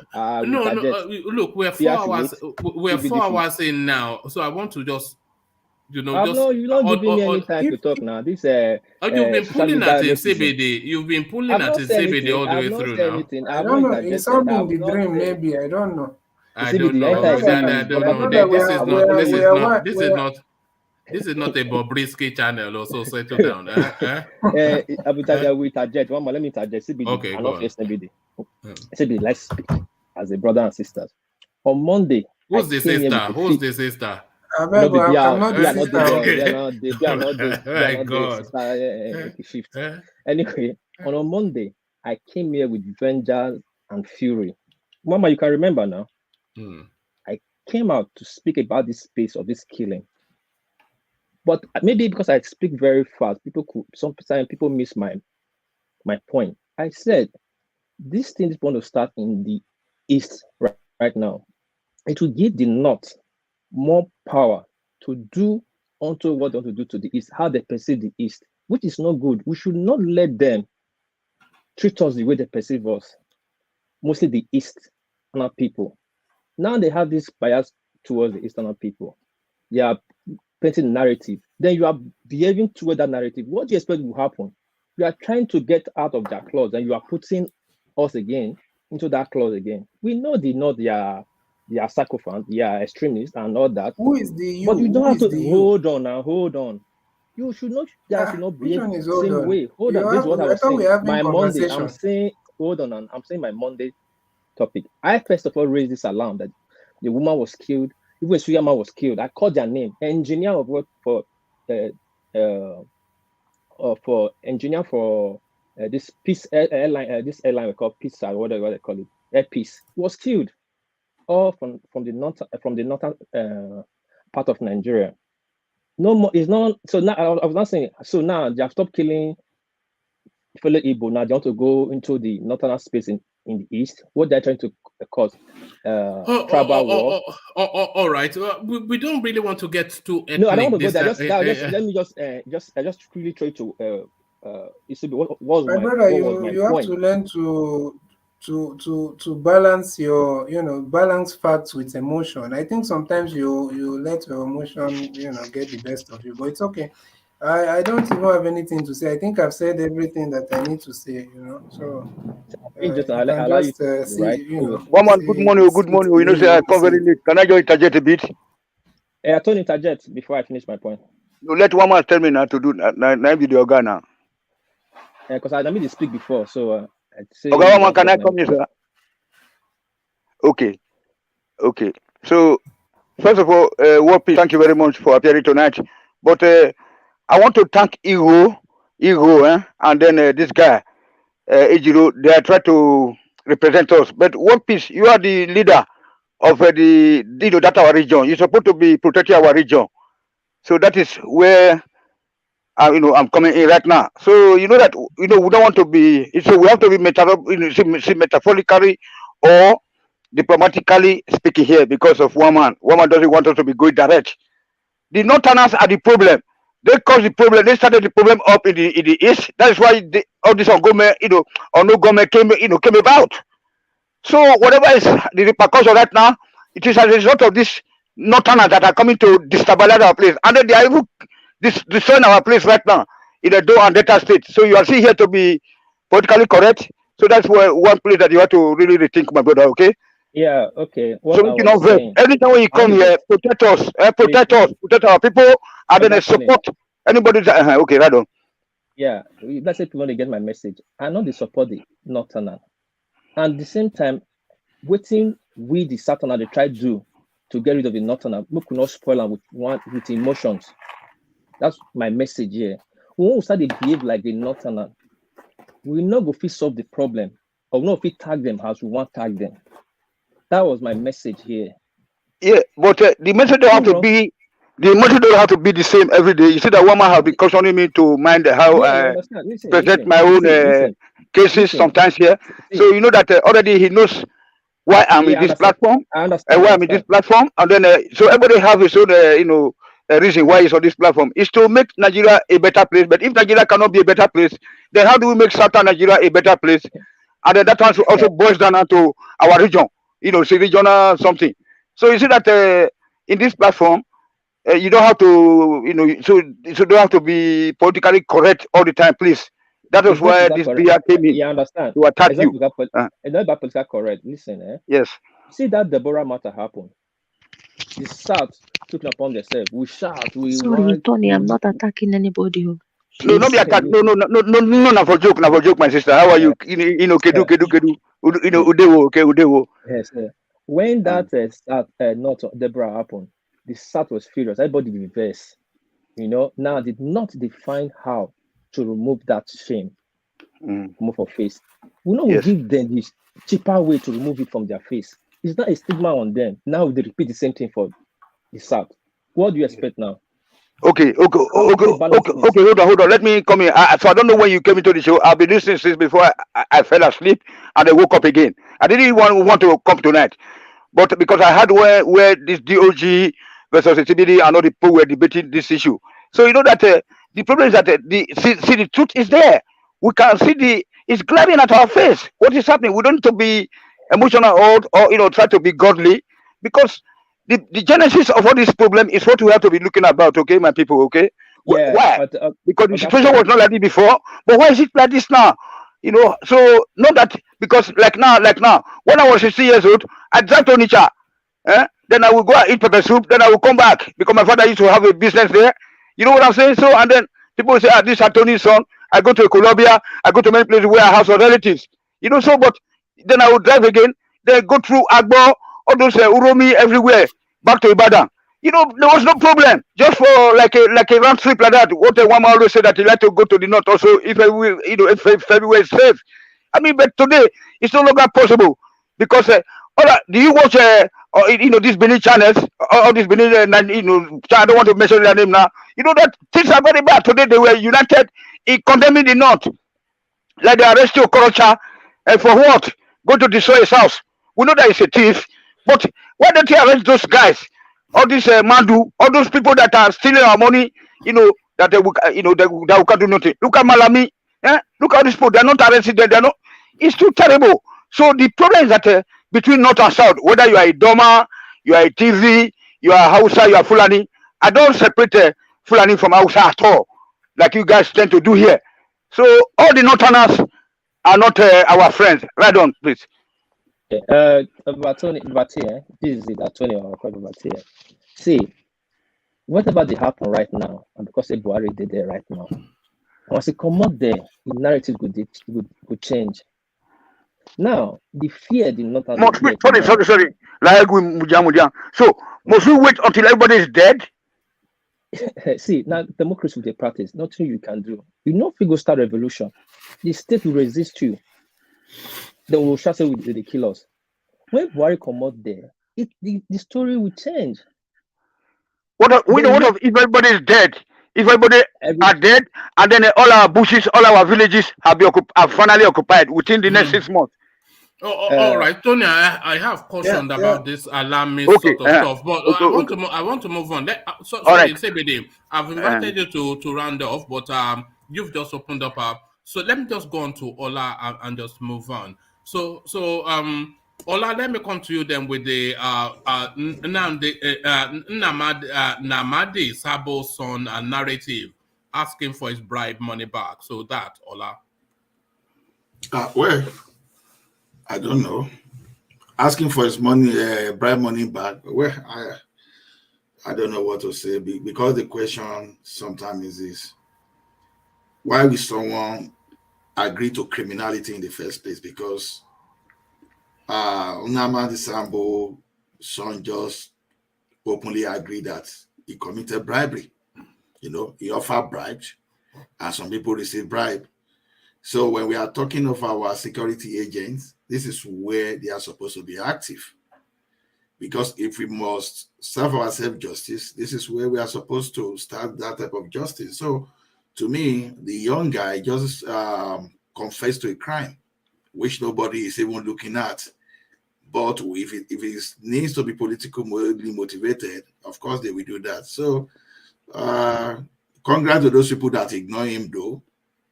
Even I don't know. Congratulations to those people that ignore him, because I think if we can carry the same spirit, assuming that those guys that rejected that boy, assuming they were doing the right way, yeah, it would be nice if they can just escalate it and take it further, so that all those crooks that are bringing money out, that are spending dollars, that they think they can buy everybody, if they can feel the disappointment just like the way this guy is disappointed, maybe after the primaries, maybe the Atiku and Tinubu will start asking for their bribe money back. So if they can do that, good. So congratulations to those people that ignore him, and I don't really have any pity. I'm not sorry. I don't have any pity for that guy that lost his money. Yeah, I hope things like this can actually repeat itself. So it's a good one for me if people actually decided to snub the guy despite collecting his money. Please, those people that do that, I beg you, if it's possible for you, can you just do that when you go for the presidential primaries? So that at least that one may mean within your conscience, it will simply means that you are doing something right to set the country in the right path, on the right path. So to me, I don't have more to say other than that, but the guy just confessed to you openly to a crime. That's the way I say it. Oh, all right, thank you. And to the Rochas Okorocha space, your thoughts? Yeah, my thought on Rochas Okorocha space is, see, I know that we are emotional people when it comes to some things. It's so simple that when you want to campaign against someone in our society, just say, hey, this guy is corrupt. Oh, this guy is this. That. Just name all the evil things against the person. And you know the way we normally have some kind of social space judgment, you know, like a mob, you know, mob justice and all those things. So when you are accused of something, automatically you are guilty of that in the public. One thing we are not considering is the fact that if you want to be lawless, let's be lawless. If you want to be lawful, let's be lawful. We can't stand in between. We can't stand in between. You can't come out today and say, oh, on your mandate, we shall stand, and you'll be hailing Tinubu. All of a sudden, tomorrow, they just mention Fashola. You will remember suddenly that Fashola is a rogue. See, who decides who is a thief and who decides who is not a thief? It's supposed to be the court. Who decide how to enforce the law? Who decide how to, you know, who decide this? Who decide who is supposed to be sent to jail? If you don't have anything to hide, you can't be the person that you want to arrest the criminal, the person and accused, and the person that want to pass the judgment at the same time. You can't say because you want to go and arrest someone that you are accused of a crime when you've not even established it properly, and you now go in a gang, in an armed robber way. That's now that you yourself, you are committing even the worst one. Because how are you committing the worst one? Because you are using the instrument of the state. You are using the instrument of the state to perpetrate crime. What's there for you to benefit that you don't have to, that you cannot be patient enough for court to give you order to arrest someone? I don't see anybody really excusing Okorocha here. No, that's not the issue. But why is this so important? What is that thing that is so important to you that you must break the law? You must maintain a position of anarchy just for you to get one person. This is what we are talking about. And one thing about us is that by the time we are supporting all this criminal positioning today, we never even think of the situation whereby we find ourselves in such situation. That is why people will go on the street and police can just throw one accusation at you, and before you know, they can lock you up, they can even forget you there. Because when they know that people in the public space, indirectly, we are giving moral support to something that is very barbaric. You see, some of us in this space, for example, now, maybe on ticket, maybe some people may even just get ticket, for example, you don't pay. These people, they will write you, they will use all the processes that is available to make you sure they get you. They can even report you to credit bureau to make sure that they still have something to be to do something. Now, a person like Okorocha, there are a lot of ways you can catch that guy. A lot of ways. Okay, you can say, okay, maybe by the time he's traveling at the airport, you can catch him. By the time he is going for one function there, you understand, you can deny him some other things. There are many ways that you can even get at this guy rather than you now breaking his house. So how do you separate the state agents from a normal criminal gang? Now, just because Okorocha, we are accusing, I'm not saying he has not stolen money, I don't know, but that's not the issue for me. You must do things properly. We've seen the like of Abakari, that he was the one that was running after criminal gang. At the end of the day, we've seen the situation where he lied himself. Okay, yeah, I appreciate you. You keep telling me No. Sorry, Ola. Just stay with leave the comment section and just stay with your flow. Okay. So the way it is don't let us use our emotion to judge whatever that is going on there. The law is the law. Anybody that is not following the law, whether it's the DSS or we are talking at EFCC or we are talking of a particular governor, let us stand by the side of that law. So because someone is breaking the law, we should not support another person to break that law. We've seen how they manipulated, they pushed Onoge out as the Chief Justice of the Federation. Today, I'm still waiting for the court that will sentence Onoge based on his corruption, and nothing up to today. There have been so many people this guy attacked this way, and up to now, we've never seen any result of those aggression. To me, we shouldn't just use emotion to do this thing. The fact here is this: some guys, they call themselves the government agents, they went to a private residence and behave like criminals. They behave like an armed robber. The same way they approached Sunday Igboho, the same way they went to kidnap Kanu, Mazi Nnamdi Kanu, the same thing they are doing. If they can do this thing to to people that are well known in the society, what happens to common people by the time they want to execute that judgment? Anybody that can do that to the big men, to the political class in the society, you, the common person that you are supporting this thing, you can get to the street of Lagos at the airport and someone can just accuse you of any wrongdoing. After all, the president is there. We know that, oh, this is how we do things, and they just carry you away and they lock you and they lock you away like that. And we will be justifying some kind of illegal activities. To me, it's unfortunate. If you want to get to Okorocha, there's nothing so and you think there's you think that there's nothing so politically motivated about that, then pass to the normal process. Pass to the normal process. So that's what I stand for. I don't know whether you are going to be convicting him tomorrow. That's not my issue. But when you want to catch him the right way. So to me, I think every reasonable Nigerian, and I believe that we are mostly reasonable, except for those people that are benefiting from all this decadence, we should condemn whatever DSS is doing. And that is not excusing Okorocha from facing the charges against him. Totally different things. You know, we do not support what EFCC has done against Okorocha. At the same time, we are not saying Okorocha should not face the charges against him. So those are the two different things. So to me, it is unfortunate, and this guy keep making the country the laughing stock among the Committee of Nations. And to me, when I see Nigerians supporting all this kind of impunity, man, I can't just imagine the level of our decline. We've declined so much that we cannot even see what is bad is bad. So that's my opinion about that.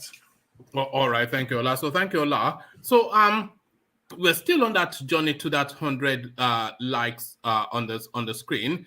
It's quite a wonder having to, you know, be this persuasive just to ask you to click one lousy button. So if you haven't clicked on the like button, then click on it. The target is 100 likes for per session, as you can see in the comment section. So just have a flick of the like button, and we're all squared. So do that if you haven't done it. And as we go on from Ola to World Peace, so let's go to World Peace and have him speak on the.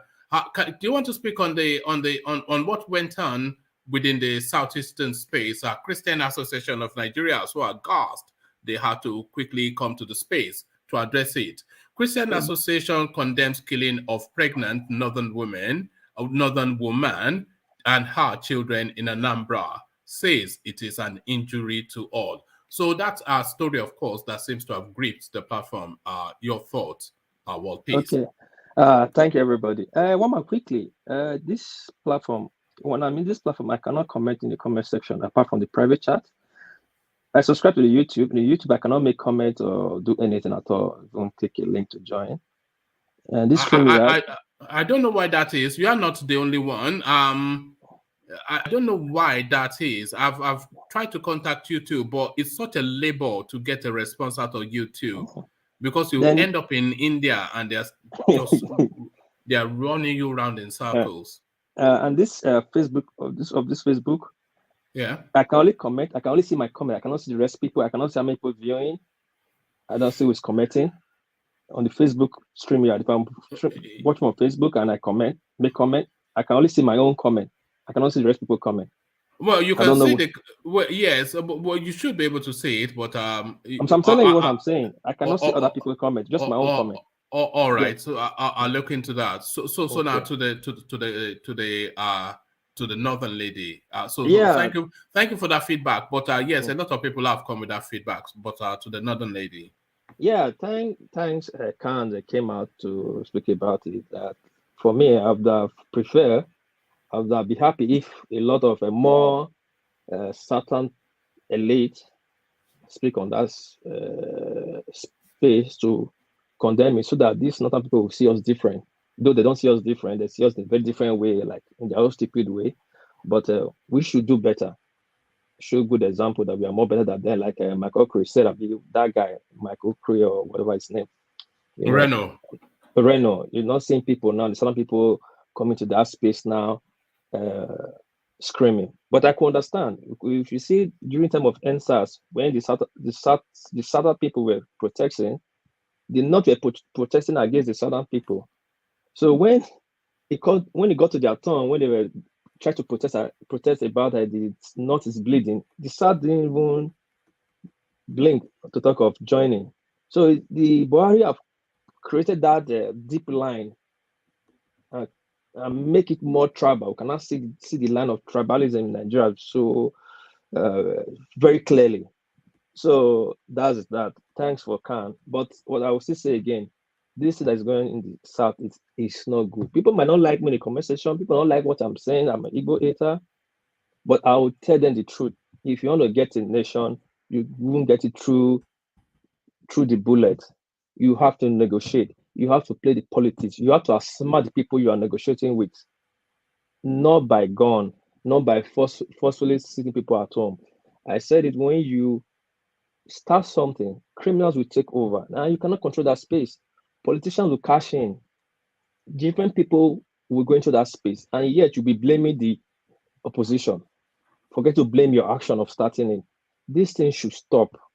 Whoever knows somebody in the East that knows somebody should talk to these people. It's doing them more harm than good. It's not good. People might say anything they like, it's okay, but it's not my time they are shooting. It's not my time that is telling somebody to sit at home. It's not making, you are trying to get the presidency right now, and you are telling people to sit at home. You are telling people not to vote. You are telling people not to get PVC. So who will now vote for Peter Obi? Is it the South? The West will vote for Tinubu if Tinubu moves to the other party. The North will bring out somebody bring out somebody, the North will vote for them. Now who will now vote for the Peter Obi in the Eastern region if they don't collect PVC, if they don't collect if they don't vote, if they don't believe in one Nigeria, if they want to break up, yet they are saying the presidency should come to the eastern side of the country. This is what we are saying. We cannot be penny wise, pound foolish. You know how much we are saying in the same country now? Then play the politics the way it is. This killing in the East is not good. So one matter how I say it. Oh, all right. Thank you, World Peace. And to the Rochas World Okorocha. Peace. Sorry, I'm just going to interject. World Peace. I don't want us to be using that word that they are looking for presidency and there's killing. I mean, killing happened when Buhari was looking for presidency. So let's not go there. That's not an excuse. Yes, it's not an excuse, but it's an excuse for the northern. And when somebody wants to kill you are helping them if you are saying it's an excuse for them. No, so I'm not helping them. I'm trying not to help them. That's why I'm speaking to. So it's not an excuse. When you are saying they should play politics, did the Buhari? I mean, what politics? Buhari play politics. Buhari so the Saudis are not playing politics. Is that what you're saying? Hold on. Buhari joined Tinubu. When Buhari was playing this tribal politics, he tried 3 times. He didn't win. Okay. Until he realized that those 3 times, who did he? Was it not the South? Is the Okadi? Doesn't matter. But he was saying the North should vote for the North. Hold on. He said the North. Wait, hold on, Brownberry. Sorry. Listen to my point. He was saying the North should vote for the North and the South should vote for the South. And still, 3 times he didn't win. Not until he came down to the South and met with the Southern people and played the policy of including everybody. Before he won. Though he didn't. You don't understand that. Those first two times, who were his vice presidents? Doesn't matter. But the bigger picture. See, the bigger picture was that he was playing tribal politics at that time. Until he stepped it down. So it's to when play. he not took Osibajo that he stopped playing tribal No, not politics. the Osibajo. He came down to the south and merged with the Southern Party. Before he was contesting on that Northern Party, CPC. Not until he broke that thing down. Let's not He now make excuse for them. No excuse. If we, the South, want to get favor from the North or outsmart the North, we must play politics to outsmart them. We must not play the politics to make them be indefensive.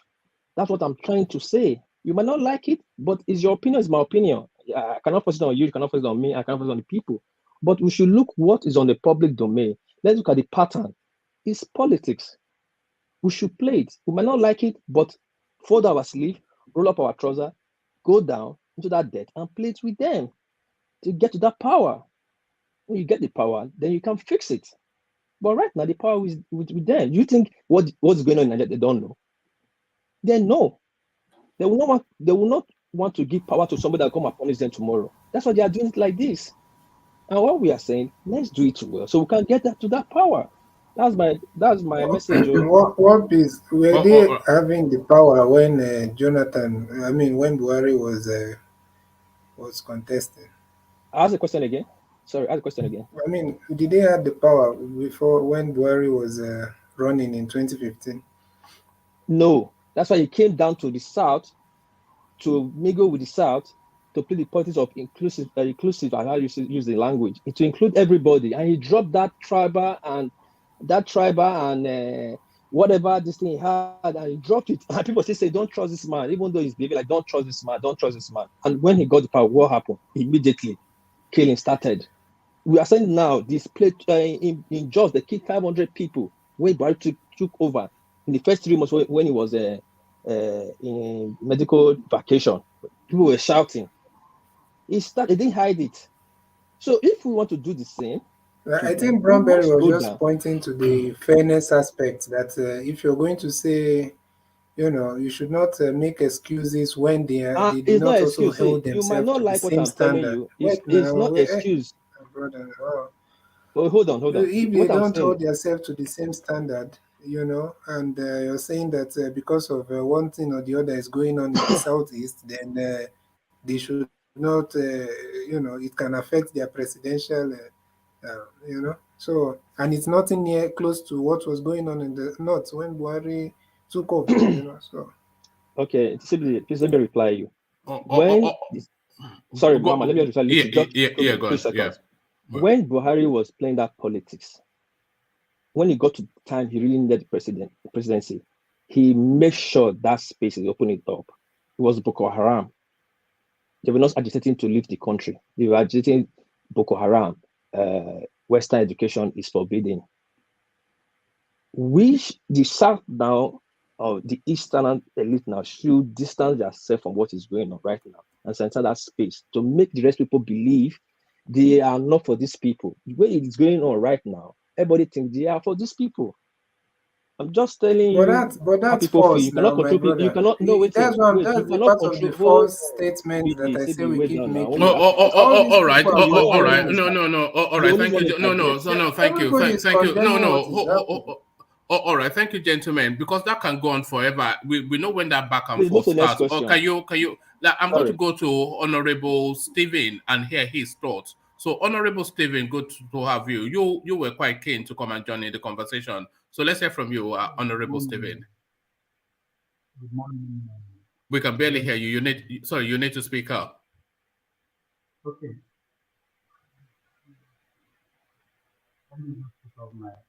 No, we can slightly better, but we still need a bit more. Yes, a bit better. Yeah. So carry on. Yes. Good morning from Norway. I'm calling from Norway. Well, good to have you. I was really disturbed when I heard somebody say that you were supposed to, if you know you don't have money, you don't have to come into politics. And I was really I thought to myself, this is a young boy that wants to say his future. I was a member of Oslo Parliament for 8 years. I can never remember paying people to vote for me. And I can never remember that you have to run your own election with your own money. And I don't know if you know anything about Norway. I know there's a lot of they're fishing there, you know, that's it. No, but stockfish. Just how their people are. Nobody is hungry. You can get anything you want. If you don't have a job, there's money for you. The country is built around the people, not the politicians. Now, when a youth or a young boy is telling somebody that somebody came with 1.5 million from whose money, and the other person came with 3.5 and then took the day, I got cold feet. Did that surprise you? Did that surprise you? It surprised. No, it's not surprising me, but I was just thinking that we have gone past that. I was thinking what led you to think that? What happened that made you think that? How the youths are carrying themselves now. They were, you know, this 1 million march for P2B and for the other guy from, what's the name of that governor of, what's the name of that governor? Soludo? No, not Soludo. The other one in, you know, these states in Nigeria, in the north, this young boy that is Yaya Bello. Although that, you know, I cannot say that I have Yaya Bello's antecedent, what he has done, and, you know. He's a gangster. Yes, some people said so. But my own concern is that the youths are supposed to be gunning for somebody that will not sell their future. And somebody was saying P2B refused giving anybody any time. Not that he doesn't have the money. He had, you know, P2B is richer than all of them put together. No, that's not true. Oh. Well, why would you say that? Do you know P2B's investments all over the world? No, we are not talking about investment. You are talking about. No, but I'm talking of raw cash. I'm talking of. No, hold on. Don't say that. Why would you say Peter Obi is not richer than Atiku? Atiku is 10 times richer than Peter Obi because he looted. Where did Atiku get his money? That's a different topic, isn't it? But Peter Obi is not richer than them. He's the poorest of the candidates. The poorest. Peter Obi is not the poorest anyway. But out of the candidates, he's the poorest. No. He projects himself as the poorest. No, he is factually the poorest. Who is he richer than? Because he's humble. Because he's humble. Right. Okay. Because he wants to bring out another narrative. You know, when I was growing up in Nigeria, I left Nigeria in 1978. When I was growing up, half a penny is something. We were taught that for you to be rich, you have to go to school, you have to work hard. These days, nobody wants to work hard. They think that just money comes from everywhere. I think that's what he's trying to bring back, for people to know that hard work pays. That is by the way. Now, Rochas Okorocha, they created the monster that is biting them. I'm not sympathetic with him. But the thing is that what doing well. There's a lot of them that are more corrupt than Rochas Okorocha. And because impunity is the order of the day in Nigeria. That is why you cannot come with a court order. You cannot, you just bump into somebody's house, arrest him. Where does this kind of thing happen in the world? I've been living here. I've been a parliamentarian. You can't come to, I'm not even living in I live in my apartment. You can't just come in here and arrest me. You just invite me. I'll come. If I do anything, you invite me. I'll come. What are they trying to show? And what are they trying to tell the people that they are about to rule? Will this impunity continue? And sorry, Steve, sorry to interject. If they come with arrest warrant, they don't have the right to arrest you in Ireland when they come to arrest warrant from the judge. But is that the purported arrest warrant that one can just go by? I'm not talking about Okorocha. You see, when you people were discussing, I was just watching how he was arrested, what was happening in his house. And this is somebody that formed APC. Do you think that Okorocha can run away from them when they invite him? What are they trying to prove? That is, by the way, I condemn every form of killing in Nigeria, be it in the southeast, be it in the north, be it all. But this thing started. You know, Nigerians, they love themselves. But I don't know, for one form or the other, when Buhari came to power, everything changed. Why? Because of a tribal and an ethnic jingoist. Why? And we failed to call a spade a spade. We know where, they know where what is happening to them is coming from. They failed to name it. If you name if you know what you are suffering from, then the doctor will know what the medication for it. Buhari is the problem of Nigeria, nobody else. I'm sorry that I said this, but I have the right to say, we watch. I sit in my sitting room and I watch what is happening. By the way, I'm not a youth. I'm 65 years.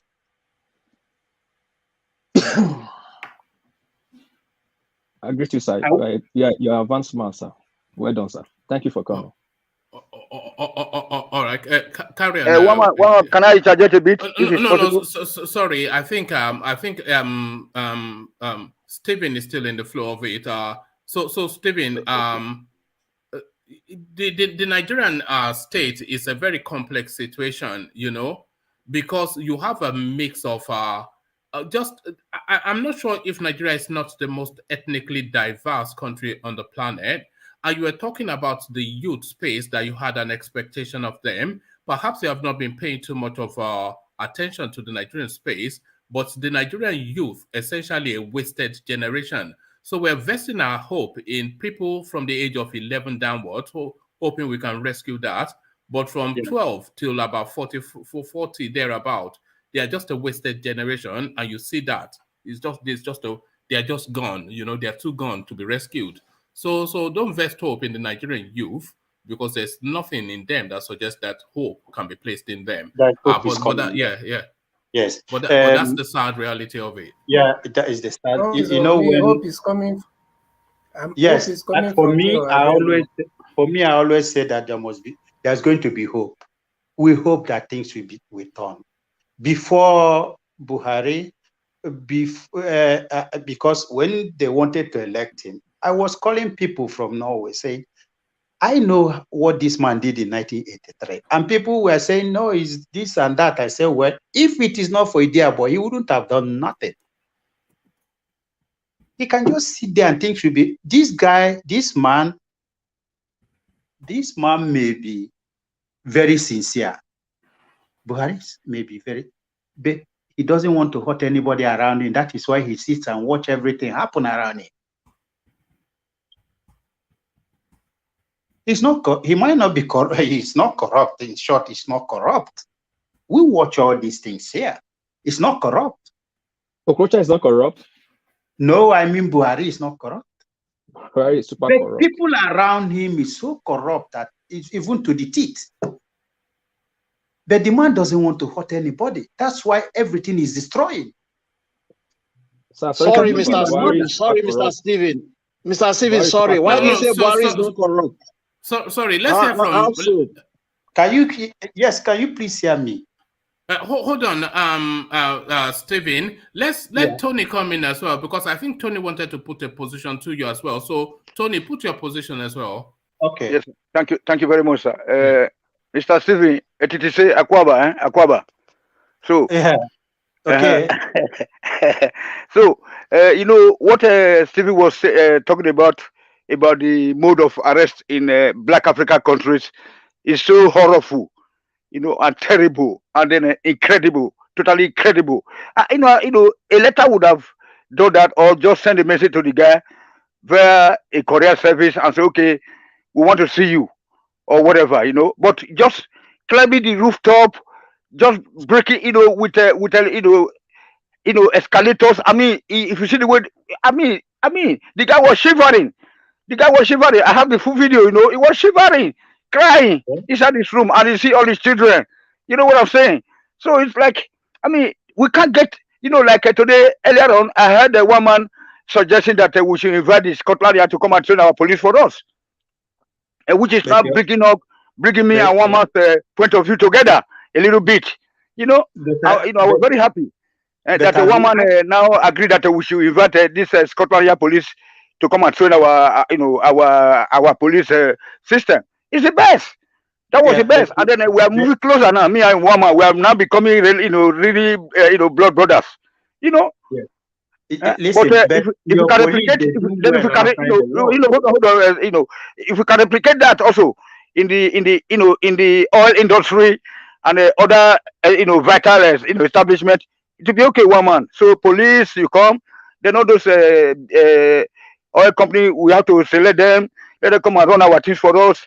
You know, and then we see what we can go, you know, how we can go about it. But that mode of arrest was very crazy. Even people with no visas in Europe, police don't handle them like that. They will still invite you, and they will still invite you and say, okay, hello, how are you? We are here because we want to do this, we want to do that. That you should come to the police tomorrow. Then if you are a businessman, they will tell you, like myself, whenever I have problem with somebody, they will come to me and say that, when do you have time to come and see us at the station? You know, they will ask me, you know, a nigga like me, they will tell me, do you have time? What time of the day? Was like that, yeah. But what time of the day do you have time? Then I will tell them, okay, anytime from 3 p.m. Then they will make, you know, they will make that time available, that period available for me to come and see them. That's it, sir. Yes. One man, sorry, quickly to Irene Ward. Irene Ward, I don't know if you have a platform. If you have a platform, please send it to one man. I would like to follow your platform and see what's going on there. Thank you. Then to the thumb up, the like button. Yesterday, I played that with the people, and then I was highly impressed how he jumped up, because I have to monitor it that it got to 100 before I slept last night. You know, and then we should not be begging for that. Please do that. Today, I've already thumb up about 7 Nigeria websites. You know, just even if I don't like them, because they're just doing something. They are, you know, they are creative. They are being creative. You know, so you know, we should just, I mean, just push the button. It doesn't cost no money. It doesn't cost your battery power. I don't know why we should be begging. It will make the message to spread around. It's not, you know, it's a less wonder. People have been, you know, some people have been suggesting from the comment section that I should target. I said no, I don't want to just come in like that to make it take easy. You know, that's it. And then whoever is participating here among the panelists, if you want your comment to show, or you want to read other people's comment, you can. So I highly recommend a second gadget. You know, you need another phone to be doing that. So let the other phone be for checking and making some comment. You can see that even if I'm on the panel, I still contribute, you know, a lot, you know, by that thing. Ola, thank you very much. I always like to follow Nigerian conversation, but I have never participated like I did. You should participate more. You are so articulate and and so knowledgeable. So you should participate whenever you have the time. But let me take your sound. One man, please, before you go, sorry, I want to ask Mr. Stephen a short question. Can I interject? Yeah, go on. Of course, yeah. Sorry, Mr. Stephen. I want to ask you a question from. Is he gone? No, I'm here. It's here. Okay, sorry. From what I picked during your course of analysis, like you said, correct me if I'm wrong, that Buhari is not corrupt, that people around him. So I just wanted you to throw more light. So I want to know how you come in that conclusion that he is not corrupt. It just like you just said, Buhari is a tribalist. It's not, the thing is that he doesn't like money, but the people around him are the thieves and the people motivating all this robbery and everything. Buhari can sit down, this is how we monitor the Abacha during the time of Abacha. Buhari can sit in a circle without even hushing anybody or telling anybody anything, and things are going around him. They will just write something for him to write a speech for him to make. He doesn't know what is happening around him. Anyway, okay, go ahead. This trouble that is being fermented around him are the people around him. We know, Nigeria could be very peaceful. I just told one of my friends, I said, he was asking me, I said, no, don't worry. Maybe by the grace of God, 2023, when the guy is out of that place, everything will come to normal. This is Nigeria, I know. No Nigeria likes to die. No Nigeria likes to kill people. These unwanted killings is just imported. And why is it imported? It's the promise given to them during this election of 2015. That's what happened. We know it. They know it. Even the Western world knows it. My friend here is the Chief Secretary of Norway. I speak to him every day. Here you can walk in and talk to your Prime Minister, for God's sake. Here you can say, you are free. Imagine trying to walk in and talk to Mallam Buhari. Oh, you cannot. They will shoot you.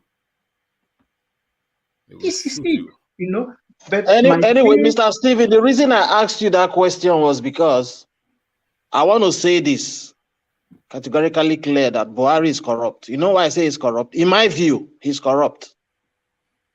If you have corrupt people around you and you are aiding them, shading them, automatically you are corrupt. Because he will not tell me that he doesn't know that there are heavy, fantastically corrupt persons in his cabinet. Even the people that he himself handpicked. But please, have you heard of inferiority complex? Sorry, just a quick thing. Well, please don't ask people to drop links in there because you don't know what links are being. Yeah, so sorry. Back to you, Stephen. Yeah, but have you heard of inferiority complex? Yeah, of course. Yeah. It's inferior to people around him. He cannot talk to them. No, I disagree. Okay. I disagree. And I will tell you the reason. I will tell you the reason why I disagree. You have the right to disagree, but I'm trying to tell you what the radar is saying, not what you disagree. If you disagree or not. Okay, let me tell you the reason why I disagree. The radar can be saying anything by saying try to sugarcoat his SSs. I'll tell you why I disagree. Why I disagree is because the Buhari will know. Like Tony will always say, yeah, anyway, others are, let me not go that far. The Buhari will know, the general the so-called retired general that we know. I don't think he has any complex, any inferiority complex, no. Please. Because did you know Buhari for 1983?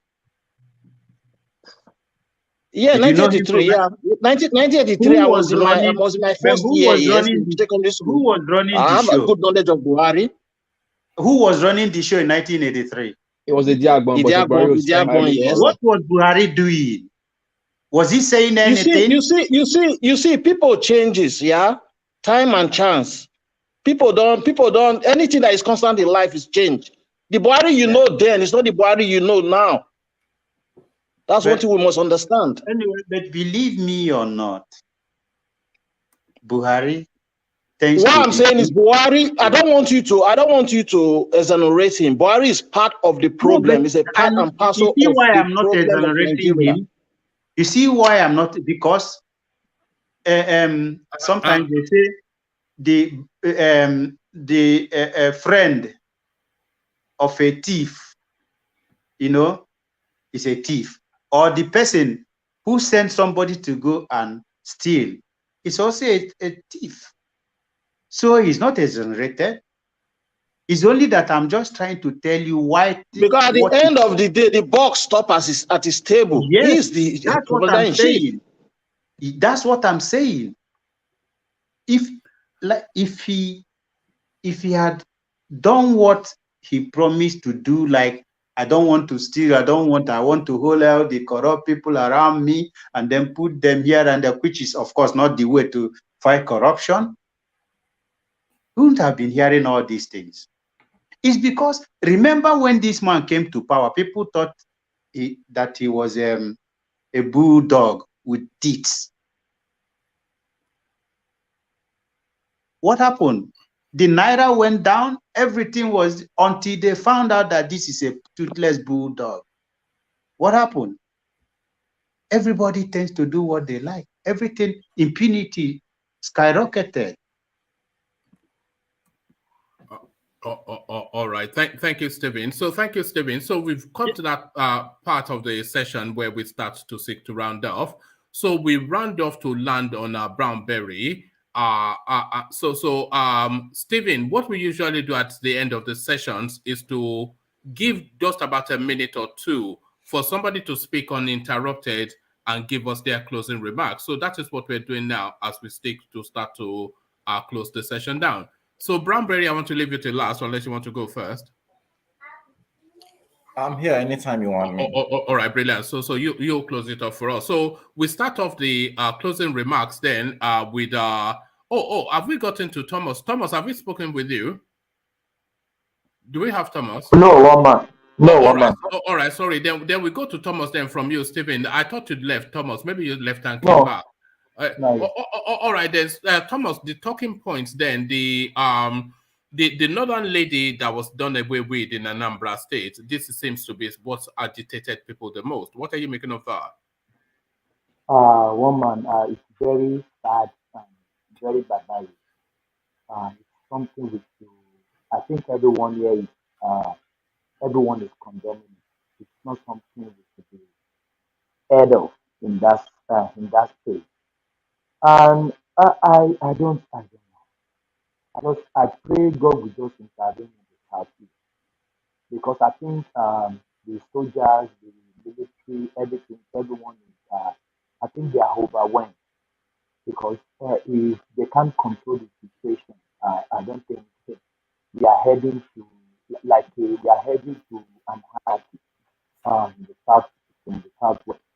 I hope the southwesterners, if they know these people that is perpetrating this evil, I think they should speak to them. Your line is breaking somewhat. I can't hear you. I don't know if others are hearing. No, neither the can line I. is breaking. Oh, can you hear me now? A bit better, but yeah, carry on. All right, we seem to have lost Thomas. So we will start to round up. No, I'm here. All right, carry on. Can you hear me? Okay, go on. Yeah. Is it clear? If it's not clear, let's just run. We can hear you. Carry on. Oh yes, yeah. So it's very barbaric, one man. I think everyone in that space they should really they should reject this thing and speak to anyone. Is he HIPOB? Is he ESN? Is he UGN? Anyone that is perpetrating this evil, they should speak to them. They should stop it. a life of the citizen, it doesn't, killing of a life of the citizen doesn't worth anything anybody is looking for. Maybe agitation, secession, anybody, anything you are looking for in life, it doesn't worth the blood of anybody, Nigerians. That is my submission, woman. Thank you. And Thomas, on the Rochas Okorocha space, rolling on the floor, crying for his mummy. The man is ridiculous. Are you there? Is it for my side or your side, woman? No, you muted yourself, but carry on. Yeah. Oh, yes. The man is ridiculous. I interject earlier on. I said, if you were invited, just go there. Let them speak with you. If the law enforcement agent invite you, go there.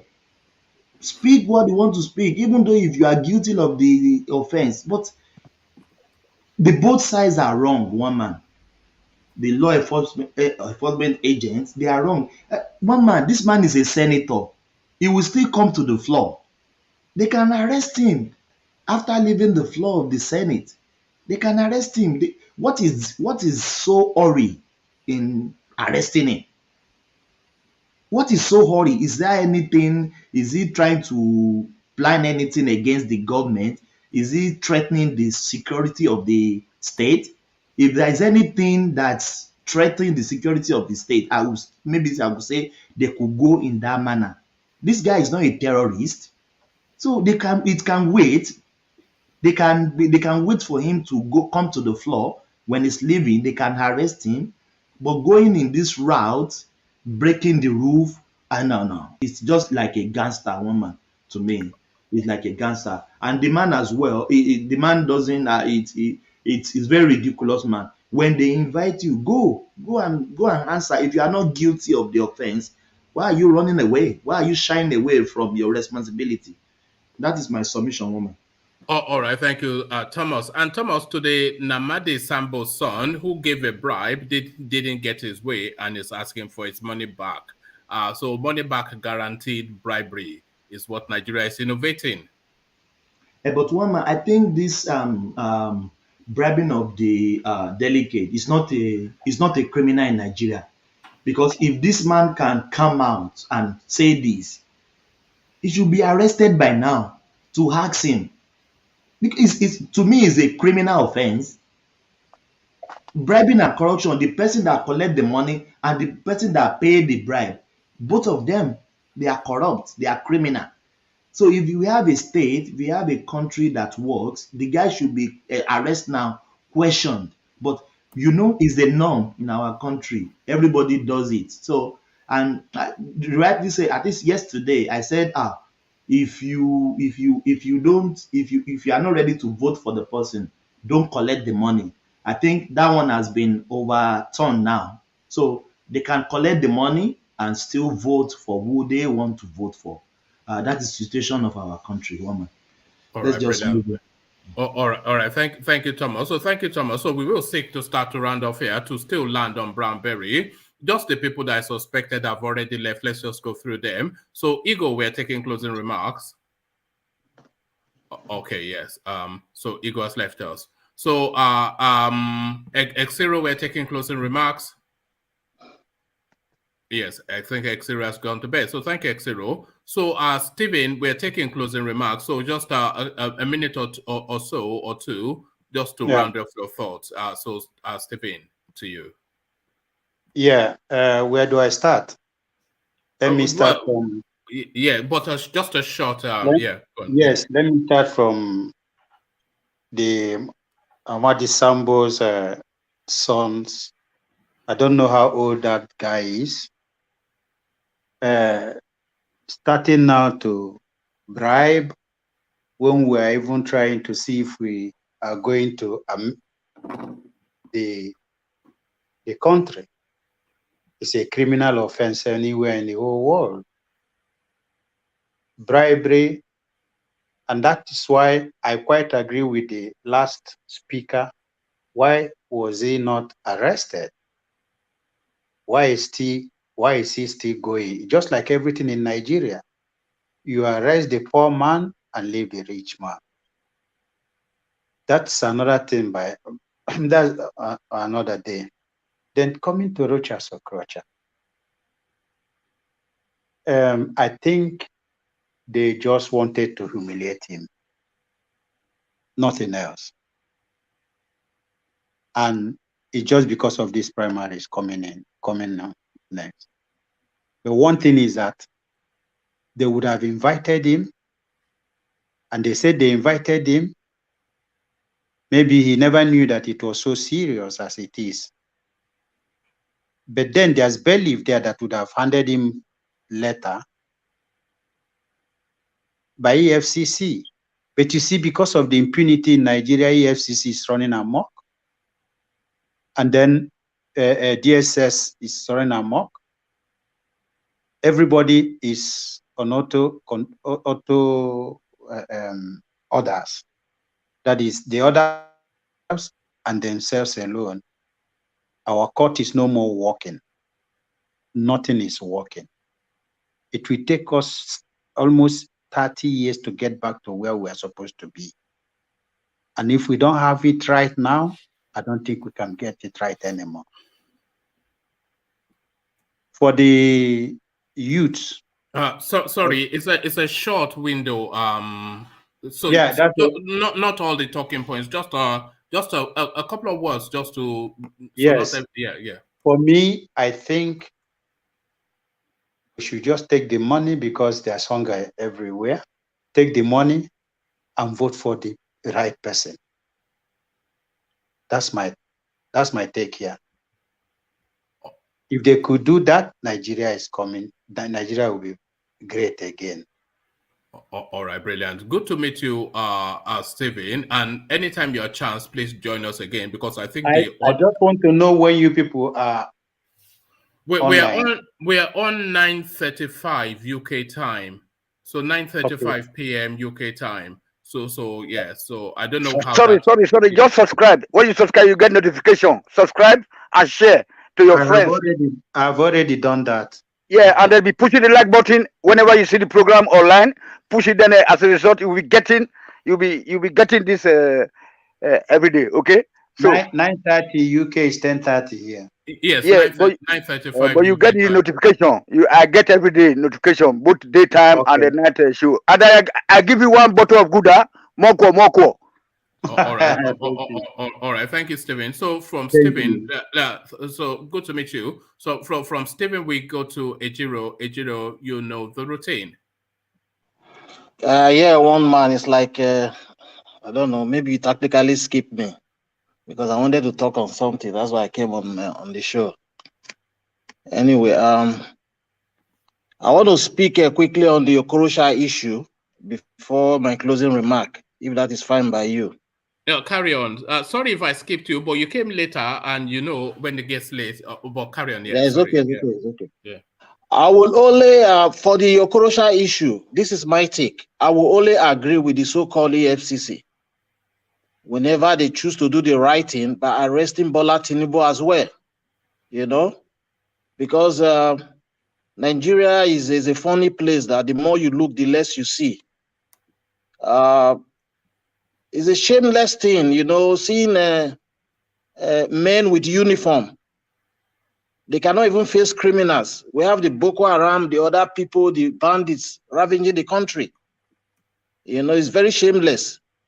They will hide their face, but when it comes to civilian, their muzzles will be stretched out. Shame on the IG of police. That's not a good mannerism of arrest. This mess should never be caught on camera. It kills the image of any country. And foreigners can never trust a brutal police like this. Due to time exigency, I will just stop here.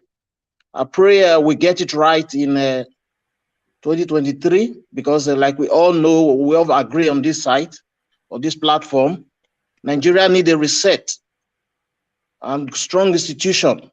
That's the only way forward. We have to reset Nigeria and get our institution working perfectly again. Because most of our institutions that ought to have handled all these things, they've been weakened by the politicians.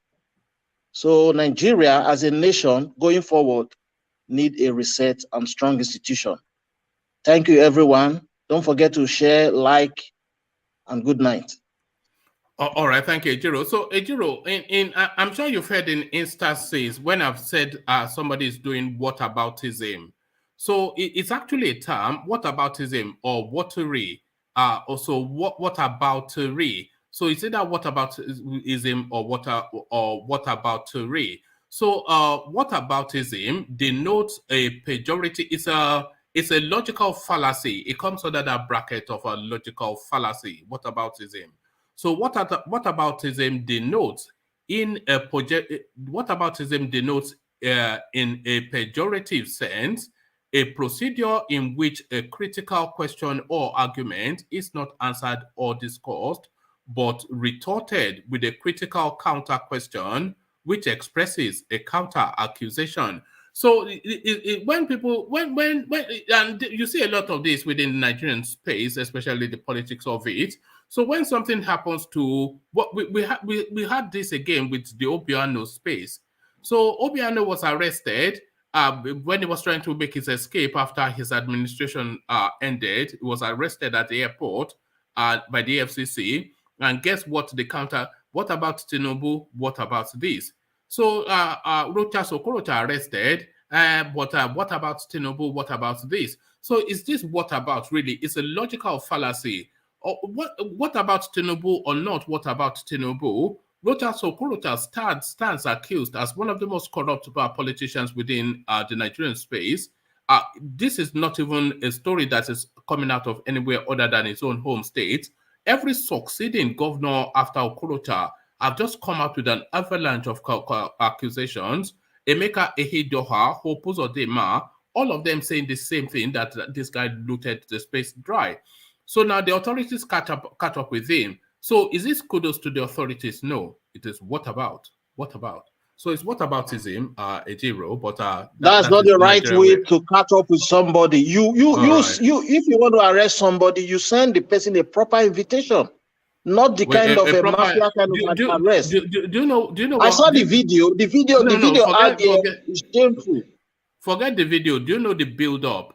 Do you know the build-up to that? One man, why would you forget the video? You can't forget the video, man. Huh? Sorry, do you know the build-up to what happened, Ejiro? Tactically, yes, I think I do. Okay, can you tell us then what the build-up is? When he first declared, do you want me to take it from when he first declared, when EFCC now came out with a statement saying he's a corrupted man that is being accused? Is it from that angle you want me to take it from? No, it's only from the angle that led the EFCC to come and forcefully arrest him in his house.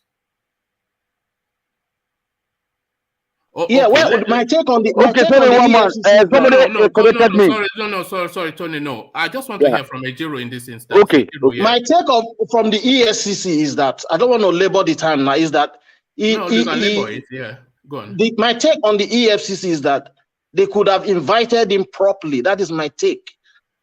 You know, and yes, again, the reason I called out. Okay, go ahead. No, they could have, but there's a build up to what happened. There's a build-up. Rochas Okorocha was investigated and arraigned by the DSS in front of a high court in Abuja. So he was invited. I remember that incident. Yes, I remember. Yes. So he was invited by the court to come and make an appearance to defend himself. He absconded, and by the way, he's on administrative bail, which is to build to his own recognition by the DSS. So it was arraigned in court to appear, but he did not turn up. The judge was angry, but the judge rearranged the case. The second time that the case was arraigned for, everybody was ready, but again, Okorocha, he absconded. He did not turn up.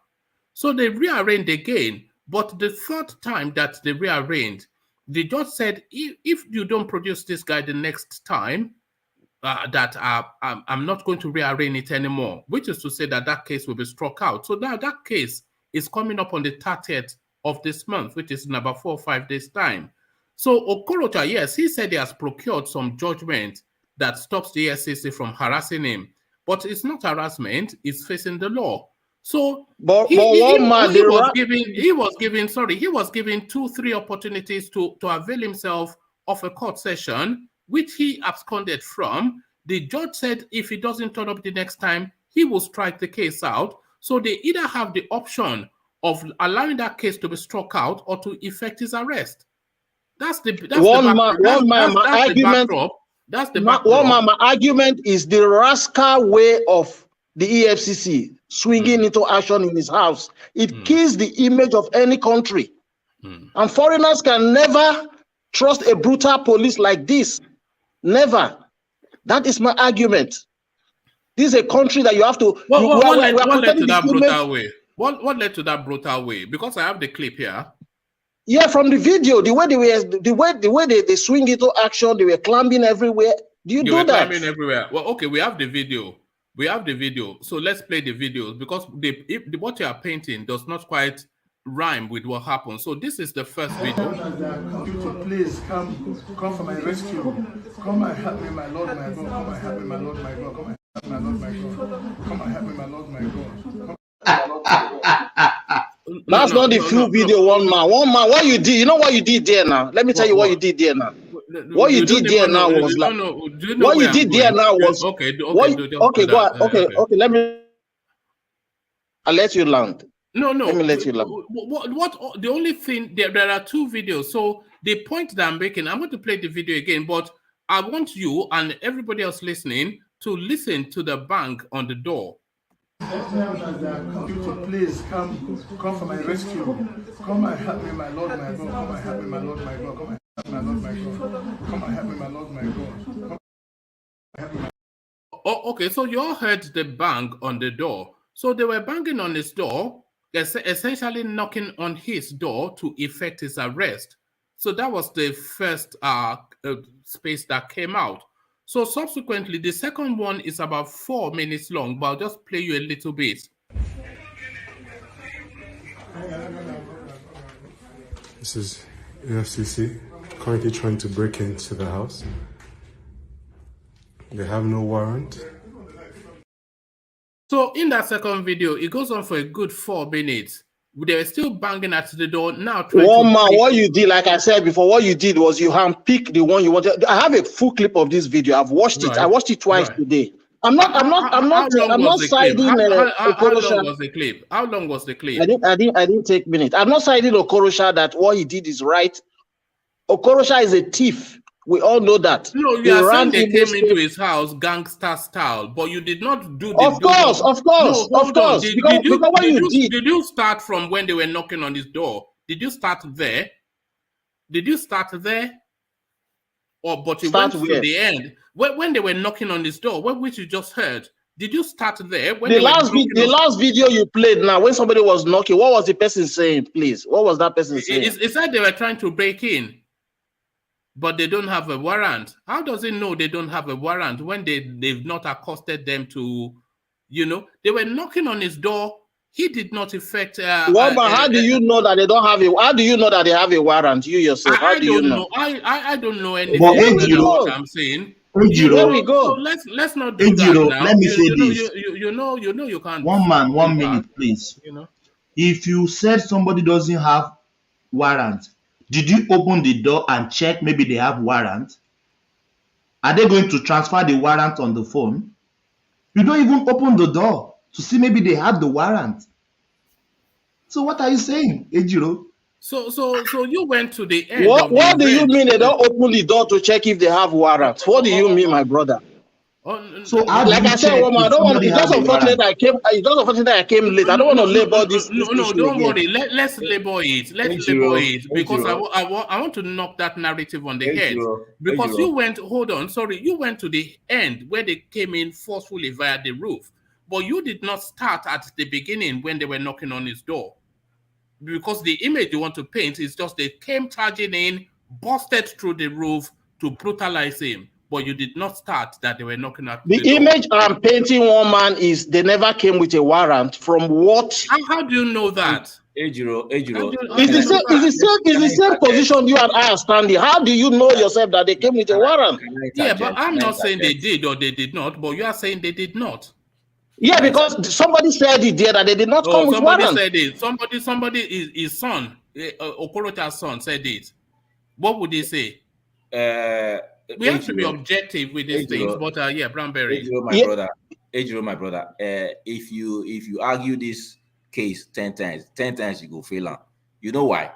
You know why? Because if it was you, let me say you are a gentleman, you are a senator. Let's say you are the senator.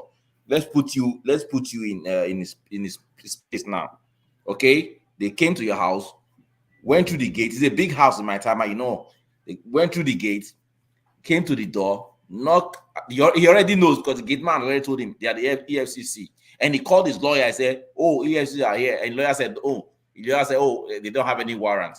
Okay, we don't know how the lawyer know that they don't have any warrant. Then they were knocking and knocking and knocking and knocking.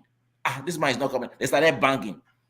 If it was you, Ejiro, will you stay inside, or will you just come out as the gentleman that you are and say, "Let me come out"? After all, it's not the first time they my brother, we've had cases in Nigeria. Blackberry, hold on. Let me respond to your question. We have cases in Nigeria before that if Odili, remember what happened in a case that they said they came with warrant. And that warrant was fake. You listen now. You so a situation like that. You already have a position. You already has a position. You already lost it again because he himself said they are EFCC. Didn't he say so? Yes. Himself on live video said they are EFCC. On the clip now. We have the clip. Yeah, here. but they don't have warrant. Okay, you already know. Yeah, I never said they are not EFCC. Don't get me wrong. You are the one putting the narrative again. I never said so. I'm saying they never came with a warrant. This is my argument. And that is what he said. So don't be saying I lost it. So are you taking it as gospel? Are you Brownberry? Are you taking it as gospel that they don't have a warrant because Okorocha's son said so? And how does he know that they don't have a warrant? Say again, sorry, put your position and put your question again. No, I said, are you taking it as gospel that they don't have a warrant because Okorocha's son says so? And how does Okorocha's son know that they don't have a warrant? Woman, here is it. Let me answer your question. For him to have said on that video, though we didn't see his face, that they don't have it, maybe he has gone to attend to them. All what we are saying is we're just communicating. Yeah, to ask them if they have a warrant. They're not letting them in. He will not just come up on a national TV or something and say they don't have a warrant. Maybe he has a discourse with them and they were unable to provide him with warrants. That's why he said so. There's a lot of maybes for you to land where you are. One man. Please let me ask you this, one man. I think last week or the last 2 weeks, they just arrested the Attorney General for 80 billion, right? Accountant General. Accountant General for 80 billion naira fraud, right? Did we see any shenanigan like this on TV that they're trying to arrest him? Is avoiding arrest? He was arrested quietly. If EFCC go to Okorocha's house, he would have go with them. They will not eat him in the EFCC station.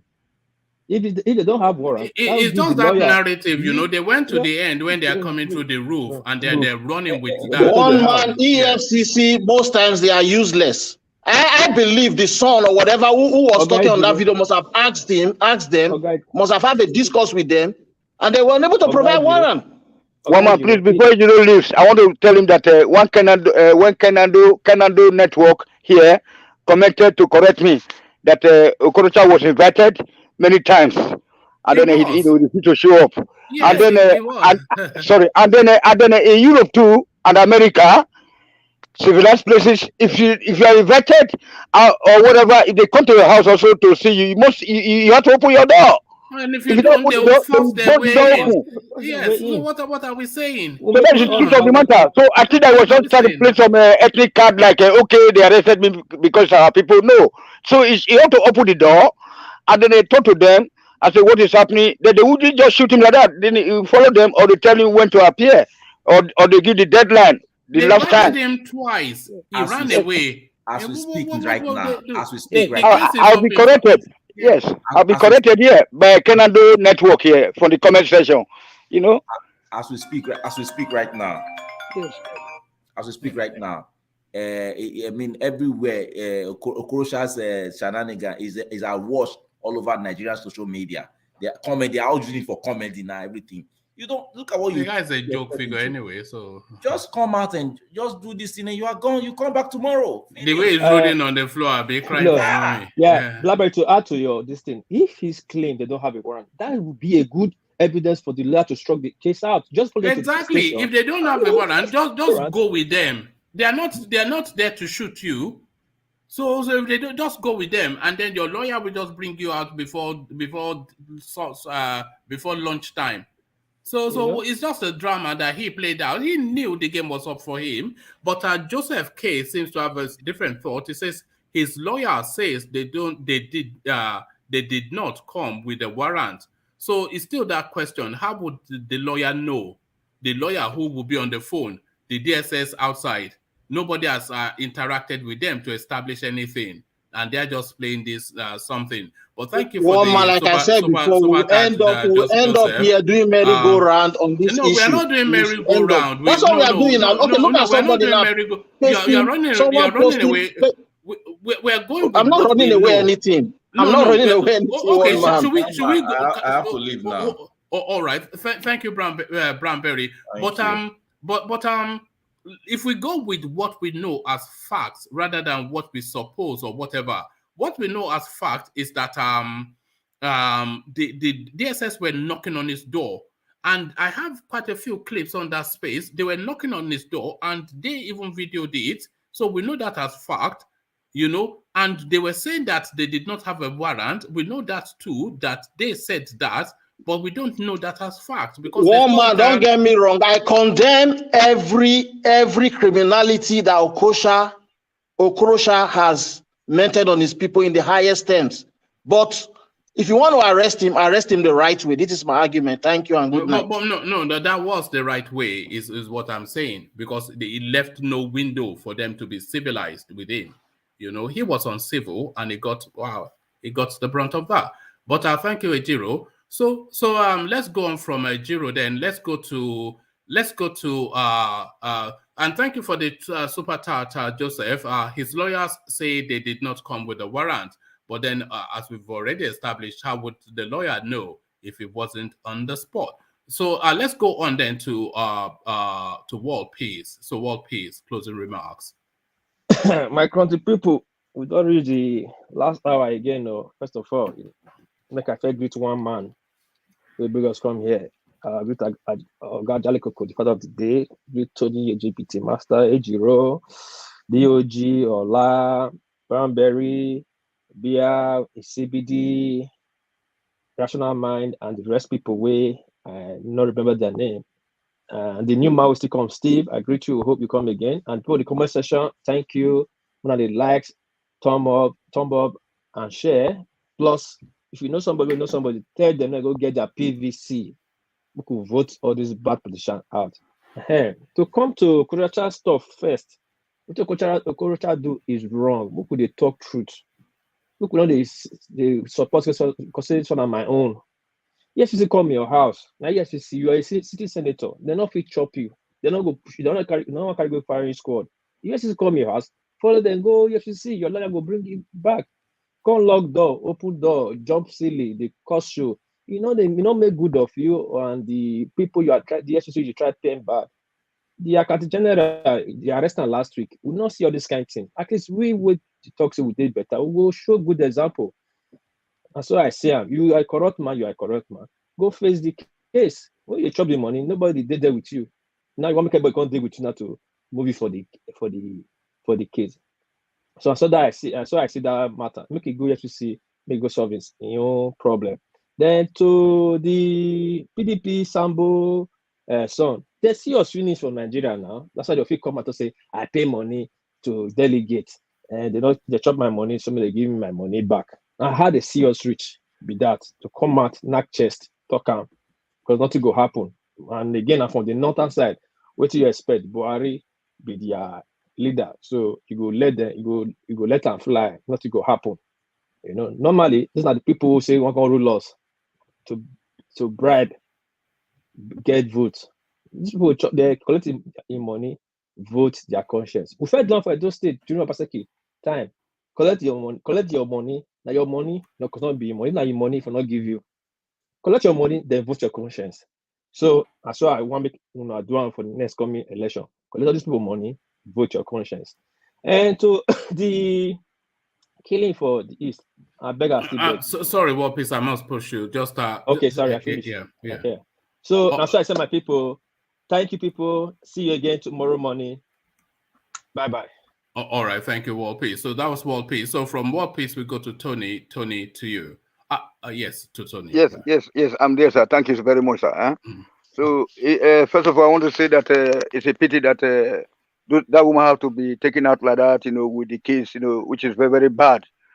But at the end of the day, she was caught up, in crossfire, or as a collateral damage, which is very, very pathetic, and very, very, I really feel sorry for the family, wherever they come from, So it's a pity. So, and then I want to beg those my brothers and sisters, that are carrying out this struggle there in the southeast and other places in southern Nigeria to please regard the women and the children as pure civilians. So they should attack them, please.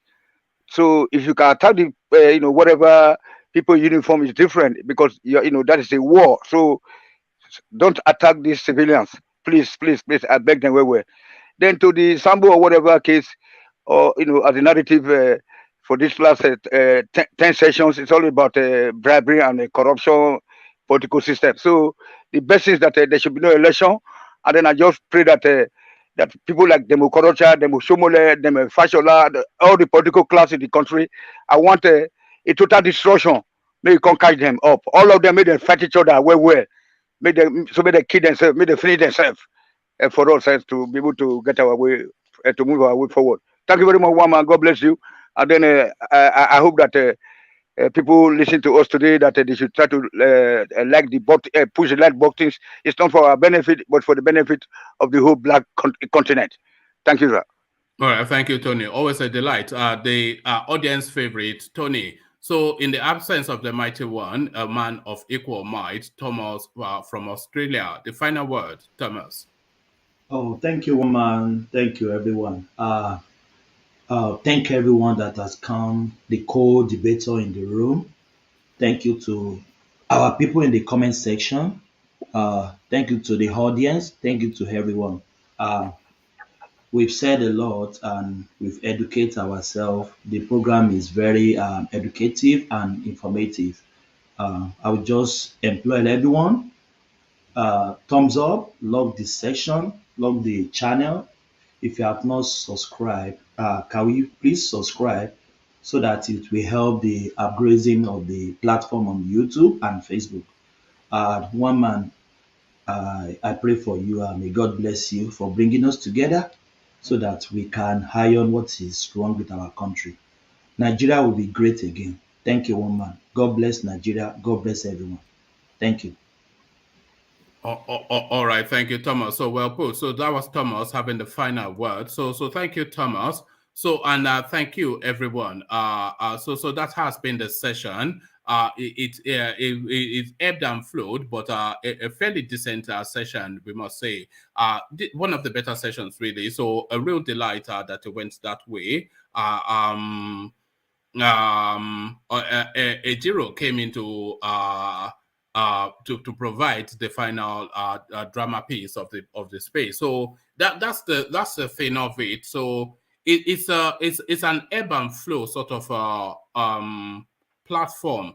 So it's not then you have your run through to sermonize, and then I say thank you, and then the next person comes and sermonizes and eulogizes and soliloquizes and what all the quizzes. So it's not a quizzes platform. It's an interactive platform. It's rapier wit, speed of thought and speed of rethought. It is no holds barred. Is come ready. Is be informed and be articulate. So it's a real. Yeah. So it's a. It can be intense sometimes, but often convivial. So it's unique and peculiar to its own form. you know, because I saw that Irene was challenging me in the comment section that, oh, you are always arguing with your, it's not an argument, it's a debate. You know, it's a conversation that is being invited, not, it's a dialogue, not a monologue. So that's the best way to put it. It's a dialogue, not a monologue. You know, so it's not a sermon. You're not mounting a rostrum. You're not there to preach. You're there to engage. So it's the engagement that makes it for me, and that is what I enjoy about it. So you bring your facts, have it countered. If your facts subsist, then whoever is countering it has to yield to fact. You know, it's not just arguing blindly, because we've had instances of people thinking that you are arguing to win here. So it's not, that's not the idea. You're not, you know, we are trying to evolve a narrative from one spot to a higher spot. So if you have an interjection or a little vignette that you can add to it to progress the conversation, to enhance it, so that is it. It's not arguing to win, you know, which I think some people may or may not think that. So I noticed that that happened, and I tried to cut that out a little bit, because it's not really arguing to win. It's more to evolve a conversation from one plane to a higher plane. So that is the concept. If there was a mission statement for the platform, it would be exactly that. So thank you for your company, one and all. We did push hard to hit 100 likes on the stream. I'm not quite sure if we succeeded in doing that, but I gave up halfway, because it's somewhat a chore having about 200 people on the stream, and you're telling just to hit 100 likes, and they label you for it just to click some measly button. So I mean, it's at your discretion if you do that or not. But whatever you do, a delight to be in your company. It's something that happens every single day. Tomorrow's installment almost guaranteed as well. 2 sessions we're doing now in the build up to the elections, especially the primaries, and then the spill outs from that. So regular as clockwork, set your time to this space. Make sure you're subscribed and click, of course, on that like button, all of that and everything. So do all that. Having done all that, then come meet me in the comment section where the conversation never stops. So I'll leave it here.